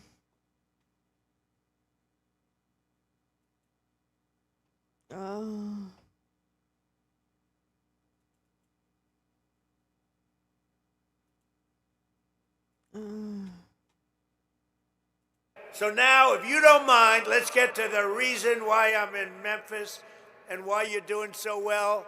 Because Fred Smith, I'm sorry. Everybody know Fred Smith? It's He was a okay. friend of mine. And he created, from a sort of failed report at like Harvard or whatever, he did We'll a business see report. The if we concept get- he had, It's that was okay. his thesis. I've got time today. The concept and- he had to yeah. build a company, and it was FedEx. So he gave this thing where he takes packages, he delivers them. Who the heck knows what he put down? Bottom line is they gave him a lousy mark. I don't know if they passed him or not, but they didn't give him a good mark. They say, this is the most ridiculous business plan we've ever seen. Fred, go back to the drawing board and try something else, because this won't work. Well, he decided to go for it and he built FedEx, and it's an It's amazing true. story. And He he was may a not very good stay friend here. of mine, but he would tell me that he didn't know what to do about Memphis. It was so dangerous that they would have a board meeting, and the board member. You know what? It's already happened. I'm already bored. Okay, we're going to leave. I'm going to keep him going, and I'll keep him on the screen in case there's any need, which I don't foresee. But we're going to go back to our reading, if that's okay with everybody. Yeah, he's in slurring mode, and he's got, I don't even know what's happening. I don't know. It's Manny, Mo, and Jack. Okay, here we go. Let's see. Here we go. The battlefield is expanding geographically, and if that happens, the control of escalation, which the Americans want, becomes much more difficult because new elements, new locations are becoming vulnerable, Magnier told Al Jazeera. This is why the Americans will have to rethink the strategy, because Iran is not trying to win a conventional war. It can't, because the Americans are much more powerful, but it's trying to change the cost of the equation. And that is an excellent statement right there. That is a fucking excellent statement. By threatening a distant target, it's a signal that any continuation of the war will come with increasing risk. And that's true if Iran shot the missiles, which there is doubt that they did. Just saying. I will go ahead and link this. I'm not going to read it. Trump threats U.S. troop buildup and raise specter of battle for Hormuz. I will gift it because it's a long article and I think it would be interesting to read. This is the one we just saw. Okay, great. So that's that. And let me now go to, let's see. Hold on just a moment. Ah! Oh, that guy is such an idiot. Oh, God, I'm sorry. They just showed a guy that's a real idiot. Let me see if I, this is the increase in oil supply. So I wanted to, sorry, I've got a lot of tabs open, so I have to switch back and forth. Okay, this is also something just in relation to where we're at now. And that is because I was like, gosh, I asked the question of myself last night. No. OPEC, has OPEC Plus been asked to boost their output in order to increase the supply and drive the price down of oil? And the answer is yes. They had been encouraged to do that. And on March 1st, they did agree to increasing, I think it was 18 million barrels or something. Excuse me. I'm so sorry. OPEC Plus agrees to raise output by 206 barrels per day. And so that is something that happened in the beginning of the war, but I don't see any stories that there has been any additional pressure been put on OPEC Plus to increase oil releases from their reserves. Not that they necessarily should, but I find it interesting that the countries that could be in a position to drive down oil prices, which apparently concerns some of the oil companies, I guess. There's an article on that I'd like to read. But I found that this is interesting, that they did agree, but nobody has since that time, and it's now the 22nd or whatever day it is. Yeah, 23rd. No one's put pressure on them since then? Yeah, okay, we're coming back to that AI story. We're going to talk about the betting craze. That's already something I was going to do. Oh, here we go. And so this one I also picked up. This from a couple days ago, because I wanted to kind of wrap on oil prices and oil and blah, blah, blah, all the stuff that is really causing, I really thought about it. This weekend we had to take a couple of Ubers in the last like half a week or so. And as I was sitting in the Uber, I was like, wow, it must be absolutely astronomical for people who drive as their gig, right? To actually, like, I thought of you, Kim, if you're still in the chat, because I know you do Uber sometimes, And just the doubling, really, I mean, cost of gas out here, and I live I live more like on the border of like East Hollywood, East LA. So it's a little farther out. So the prices of gas generally in my neighborhood are a little bit lower, but they're over $6. Like they have just about doubled. Just about doubled. Not quite, but just about getting there. And if that's the case in where I live, I can tell you in Hollywood and West LA and all that, the prices are probably double what they were a year ago. So, you know, I just think about all the people who are delivery or ride share drivers and all that. So throw an extra couple bucks on a tip for your folks if you do any of those things where it requires someone to drive. Just throw an extra couple of dollars. Yeah, Josh, that's right. Tariffs have also increased the cost of vehicle maintenance. Very good point. Very good point. So anyway, it just made me think of that, and it's something that I'm going to be mindful of and do when obviously if you can, don't, overstretch yourself, but it would be a nice thing to do during these times when people have extra costs. And if everybody chipped in a couple of bucks at the end of each ride, or if the delivery tip maybe increased it a little bit, then maybe it would soften the blow for people who are really trying to do and keep our economy going, frankly. Like really the real one of the engines of the economy, if you will. I think gig workers are. I don't know. I feel like it. Anyway, so that's my speech about that. But I also then was interested in this story about why it's so hard for world leaders to bring down oil and gas prices. And this is from NPR from March 20th. Fuel surcharges are already being added to shipping costs for everything we buy, right?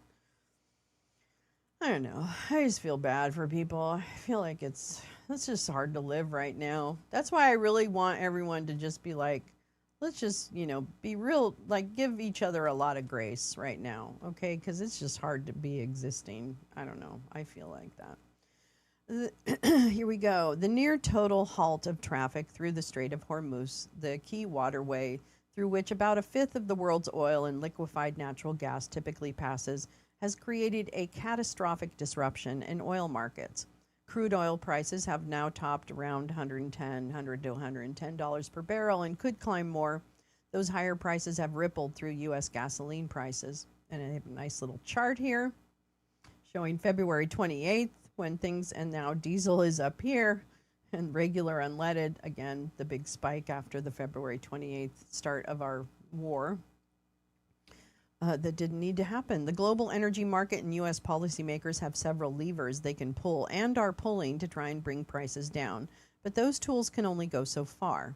The levers that we have in the short term are very limited, said Avery Ash, CEO of the energy security and national security nonprofit SAFE. The worst time to try and be solving a crisis is when you're in a crisis. Here's why. Spare capacity is in the wrong places. Normally, in the event of a severe shock to oil supplies, markets would look to countries that could boost production very quickly. Drilling brand new wells would take too long to help with an immediate pinch, but the countries in OPEC, the oil cartel led by Saudi Arabia, voluntarily choose to make less crude than they could, giving them lots of what's called spare capacity. It's production that basically is ready to go that they're just not using, says Ellen Wald, author of Saudi Inc., because OPEC has agreed that they're not going to produce that much. The problem is, right now, the world's spare capacity is concentrated in Saudi Arabia and the United Arab Emirates and on the Persian Gulf and the wrong side of the Strait of Hormuz. Spare capacity is only as good as the ability to get the oil out of where it's being produced, Wald says. In this case, no good at all. But then my question is, as a little bit of a challenge to this, is what about what we just read about the fact that OPEC Plus, because the Strait of Hormuz was closed as of the weekend of the war. I looked at the marine traffic website that day. Others had. There was plenty of reporting that the Strait of Hormuz shut down right away. So tell me how they were able to boost production since then, or release more reserves since then, but now they can't.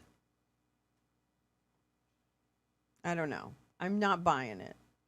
Let's see. Pipelines can only transport so much crude. What about finding alternate routes for the crude that can't get shipped through the strait? Saudi Arabia does have a pipeline that runs from east to the west, taking oil to the Red Sea, where it can be shipped through the Suez Canal or piped to the Mediterranean. The UAE also has a pipeline that can transport some crude past the Strait of Hormuz. But not enough. 20 million barrels a day is backed up by the Strait of Hormuz, said Dan Pickering, the chief investment officer at Pickering Energy Partners. 5 million is finding its way around the edges through pipelines. That leaves a 15 million barrel hole. But we just said that we just read that OPEC Plus committed to increasing 206,000 barrels per day. I don't know. I'm still wondering. Okay. Let's see. The world's major oil-consuming countries have massive stockpiles of crude oil that they set aside precisely for emergencies like this, and they are tapping into them. Last week, the 32 countries in the International Energy Agency agreed to their largest ever release from reserves, more than 400 million barrels, as of the latest announcement. The problem? Those reserves can only be tapped so quickly. Sales need to be arranged, oil needs to move through pipes and on ships. Bob McNally, the founder of the research and consulting firm Rapidan Energy, estimates that likely pace of around 2 million barrels per day.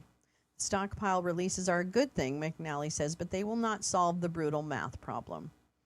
Waiving the Jones Act has a tiny effect. This week, the government announced a temporary waiver of the Jones Act, the law requiring that ships traveling between U.S. ports need to be American-made, American crude, and sailing under the American flag.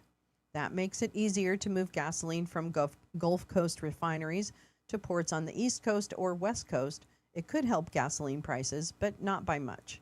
We're talking, slowing the ascent of pump prices by pennies or tenths of a penny, said McNally. It's a good step, but it's not a game changer. The Trump administration has already lifted some U.S. sanctions on Russian crude to make it easier for those barrels to make it to market. Now the U.S. has floated the extraordinary idea of removing sanctions on Iranian oil in the middle of a war against Iran, essentially boosting revenues to the other side in another bid to help ease the supply crunch. Because we really fucking stepped in it this time. That's what the end of that sentence is. Yeah. Yeah, I thought we did. I thought we got most of our gas from ourselves. I don't know. I mean, I'm not sure. There's a lot to this. The trade intelligence group Kepler called the Russian sanctions waiver a short-term logistical buffer for India, the main importer affected, but not enough to fully offset the blow from the Hormuz closure. The cargo tracking firm Vortexa has estimated about 1 million barrels a day of the shortfall in crude could be met through sanctioned oil being easier to sell. Well, then why have sanctions? Why have sanctions? Yeah, but we have our own, so I can see why other people getting them the prices raised. Why does that? I know. I understand. I don't know. I think you're asking a really good question, Karen. You're asking a really good question. It is globally traded. I guess that's the point, is that the price point is set by the global trade. We're not setting our price point. Does that make sense? We have to adhere to OPEC plus prices. Is that what it is? We must be part of... Okay, I'm going to start getting into an area I don't know, and I should stop guessing. Stop guessing. Okay, here we go. One idea that has been floated as a way to ease prices in the United States is to block its oil exports. The U.S. produces... Well, there you go. The U.S. produces more oil than it consumes. If exports were reduced, domestic supply would go up and prices could go down. There you go. But, says Ellen Wald, see, I totally came up with a story that doesn't make sense. Sorry about that. But, says Ellen Wald, that would be a terrible idea. Most of the oil produced in the U.S. is light, sweet crude, some of which it exports. Meanwhile, U.S. refineries have for decades been optimized to work with heavy, sour crude, which it imports. And so we can't process all of the very light oil that we're producing right now. Our refineries just aren't set up like that. Walling off from global markets would leave the U.S. with a challenging mismatch. Wow, I think somebody didn't think ahead. There you go, refinery mismatch issue. There you go, Max got it. Oh boy, what a pain, huh? Waiving gasoline taxes could help and could backfire. The state of Georgia is considering a holiday from gas taxes, which, if signed into law, would save gasoline consumers in the state 33 cents per gallon. That's not enough to make up for the spike in prices seen this month. And Patrick DeHaan, petroleum analyst at the app Gas Buddy, says there's a drawback. In theory, if every state were to waive their gasoline taxes, it would likely drive demand up even further, he says. More demand for fuel would push prices back up. Allowing more emissions could save some cents, which is what I think, didn't they already say they're doing it? Another possibility would be for the U.S. Environmental Protection Agency, and that's really an oxymoron, to temporarily waive requirements for summer gasoline, a more expensive blend that is designed to reduce pollution during warmer months. DeHaan estimates that's nothing like cutting your nose off to spite your face. That's another way of putting that. Sorry, hold on. Everybody close your ears. Okay. It's not great, but it's not all right, but it's okay. All right. That's another small lever that may make a difference, but at the cost of emissions. Yikes. There's a reason why the summer gasoline requirement exists, he says. The adjusted blend reduces health-damaging pollution when hot weather makes evaporative emissions from gasoline worse, and when Americans are driving more. In sum, the hole is just too big.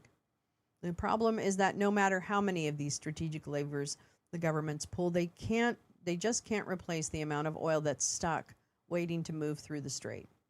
15 million barrels a day isn't easy to offset anywhere, said Dan Pickering, the chief investment officer with Pickering Energy Partners. That's the total production in the United States, and we're the biggest producer in the world. There's no easy fix. And there's no substitute for addressing the actual problem, the blockage of the supply from the Persian Gulf.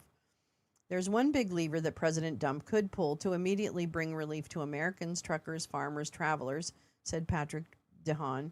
Restore the flow of oil and other products through the Strait of Hormuz. Everything else is a piecemeal Band-Aid on a gaping wound. Oh no, Patrick, I have an idea, bitch. He could pull back on the fucking war that he started, okay? That's how you fucking end this, okay? You fucking end it by saying, sorry, I was wrong, and walking away. Okay? That's just fucking stop. Stop. All right. So anyway, that's the story with oil. Sorry about that. There's some election stories I wanted to, along the lines of the elections that we were looking at. Oh yeah, I wanted to look at this. This is crazy. Crazy. I'm crazy for feeling so lonely. I'm crazy. Crazy for feeling. This is from Lee. Feeling so blue. Can I get a spray can of contact cleaner and hit the audio cable ends with it? Wait, what does that mean? You can get a spray of contact cleaner. Excuse me, I must write that down. Contact cleaner and clean the audio. I have a feeling I have a real problem with my audio. Okay, wait. Contact cleaner. Thank you, Josh. Thank you for being part of the production staff here at Lolo's Lounge. I really appreciate you. Okay, this one came from Lee, our beautiful Lee. And it's from the Ukrainian Review. Russia proposed stage assassination attempt on Orban ahead of elections. Oops. Where does that sound familiar? Fight, fight, fight. Russian intelligence proposed to Hungarian Prime Minister Viktor Orban to stage an assassination attempt against himself. The goal was to influence the outcome of the parliamentary elections coming up on April 12th. Staged an assassination attempt? No.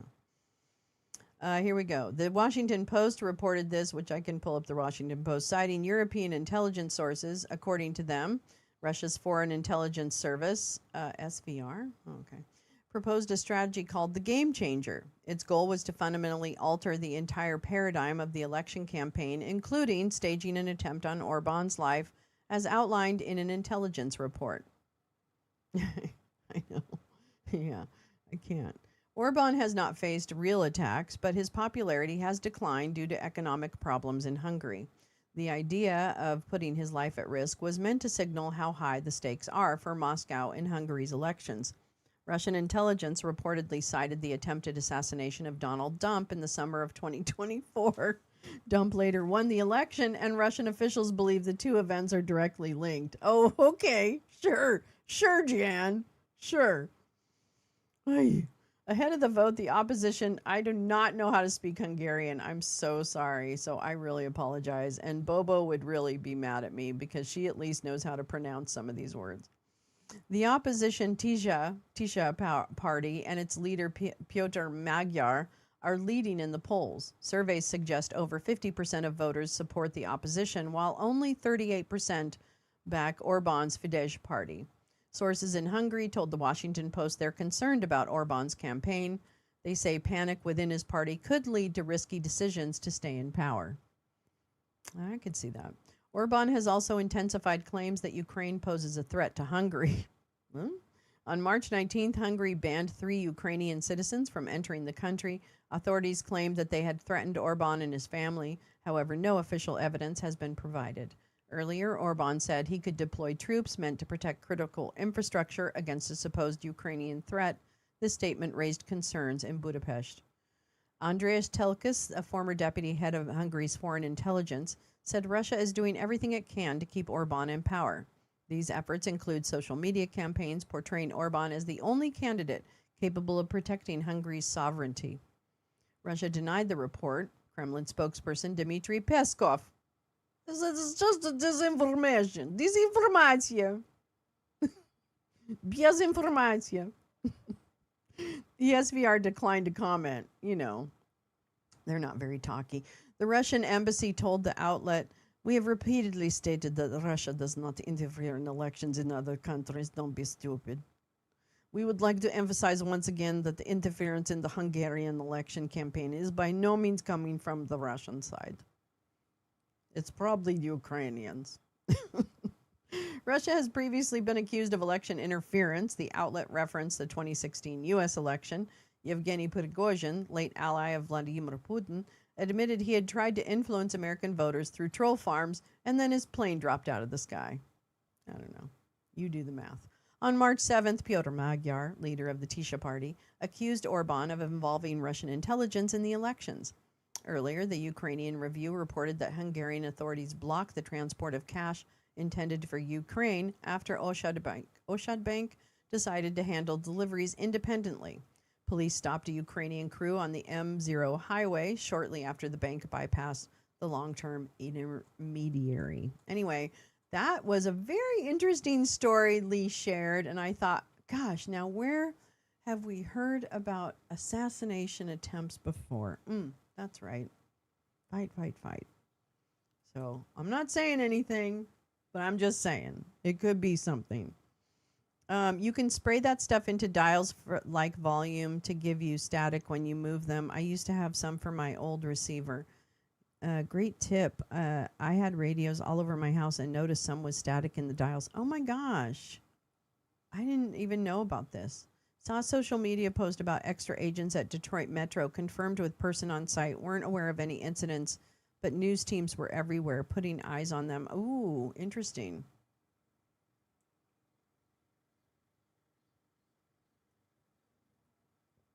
What kind of agents? Wait, what kind of agents, Lee, at Detroit Metro? FBI? Interesting. Interesting. Okay. Yeah, it's just a coincidence. It doesn't really mean anything. Okay. So I have been ICE agents. Oh shit. All right, Detroit, heads up. You've got ICE in your neighborhood. So I actually ended up having to get a fucking subscription to the LA Times because I probably should have one, and I apologize because I hate the LA Times. But I really wanted to read this story in particular and follow more about what's happening locally in politics. So that's why I thought, I don't know. Anyway, I don't know why I'm trying to justify it, but nonetheless, here we are. And I started to hear, I have been very asleep when it comes to the California governor race. I want this to be a mea culpa. Like, I have been asleep at the wheel. I have been taking it for granted that California will do the right thing and elect whoever the right person is that is pro-democracy. That is the dumbest thing. As those words come out of my mouth, I sit and say to myself, what an idiot you are. So, no more. Hopefully this has been my wake-up call. Because I was reading an article yesterday. Let me see if the article, I don't know if I have this one. I might have not pulled this one for reading. But it has to do with this guy, Chad LoBianco, or what is his name? Is it Oh, no, Chad Bianco. Sorry, LoBianco was like the Manson family thing. But this is a story from the LA Times. More than 500,000 ballots seized by the top GOP candidate for governor in California. That's right. That's right. And I really want to talk about the primary. And that's what I'll pull that article about the primary and what the rules are, because I'm disturbed. I'm disturbed about what fuckery is afoot here in California. And I don't want us to be caught off guard, because I have a real strong feeling that we could be if we're not fucking smart. And no matter how idiotic the two GOP candidates have, we have 10 Democrats in the race for the primary. We're splitting Democratic votes by 10 people. And it's bad, y'all. And there's only 2 GOP candidates. That's not good. So we've got a lot of work. I have a lot of work to do to learn about what's happening and take action. Bianco's investigation, which includes all ballots cast in Riverside County in November, raises questions about how he would handle the election denialism movement if he's elected governor. Well, I can tell you he's a maggot. The sheriff said his investigators are looking into allegations that the county's tally was falsely inflated, a claim that local election officials have refuted. The unusual probe drew a sharp rebuke from California Attorney General Rob Bonta. Well, I certainly fucking hope so. But the primary picks one. No, that's my point. Actually, thank you, because that's what I thought too. That's what I thought too. Wait, hold on. Sorry. Now I'm kind of like fucked up a little bit here. Okay. Hold on. Okay. Sorry. Let me...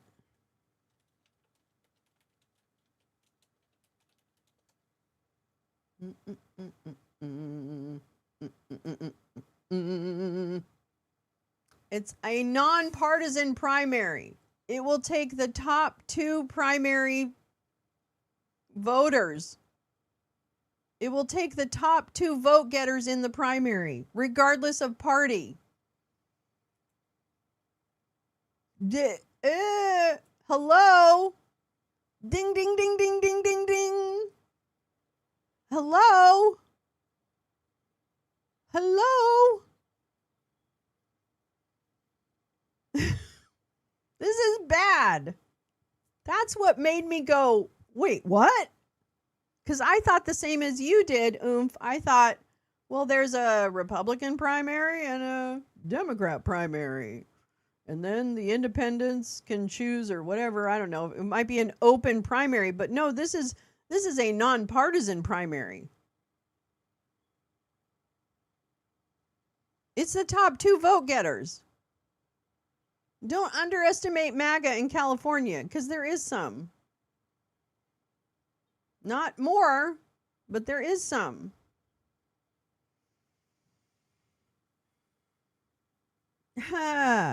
Hello? This is bad. This is bad. Democrats, you got to get your shit together in California. Do not fuck this up. I don't know what the right answer is, but there's got to be a right answer, and let's get behind it and let's fucking do it, because I am not putting up with 2 fuckwads because we split the vote so much diluted.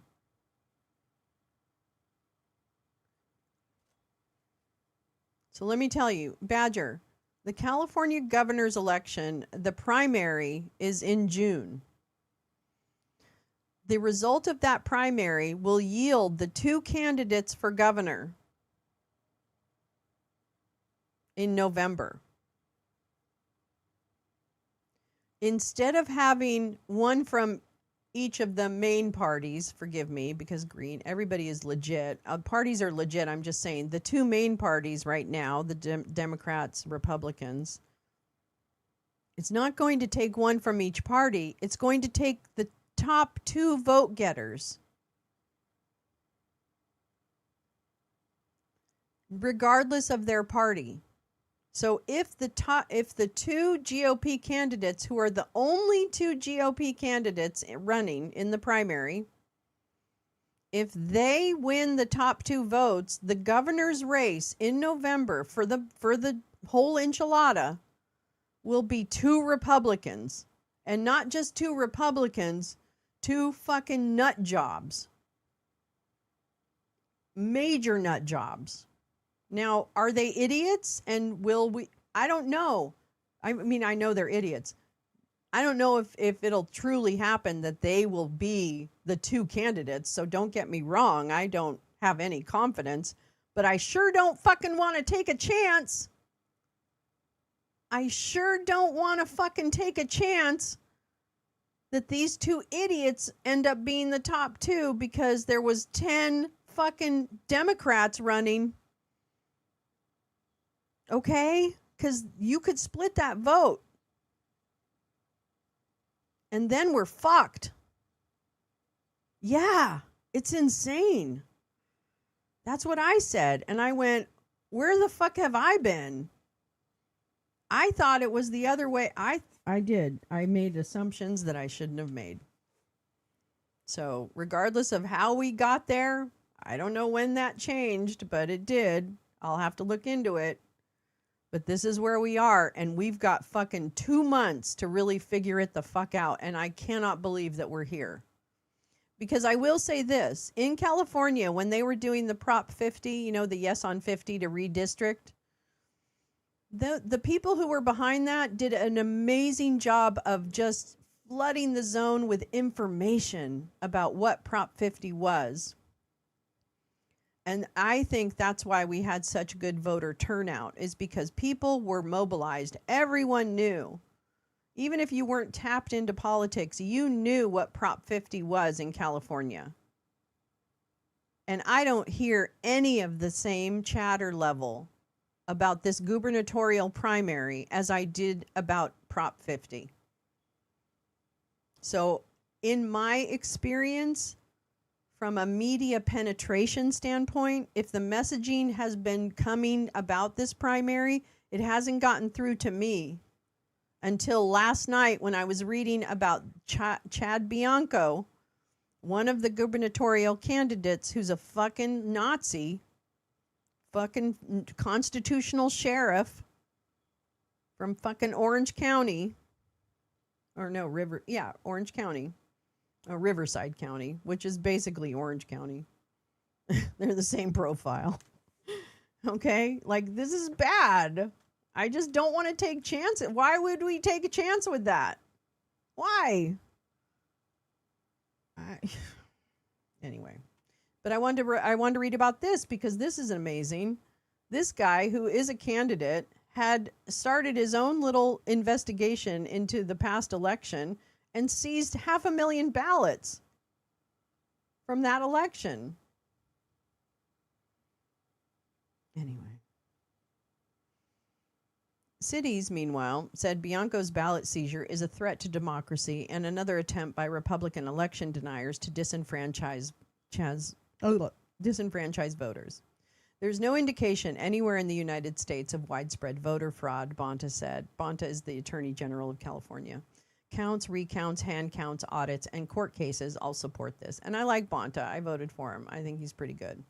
According to Bonta's office, Bianco's department on February 26 seized about 1,000 boxes. On February 26! about 1,000 boxes of ballot materials in Riverside County related to the November election for Prop 50. See? Which temporarily redrew the state's congressional districts to favor Democrats in response to partisan redistricting in Republican states, including Texas. In a March 4th letter to Bianco, Bonta said the seizure of the ballots sets a dangerous precedent that will only sow distrust in our elections. He threatened to seek legal recourse if Bianco does not halt his investigation. And let me tell you, he started this investigation or seized those documents after being a goddamn proclaimed certified candidate for governor. So there wasn't I started this investigation before I was a candidate. No bullshit. You started it after you were a candidate, you motherfucker. Nazis, I tell you. Nazis. Bonta also said he has serious concerns about whether Bianco had probable cause to obtain 2 warrants for election materials and questioned whether Bianco had concealed important information from the magistrate judge who approved the warrants. Bianco said his investigators are looking into allegations up by a local citizens group that did their own audit and found that the county's tally was falsely inflated by more than 45,000 votes, a claim that local election officials have rejected. See? He said that it's his constitutional duty to investigate a potential crime and that he is not trying to change the election results. Oh my God, they think you're stupid. He thinks you're really stupid. Prop 50 passed in Riverside County with 56% of the vote, a margin of more than 82,000 ballots. Statewide, it passed with about 64% of the vote and a margin of more than 3.3 million ballots. Bianco's investigation comes as Dump, who remains fixated on his 2020 election loss, continues to amplify election conspiracy theories and has repeatedly called for the federal government to nationalize state-run elections to counter what he says is widespread fraud. Bonta and California's Secretary of State Shirley Weber, both Democrats, have vowed to fight federal interference that could affect voting in California, including efforts to seize election records, such as the FBI recently did in Georgia. Well, Bianco is an outspoken Trump supporter. That's what we're calling him now. Not a Nazi, but he is a Nazi. Who said in an endorsement video in 2024 that after 30 years of putting criminals in jail, he figured it was time to put a felon in the White House. Trump 2024, baby. That's him. Referencing Trump's conviction by a New York jury for falsifying business records while paying hush money to a porn actor. I mean, you can't make this shit up. His investigation, which includes all of the ballots cast in Riverside County in November, raises questions about how he would handle the election denialism movement if elected governor. I don't even want to speak about that. A poll released last week by UC Berkeley's Institute of Governmental Studies and co-sponsored by The Times showed Bianco and conservative commentator Steve Hilton. Yeah, that's right. That idiot from Fox News, Steve Hilton, the one with the fake British accent. You know him? Yeah, he's running. He's the other GOP candidate. I kid you the fuck not. It's absolutely embarrassing. But this is where we are. Leading the crowded field of gubernatorial candidates by slim margins, with the Democratic vote split between multiple candidates in a left-leaning state. Yeah. Kim Nalder, a political science professor and director of the Project for an Informed Electorate at Sacramento State, said that Bianco's ballot seizure is the sort of thing that should not happen in a healthy democracy. Okay, thanks, Kim. The system has plenty of safeguards, she noted, including county registrars and the California Fair Political Practices Commission. Quote, it's terrifying, honestly, that the jurisdiction over ballots and election processes and recounts should even be in question, and that a sheriff should feel himself entitled to seize ballots, she said. On Saturday, former Los Angeles Mayor Antonio Villaraigosa, sorry, I always get that wrong, a Democratic candidate for governor, said that Bianco appeared to be chasing MAGA stardom and called his investigation a dangerous abuse of power and no different from what we're seeing from Dump and the extreme Republican efforts to disenfranchise voters nationally. I hate this. A citizens group called the Riverside Election Integrity Team, oh, give me a fucking break, performed an audit that finding that about 46,000 more ballots were counted than were cast. In a lengthy February presentation to the Riverside County Board of Supervisors, Registrar of Voters Art Tinoco disputed that figure, saying it was based on a misunderstanding of raw data that had not been fully processed.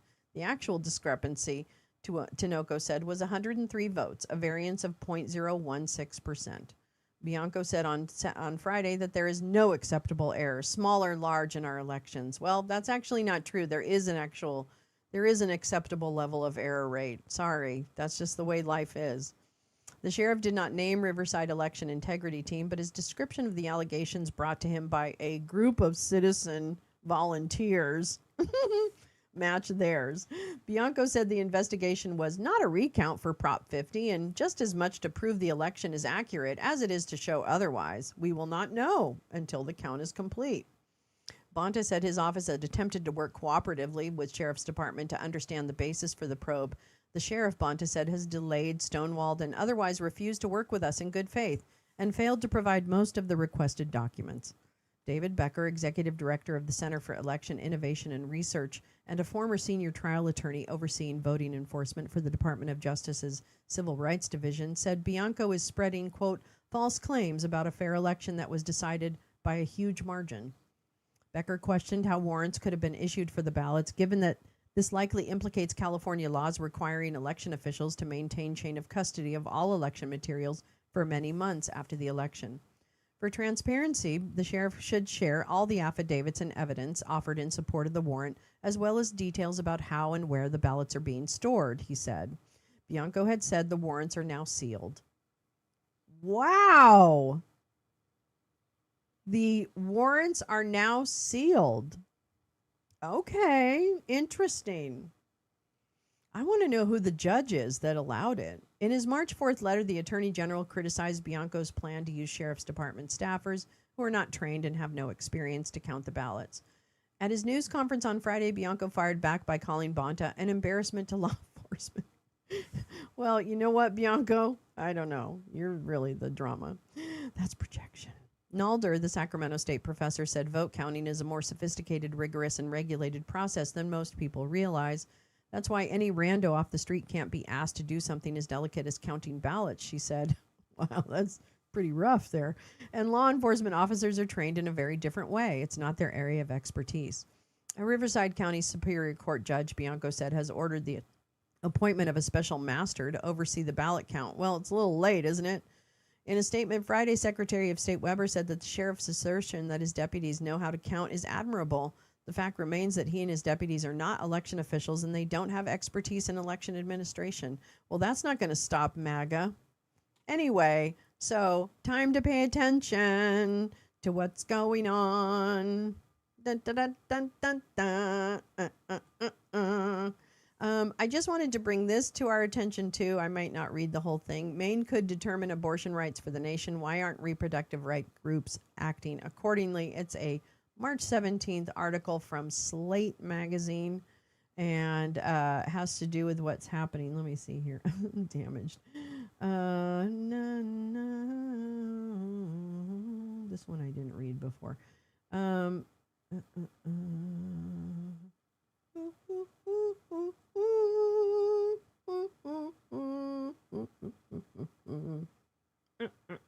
I wanted to get to the part about the abortion rights.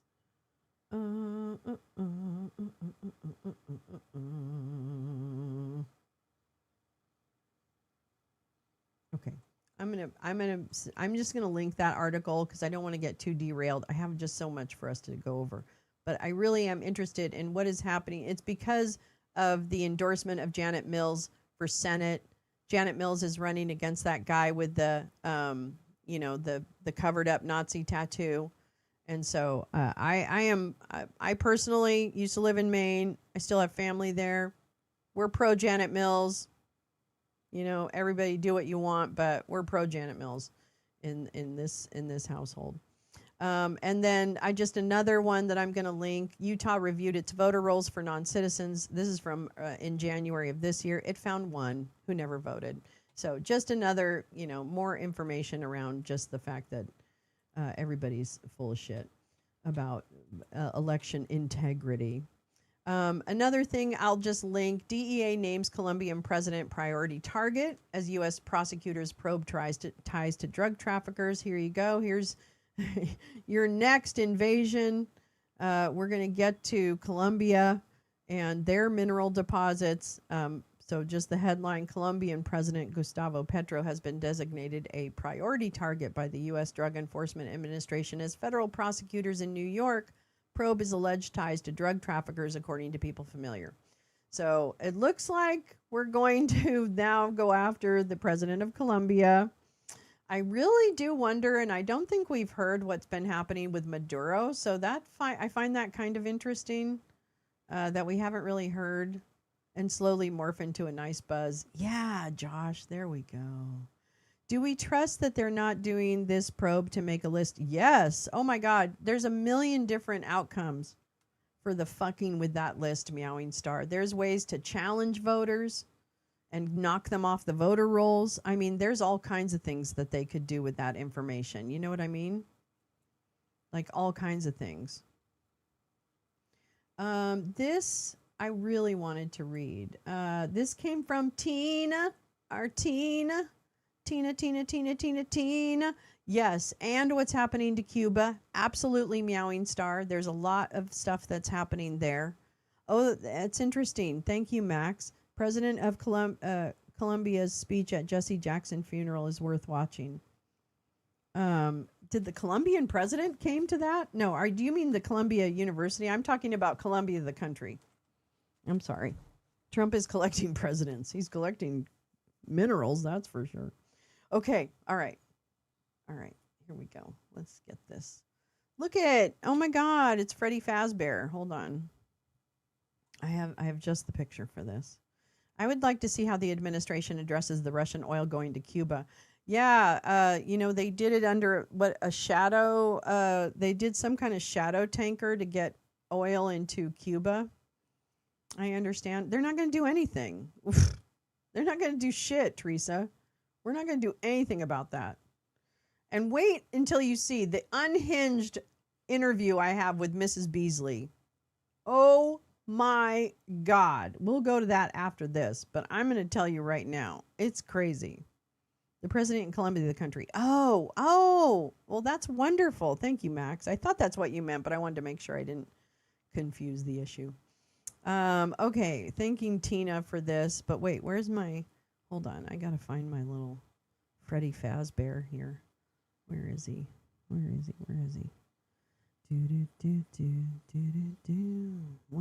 have the place to go, you wanna go to that place. Yeah, that's right. Where am I?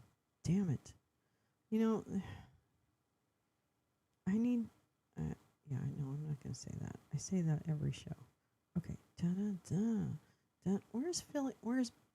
Oh, there he is. Okay. Here we go. Wait, where are you? Yeah, okay. Where are you?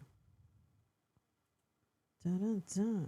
Da-da-da. Hold on. It's going to be worth it. The payoff's going to be amazing. Just hold on. There we go. Here we go. Freddy Fazbear from Five Nights at Freddy's. At your service. Sorry. I know, the payoff may not have been that great, but I don't know, okay. Let's see. He called for global unity and action characterizing the current world situation as similar to 1933. Well, he's not wrong about that. Actually, I would like to watch that. That'd be good.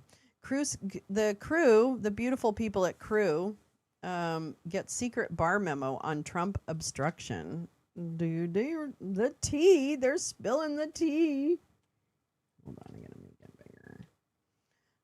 Following a victory in appeals court, Citizens for Responsibility and Ethics in Washington obtained the secret Department of Justice memo then Attorney General Bill Barr pointed to in an order to undermine the Mueller report and justify not charging then President Donald Trump with obstruction. Oh, R.I.P. Robert Mueller. Although, he's still the head of the FBI. But anyway, the memo presents a breathtakingly generous view of the law and facts for Donald Trump. It significantly twists the facts and the law to benefit Donald Trump and does not comport with a serious reading of the law of obstruction of justice or the facts as found by Special Counsel Mueller. Among many other problems, it is premised on the fact that there was no underlying criminal conduct, which is not what Mueller found, and waves its hand at there being no exact precedent to compare it to. The memo supports the chilling conclusion that the president can interfere with any investigation if they believe it could damage them politically. It is clear why BARR did not want the public to see it. There we go. Dun, dun, dun. Dun, dun, dun. All right, here we go. March 24th, 2019. The memorandum for the Attorney General from Stephen Ingle, Assistant Attorney General, and Edward O'Callahan, Principal Associate Deputy Attorney General. Oh, bye, Teresa. Love you so much. I love you. Oh my gosh, we're almost at 4 hours. I don't care. I still have a lot more to go. Sorry, everybody. At your request, we have evaluated Volume 2 of the Special Counsel's report on the investigation into Russian interference in the 2016 presidential election to determine whether the facts recited therein would support initiating or declining the prosecution of the president for obstruction of justice under the principles of federal prosecution, without regard to any constitutional barrier to such a prosecution under Article 2 of the U.S. Constitution. Over the course of the Special Counsel's investigation, we have previously discussed these issues within the department among ourselves, with the Deputy Attorney General, and with you since your appointment, as well as with the Special Counsel and his staff. Our conclusions are the product of those discussions, as well as our review of the report. For the reasons stated below, we conclude that the evidence described in Volume 2 of the report is not, in our judgment, sufficient to support a conclusion beyond a reasonable doubt that the president violated the obstruction of justice statutes. In addition, we believe that certain of the conduct examined by the Special Counsel could not, as a matter of law, support an obstruction charge under the circumstances. Accordingly, there were no constitutional barrier. We would recommend, under the principles of federal prosecution, that you decline to commence with such a prosecution. Number 1, the department should reach a conclusion on whether prosecution is warranted based on the findings in Volume 2 of the Special Counsel's report. The Special Counsel has investigated certain facts relating to the president's response to FBI's Russia investigation and to subsequent Special Counsel investigation. In so doing, the Special Counsel reached no conclusion as to whether the president had violated any criminal law or whether, if so, such conduct warranted prosecution. I'll stop and go back to the footnote. Given the length and detail of the Special Counsel's report, we do not recount the relevant facts here. Our discussion and analysis assumes familiarity with the report, as well as much of the background surrounding the Special Counsel's investigation. The Special Counsel considered whether evaluating such conduct under the Justice Manual standards governing prosecutions and declinations, but determined not to apply that approach for several reasons. The Special Counsel recognized that the Office of Legal Counsel had determined that, quote, a sitting president is constitutionally immune from indictment and criminal prosecution. And Office of Legal Counsel. Although the OLC opinion permitted the investigation of a sitting president, the Special Counsel concluded that it would be unfair to reach any charging decision because the president would not then be afforded any opportunity to clear his name before an impartial adjudicator. Accordingly, the report identifies evidence on both sides of the obstruction question and leaves unresolved what it viewed as difficult issues concerning whether the president's actions and intent could be viewed as obstruction of justice. Although the Special Counsel has declined to reach a conclusion, we think the department should reach a judgment on this matter. Under traditional principles of prosecution, the department either brings charges or it does not. Because the department brings charges against an individual only where the admissible evidence would support the proof of such charges beyond a reasonable doubt, any uncertainty concerning the facts or the law underlying a proposed prosecution ultimately must be resolved in favor of that individual. That principle does not change simply because the subject of the investigation is the president. Although the Special Counsel recognized the unfairness of levying an accusation against the president without bringing criminal charges, The report's failure to take a position on the matters described therein might be read to imply such an accusation if the confidential report were released to the public. Therefore, we recommend that you examine the report to determine whether the prosecution would be appropriate given the evidence recounted in the special counsel's report, the underlying law, and traditional principles of federal prosecution. Prosecution would not be warranted based on the findings in Volume 2 of the special counsel's report. A fair evaluation of the special counsel's findings and legal theories weighs in favor of declining prosecution.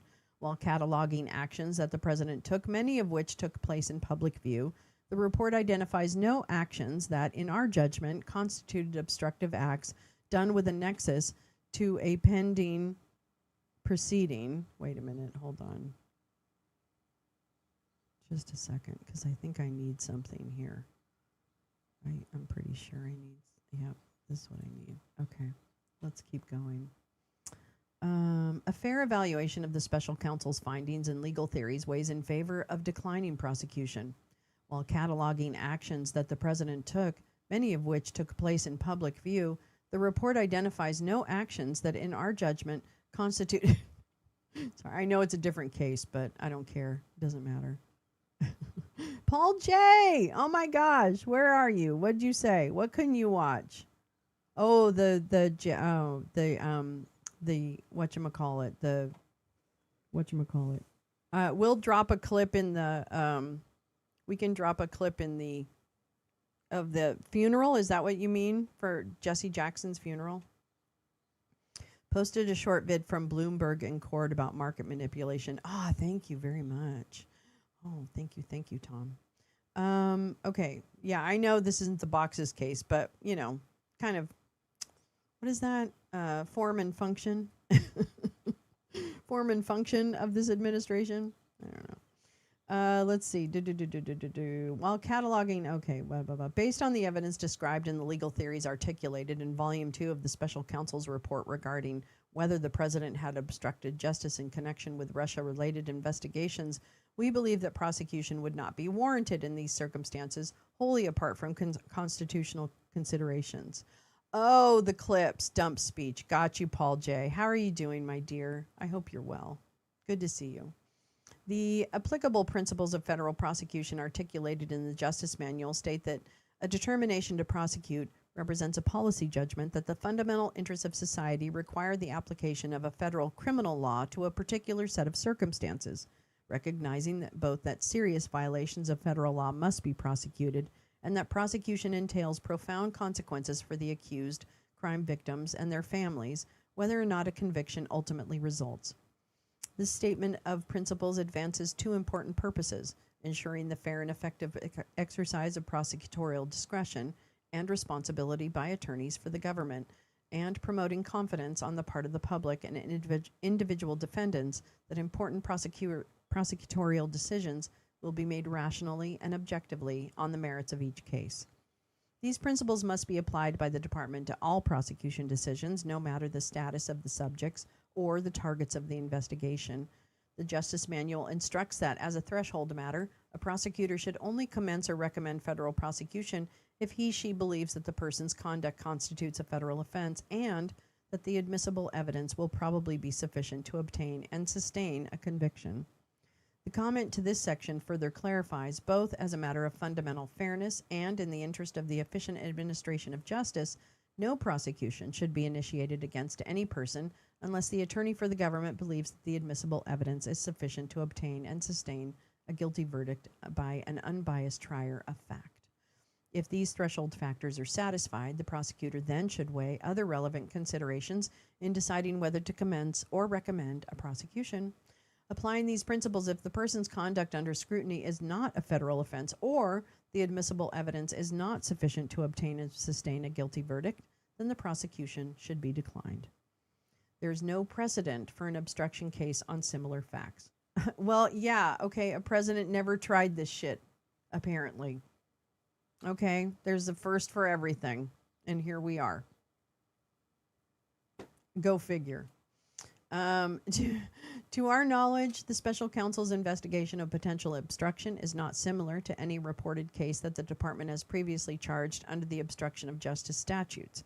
The report identifies no obstruction case that the department has pursued under remotely similar circumstances, and we have not identified any either. Of course, any investigation concerning the president would be exceptional, duh. But the president is hardly the only public official who could be subject to investigation. The department has investigated potential misuse of official authority, including the obstruction of official proceedings, in a host of different circumstances. The special counsel's obstruction theory would not only be novel, but based on his own analysis, it would also be unusual because Volume 1 of the special counsel's report is conclusive that the evidence developed, quote, was not sufficient to charge that any member of the Trump campaign, including the president, conspired or coordinated with representatives of the Russian government to interfere in the 2016 election. Given that conclusion, the evidence does not establish a crime or criminal conspiracy involving the president, toward which any obstruction or attempted obstruction by the president was directed.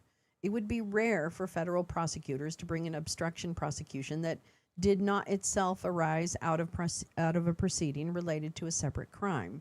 Moreover, much of the president's potentially obstructive conduct amounted to attempts to modify the process under which the special counsel investigation progressed. Oh, is that what you call firing the FBI director? You think that's just, what do you call that? Attempts to modify the process? What? Is that what you're referring to? Rather than efforts to impair or intentionally alter evidence, documentary or testimonial, that would negatively impact the special counsel's ability to obtain and develop evidence. The special counsel's report cites over a dozen federal obstruction decisions in the report, yet in nearly every one, the charged conduct involved inherently wrongful acts to destroy evidence, to create false evidence, or to tamper with witnesses or jurors, and 2, an effort to prevent the investigation or punishment of a separate underlying crime. We have identified only 2 cases that lack one of those elements. The first is Arthur Anderson, LLP v. United States, in 2005, which concerned the destruction of evidence in advance of an expected SEC investigation. Oh, remember those days when the SEC did something? Although there was no evidence in that case of an underlying crime, the exception essentially proves the rule because the Supreme Court vacated the conviction precisely because the prosecution could have covered I lost my place. Oh, innocuous conduct. When it comes to actions otherwise lawful in themselves, the court emphasized the need to, quote, exercise restraint in assessing the reach of a federal criminal statute because the need to provide fair warning, The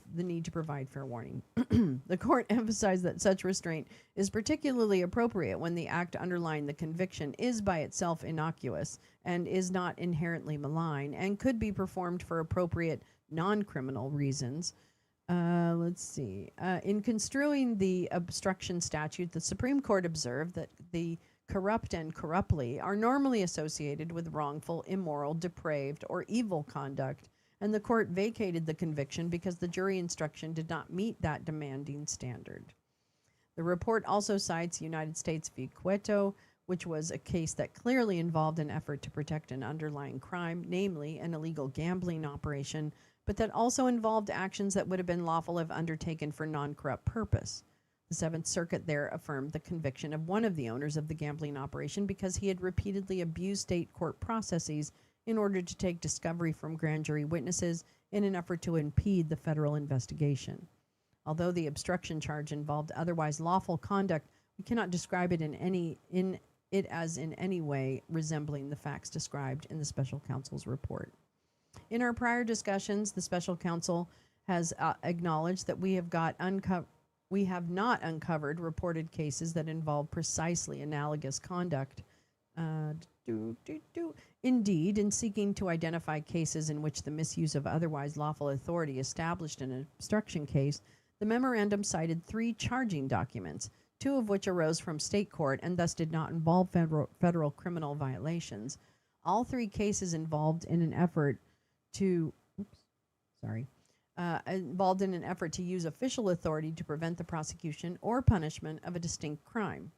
One federal case did not involve the abuse of the official authority, but rather witness tampering and manufacturing false evidence concerns that go to the heart of the obstruction statutes. Accordingly, there simply does not appear to be any clear legal precedent similar to the kinds of conduct evaluated here. The note is special counsel also cites U.S. v. Sintolo, which recognized that any act by any party, whether lawful or unlawful, on its face may abridge Section 1503, but that case involved both an inherently wrongful act, tampering with a witness, and a separate underlying crime, the illegal gambling operation. The report doesn't identify any actions rising to obstruction of justice. Yeah, he does. He's Freddy Fazbear from Five Nights at Freddy's, the video game. Yep, look it up. He looks just like him. I swear to God, they're twins. I think he was the inspo for the character. I'm just saying. Okay, we have carefully reviewed Volume 2 of the report and concluded that it does not identify sufficient evidence to prove any criminal offense beyond a reasonable doubt. Although Volume 2 makes no conclusions about the President's conduct, it adopts an expansive reading of 28 U.S. Code 1512, C2, as prohibiting any act, including an otherwise lawful act, that impedes an official proceeding, so long as the act is done with a corrupt intent. According to special counsel, there is no requirement that the act be inherently malign or impair the availability of witnesses or evidence.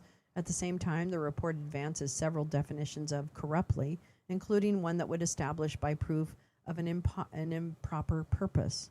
The report thus suggests that the President's exercise of executive discretion for any improper reason, including the prevention of a personal embarrassment, could constitute the obstruction of justice if it impeded a pending investigation. As we've discussed with you, we do not subscribe to such a reading of the obstruction of justice statutes. No reported case comes close to upholding a conviction of such breadth, and a line of Supreme Court precedent, including Arthur Anderson, weighs heavily in favor of objectivity and certainty in the federal criminal law. In order to reach the conclusions in this memorandum, however, we do not believe it necessary to address this disagreement further, because in our view, Volume 2 of the report does not establish offenses that would warrant prosecution, damn it, even under such a broad legal framework. The report evaluates 10 episodes involving the President's conduct. For many of those episodes, the special counsel advises that there is significant evidence to indicate that the President's actions would not meet one or more of the elements of the obstruction of justice statutes. For others, the special counsel's evaluation of the evidence is more equivocal, and he identifies evidence on both sides of the question. Having reviewed the report in light of governing legal principles and principles of federal prosecution, we conclude that none of these instances would warrant a prosecution for obstruction of justice without regard to the constitutional constraint on bringing such an action against a sitting president. Having discussed each of these episodes with you on multiple occasions, this memo summarizes the reasons for our conclusions without analyzing each and every item described in the report, because we wouldn't want to have to go over the actual evidence. Yeah, that's Bill Barr. He's loves to be back in the spotlight. All right, let's try and get through this a little quickly, because I don't want to go. The special counsel's report divides the president alleged obstructive conduct into two broad categories. One, before he fired the former FBI director James Comey, when the president had been told that he was not personally under investigation, and the other, that after that firing, when the president learned that he was then under scrutiny for potential obstruction. The former category includes the president's private meetings with Comey concerning his loyalty and the investigation of Michael Flynn, the president's efforts to convince his senior national security officials to confirm publicly that he was not under investigation, and the events surrounding Comey's termination. We do not believe that any of these events establishes obstruction of justice, so there. As the report indicates, during this period, the president was repeatedly informed by Comey that he was not personally under investigation. Repeatedly is doing a lot of heavy lifting there. There's no clear evidence that the president knew of Flynn's conversation with Kislyak, or that he had misrepresented it to the vice president prior to the McGahn informing him of those facts. If you recall, it was, he said, someone said that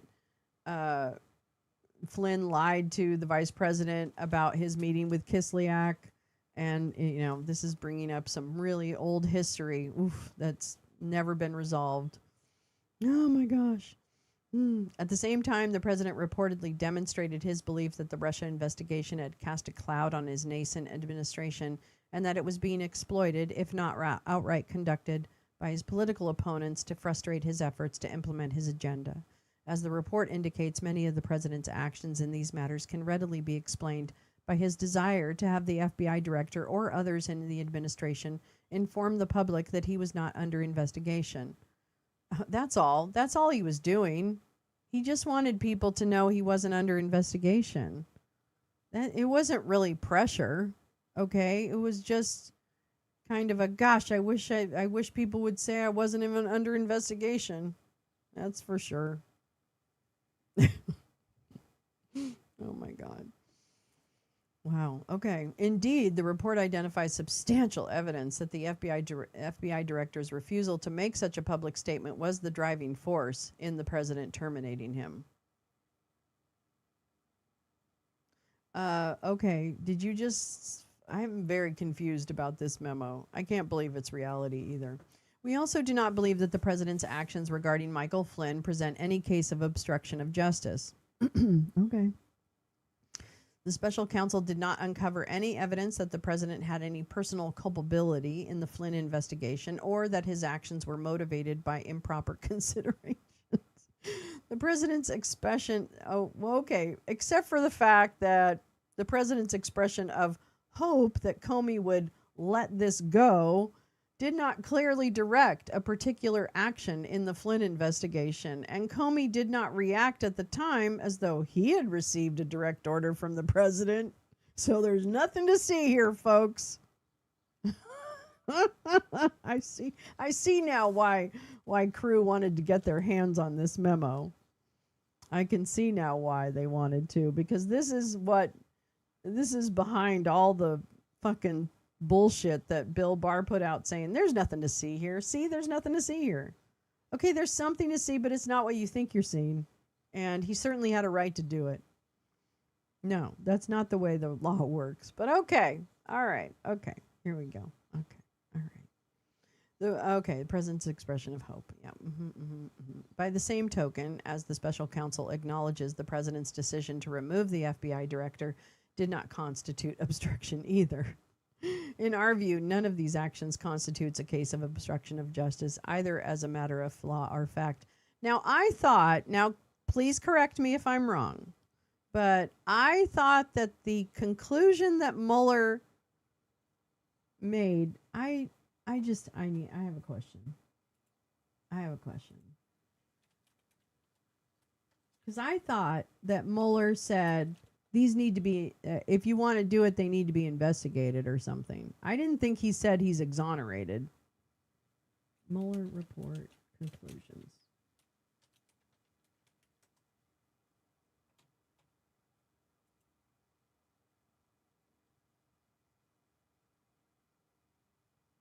Okay, here we go.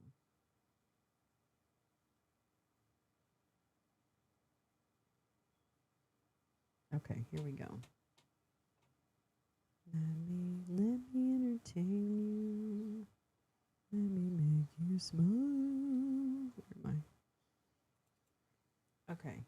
This is from, it's also a Crew-related organization, but I have no problem with Crew. Let's see, is this the one I want? No, I think it's this. Yeah. Okay. I know, very tiny, very tiny. Okay, this is from the American Constitution Society, key findings of the Mueller report. And as I went down, I'll link this as well. But I just want to say this.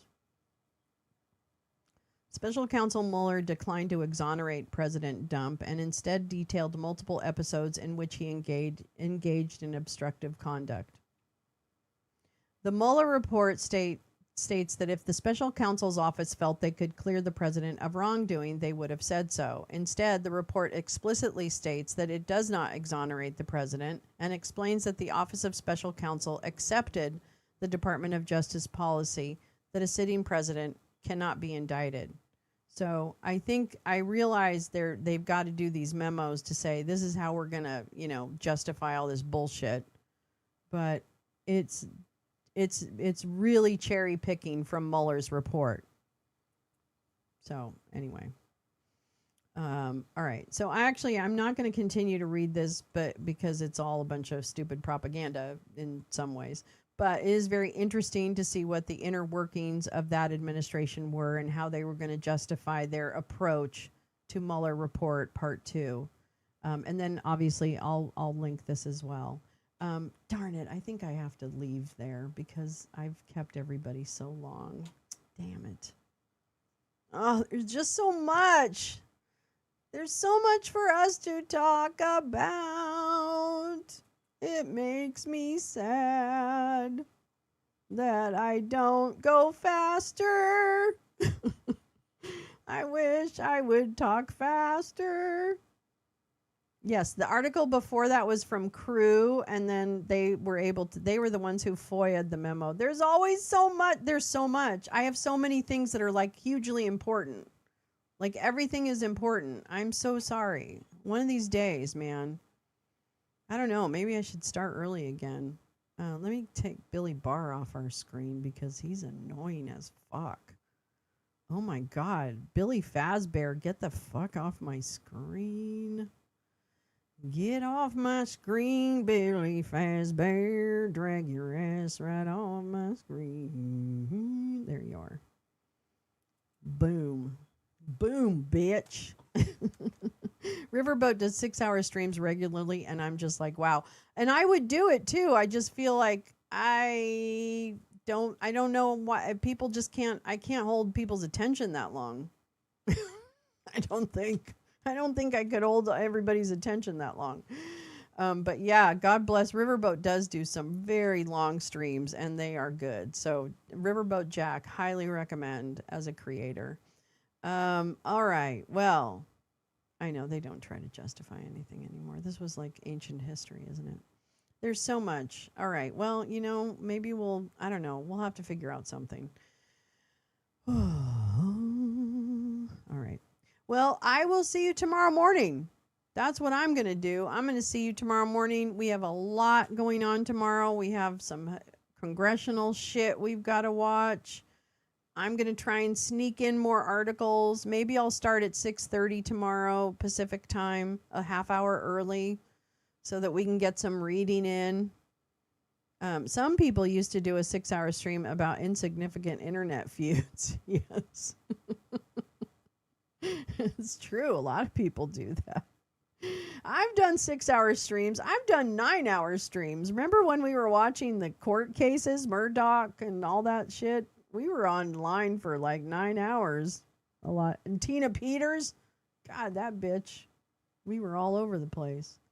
Maybe a morning and an evening stream. Boy, I sure would like to have the energy to do that. I would love to be able to have the energy to do that. I'm not sure that I do, but it is something, meowing, that I've been thinking about. I've been thinking about that, about how can I do like a late afternoon, early evening stream just to kind of catch up. That would be great. Maybe I'll do that. I might try. I'm going to get into a weird time here coming in the next few weeks because I'm kind of hoping that we might relocate. Maybe it's kind of in the works. So it may come that I have to take a hiatus for a couple weeks as I get us prepared to leave, but nothing is formalized at this point. So just a heads up, that could be on the horizon. It's not because I'm going away. It's just because I need to really focus. If we're going to relocate, I need to put all of my energy into that. And I'm slower than the average bear, okay? I'm not the fastest person in the world when it comes to packing and cleaning and all that. So I need space and time to do that. But it will be exciting. It will be great if it all comes together, and we're hoping it comes together, but there's a lot of hope. There's a lot of hope there. So we'll keep you posted. But as for now, I'm going to be back tomorrow morning, but I think I'm going to come back a half hour earlier tomorrow morning. So we're going to start a half hour early because we have congressional stuff that starts on the hour, and I'd like to get in a couple articles before. I watched the Karen Reed trial, and the guy who stabbed the teens on the water, on the lawyer, I know there's some great legal YouTube out there that's really great. Oh yeah, no, I don't really. It's not tough on me. It's not tough on me at all. It's just that sometimes I physically and emotionally may not have the power to get back and go live, put the makeup on, turn the lights on, and blah blah blah. But I don't know. Maybe there's a way. I really would love to do it. I would really love to do it. I just also, I don't want to commit to anything and not be able to do it, because I do that all the time. I could do the later stream, the new Greek cap in the dino suit. That would be interesting. I've done the dino in the house before. It's not fun. It's not fun. But yeah, maybe. I would love to do. I just have so much I would love to share, and I don't know. I wish I was. I'm trying. I'm trying to improve my health, and if I improve my health, I might have more energy.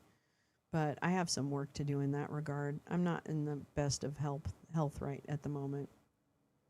But we'll get there, I hope. God, I hope so. Anyway, all right. Thanks again for coming today. Thank you for spending so much time with me.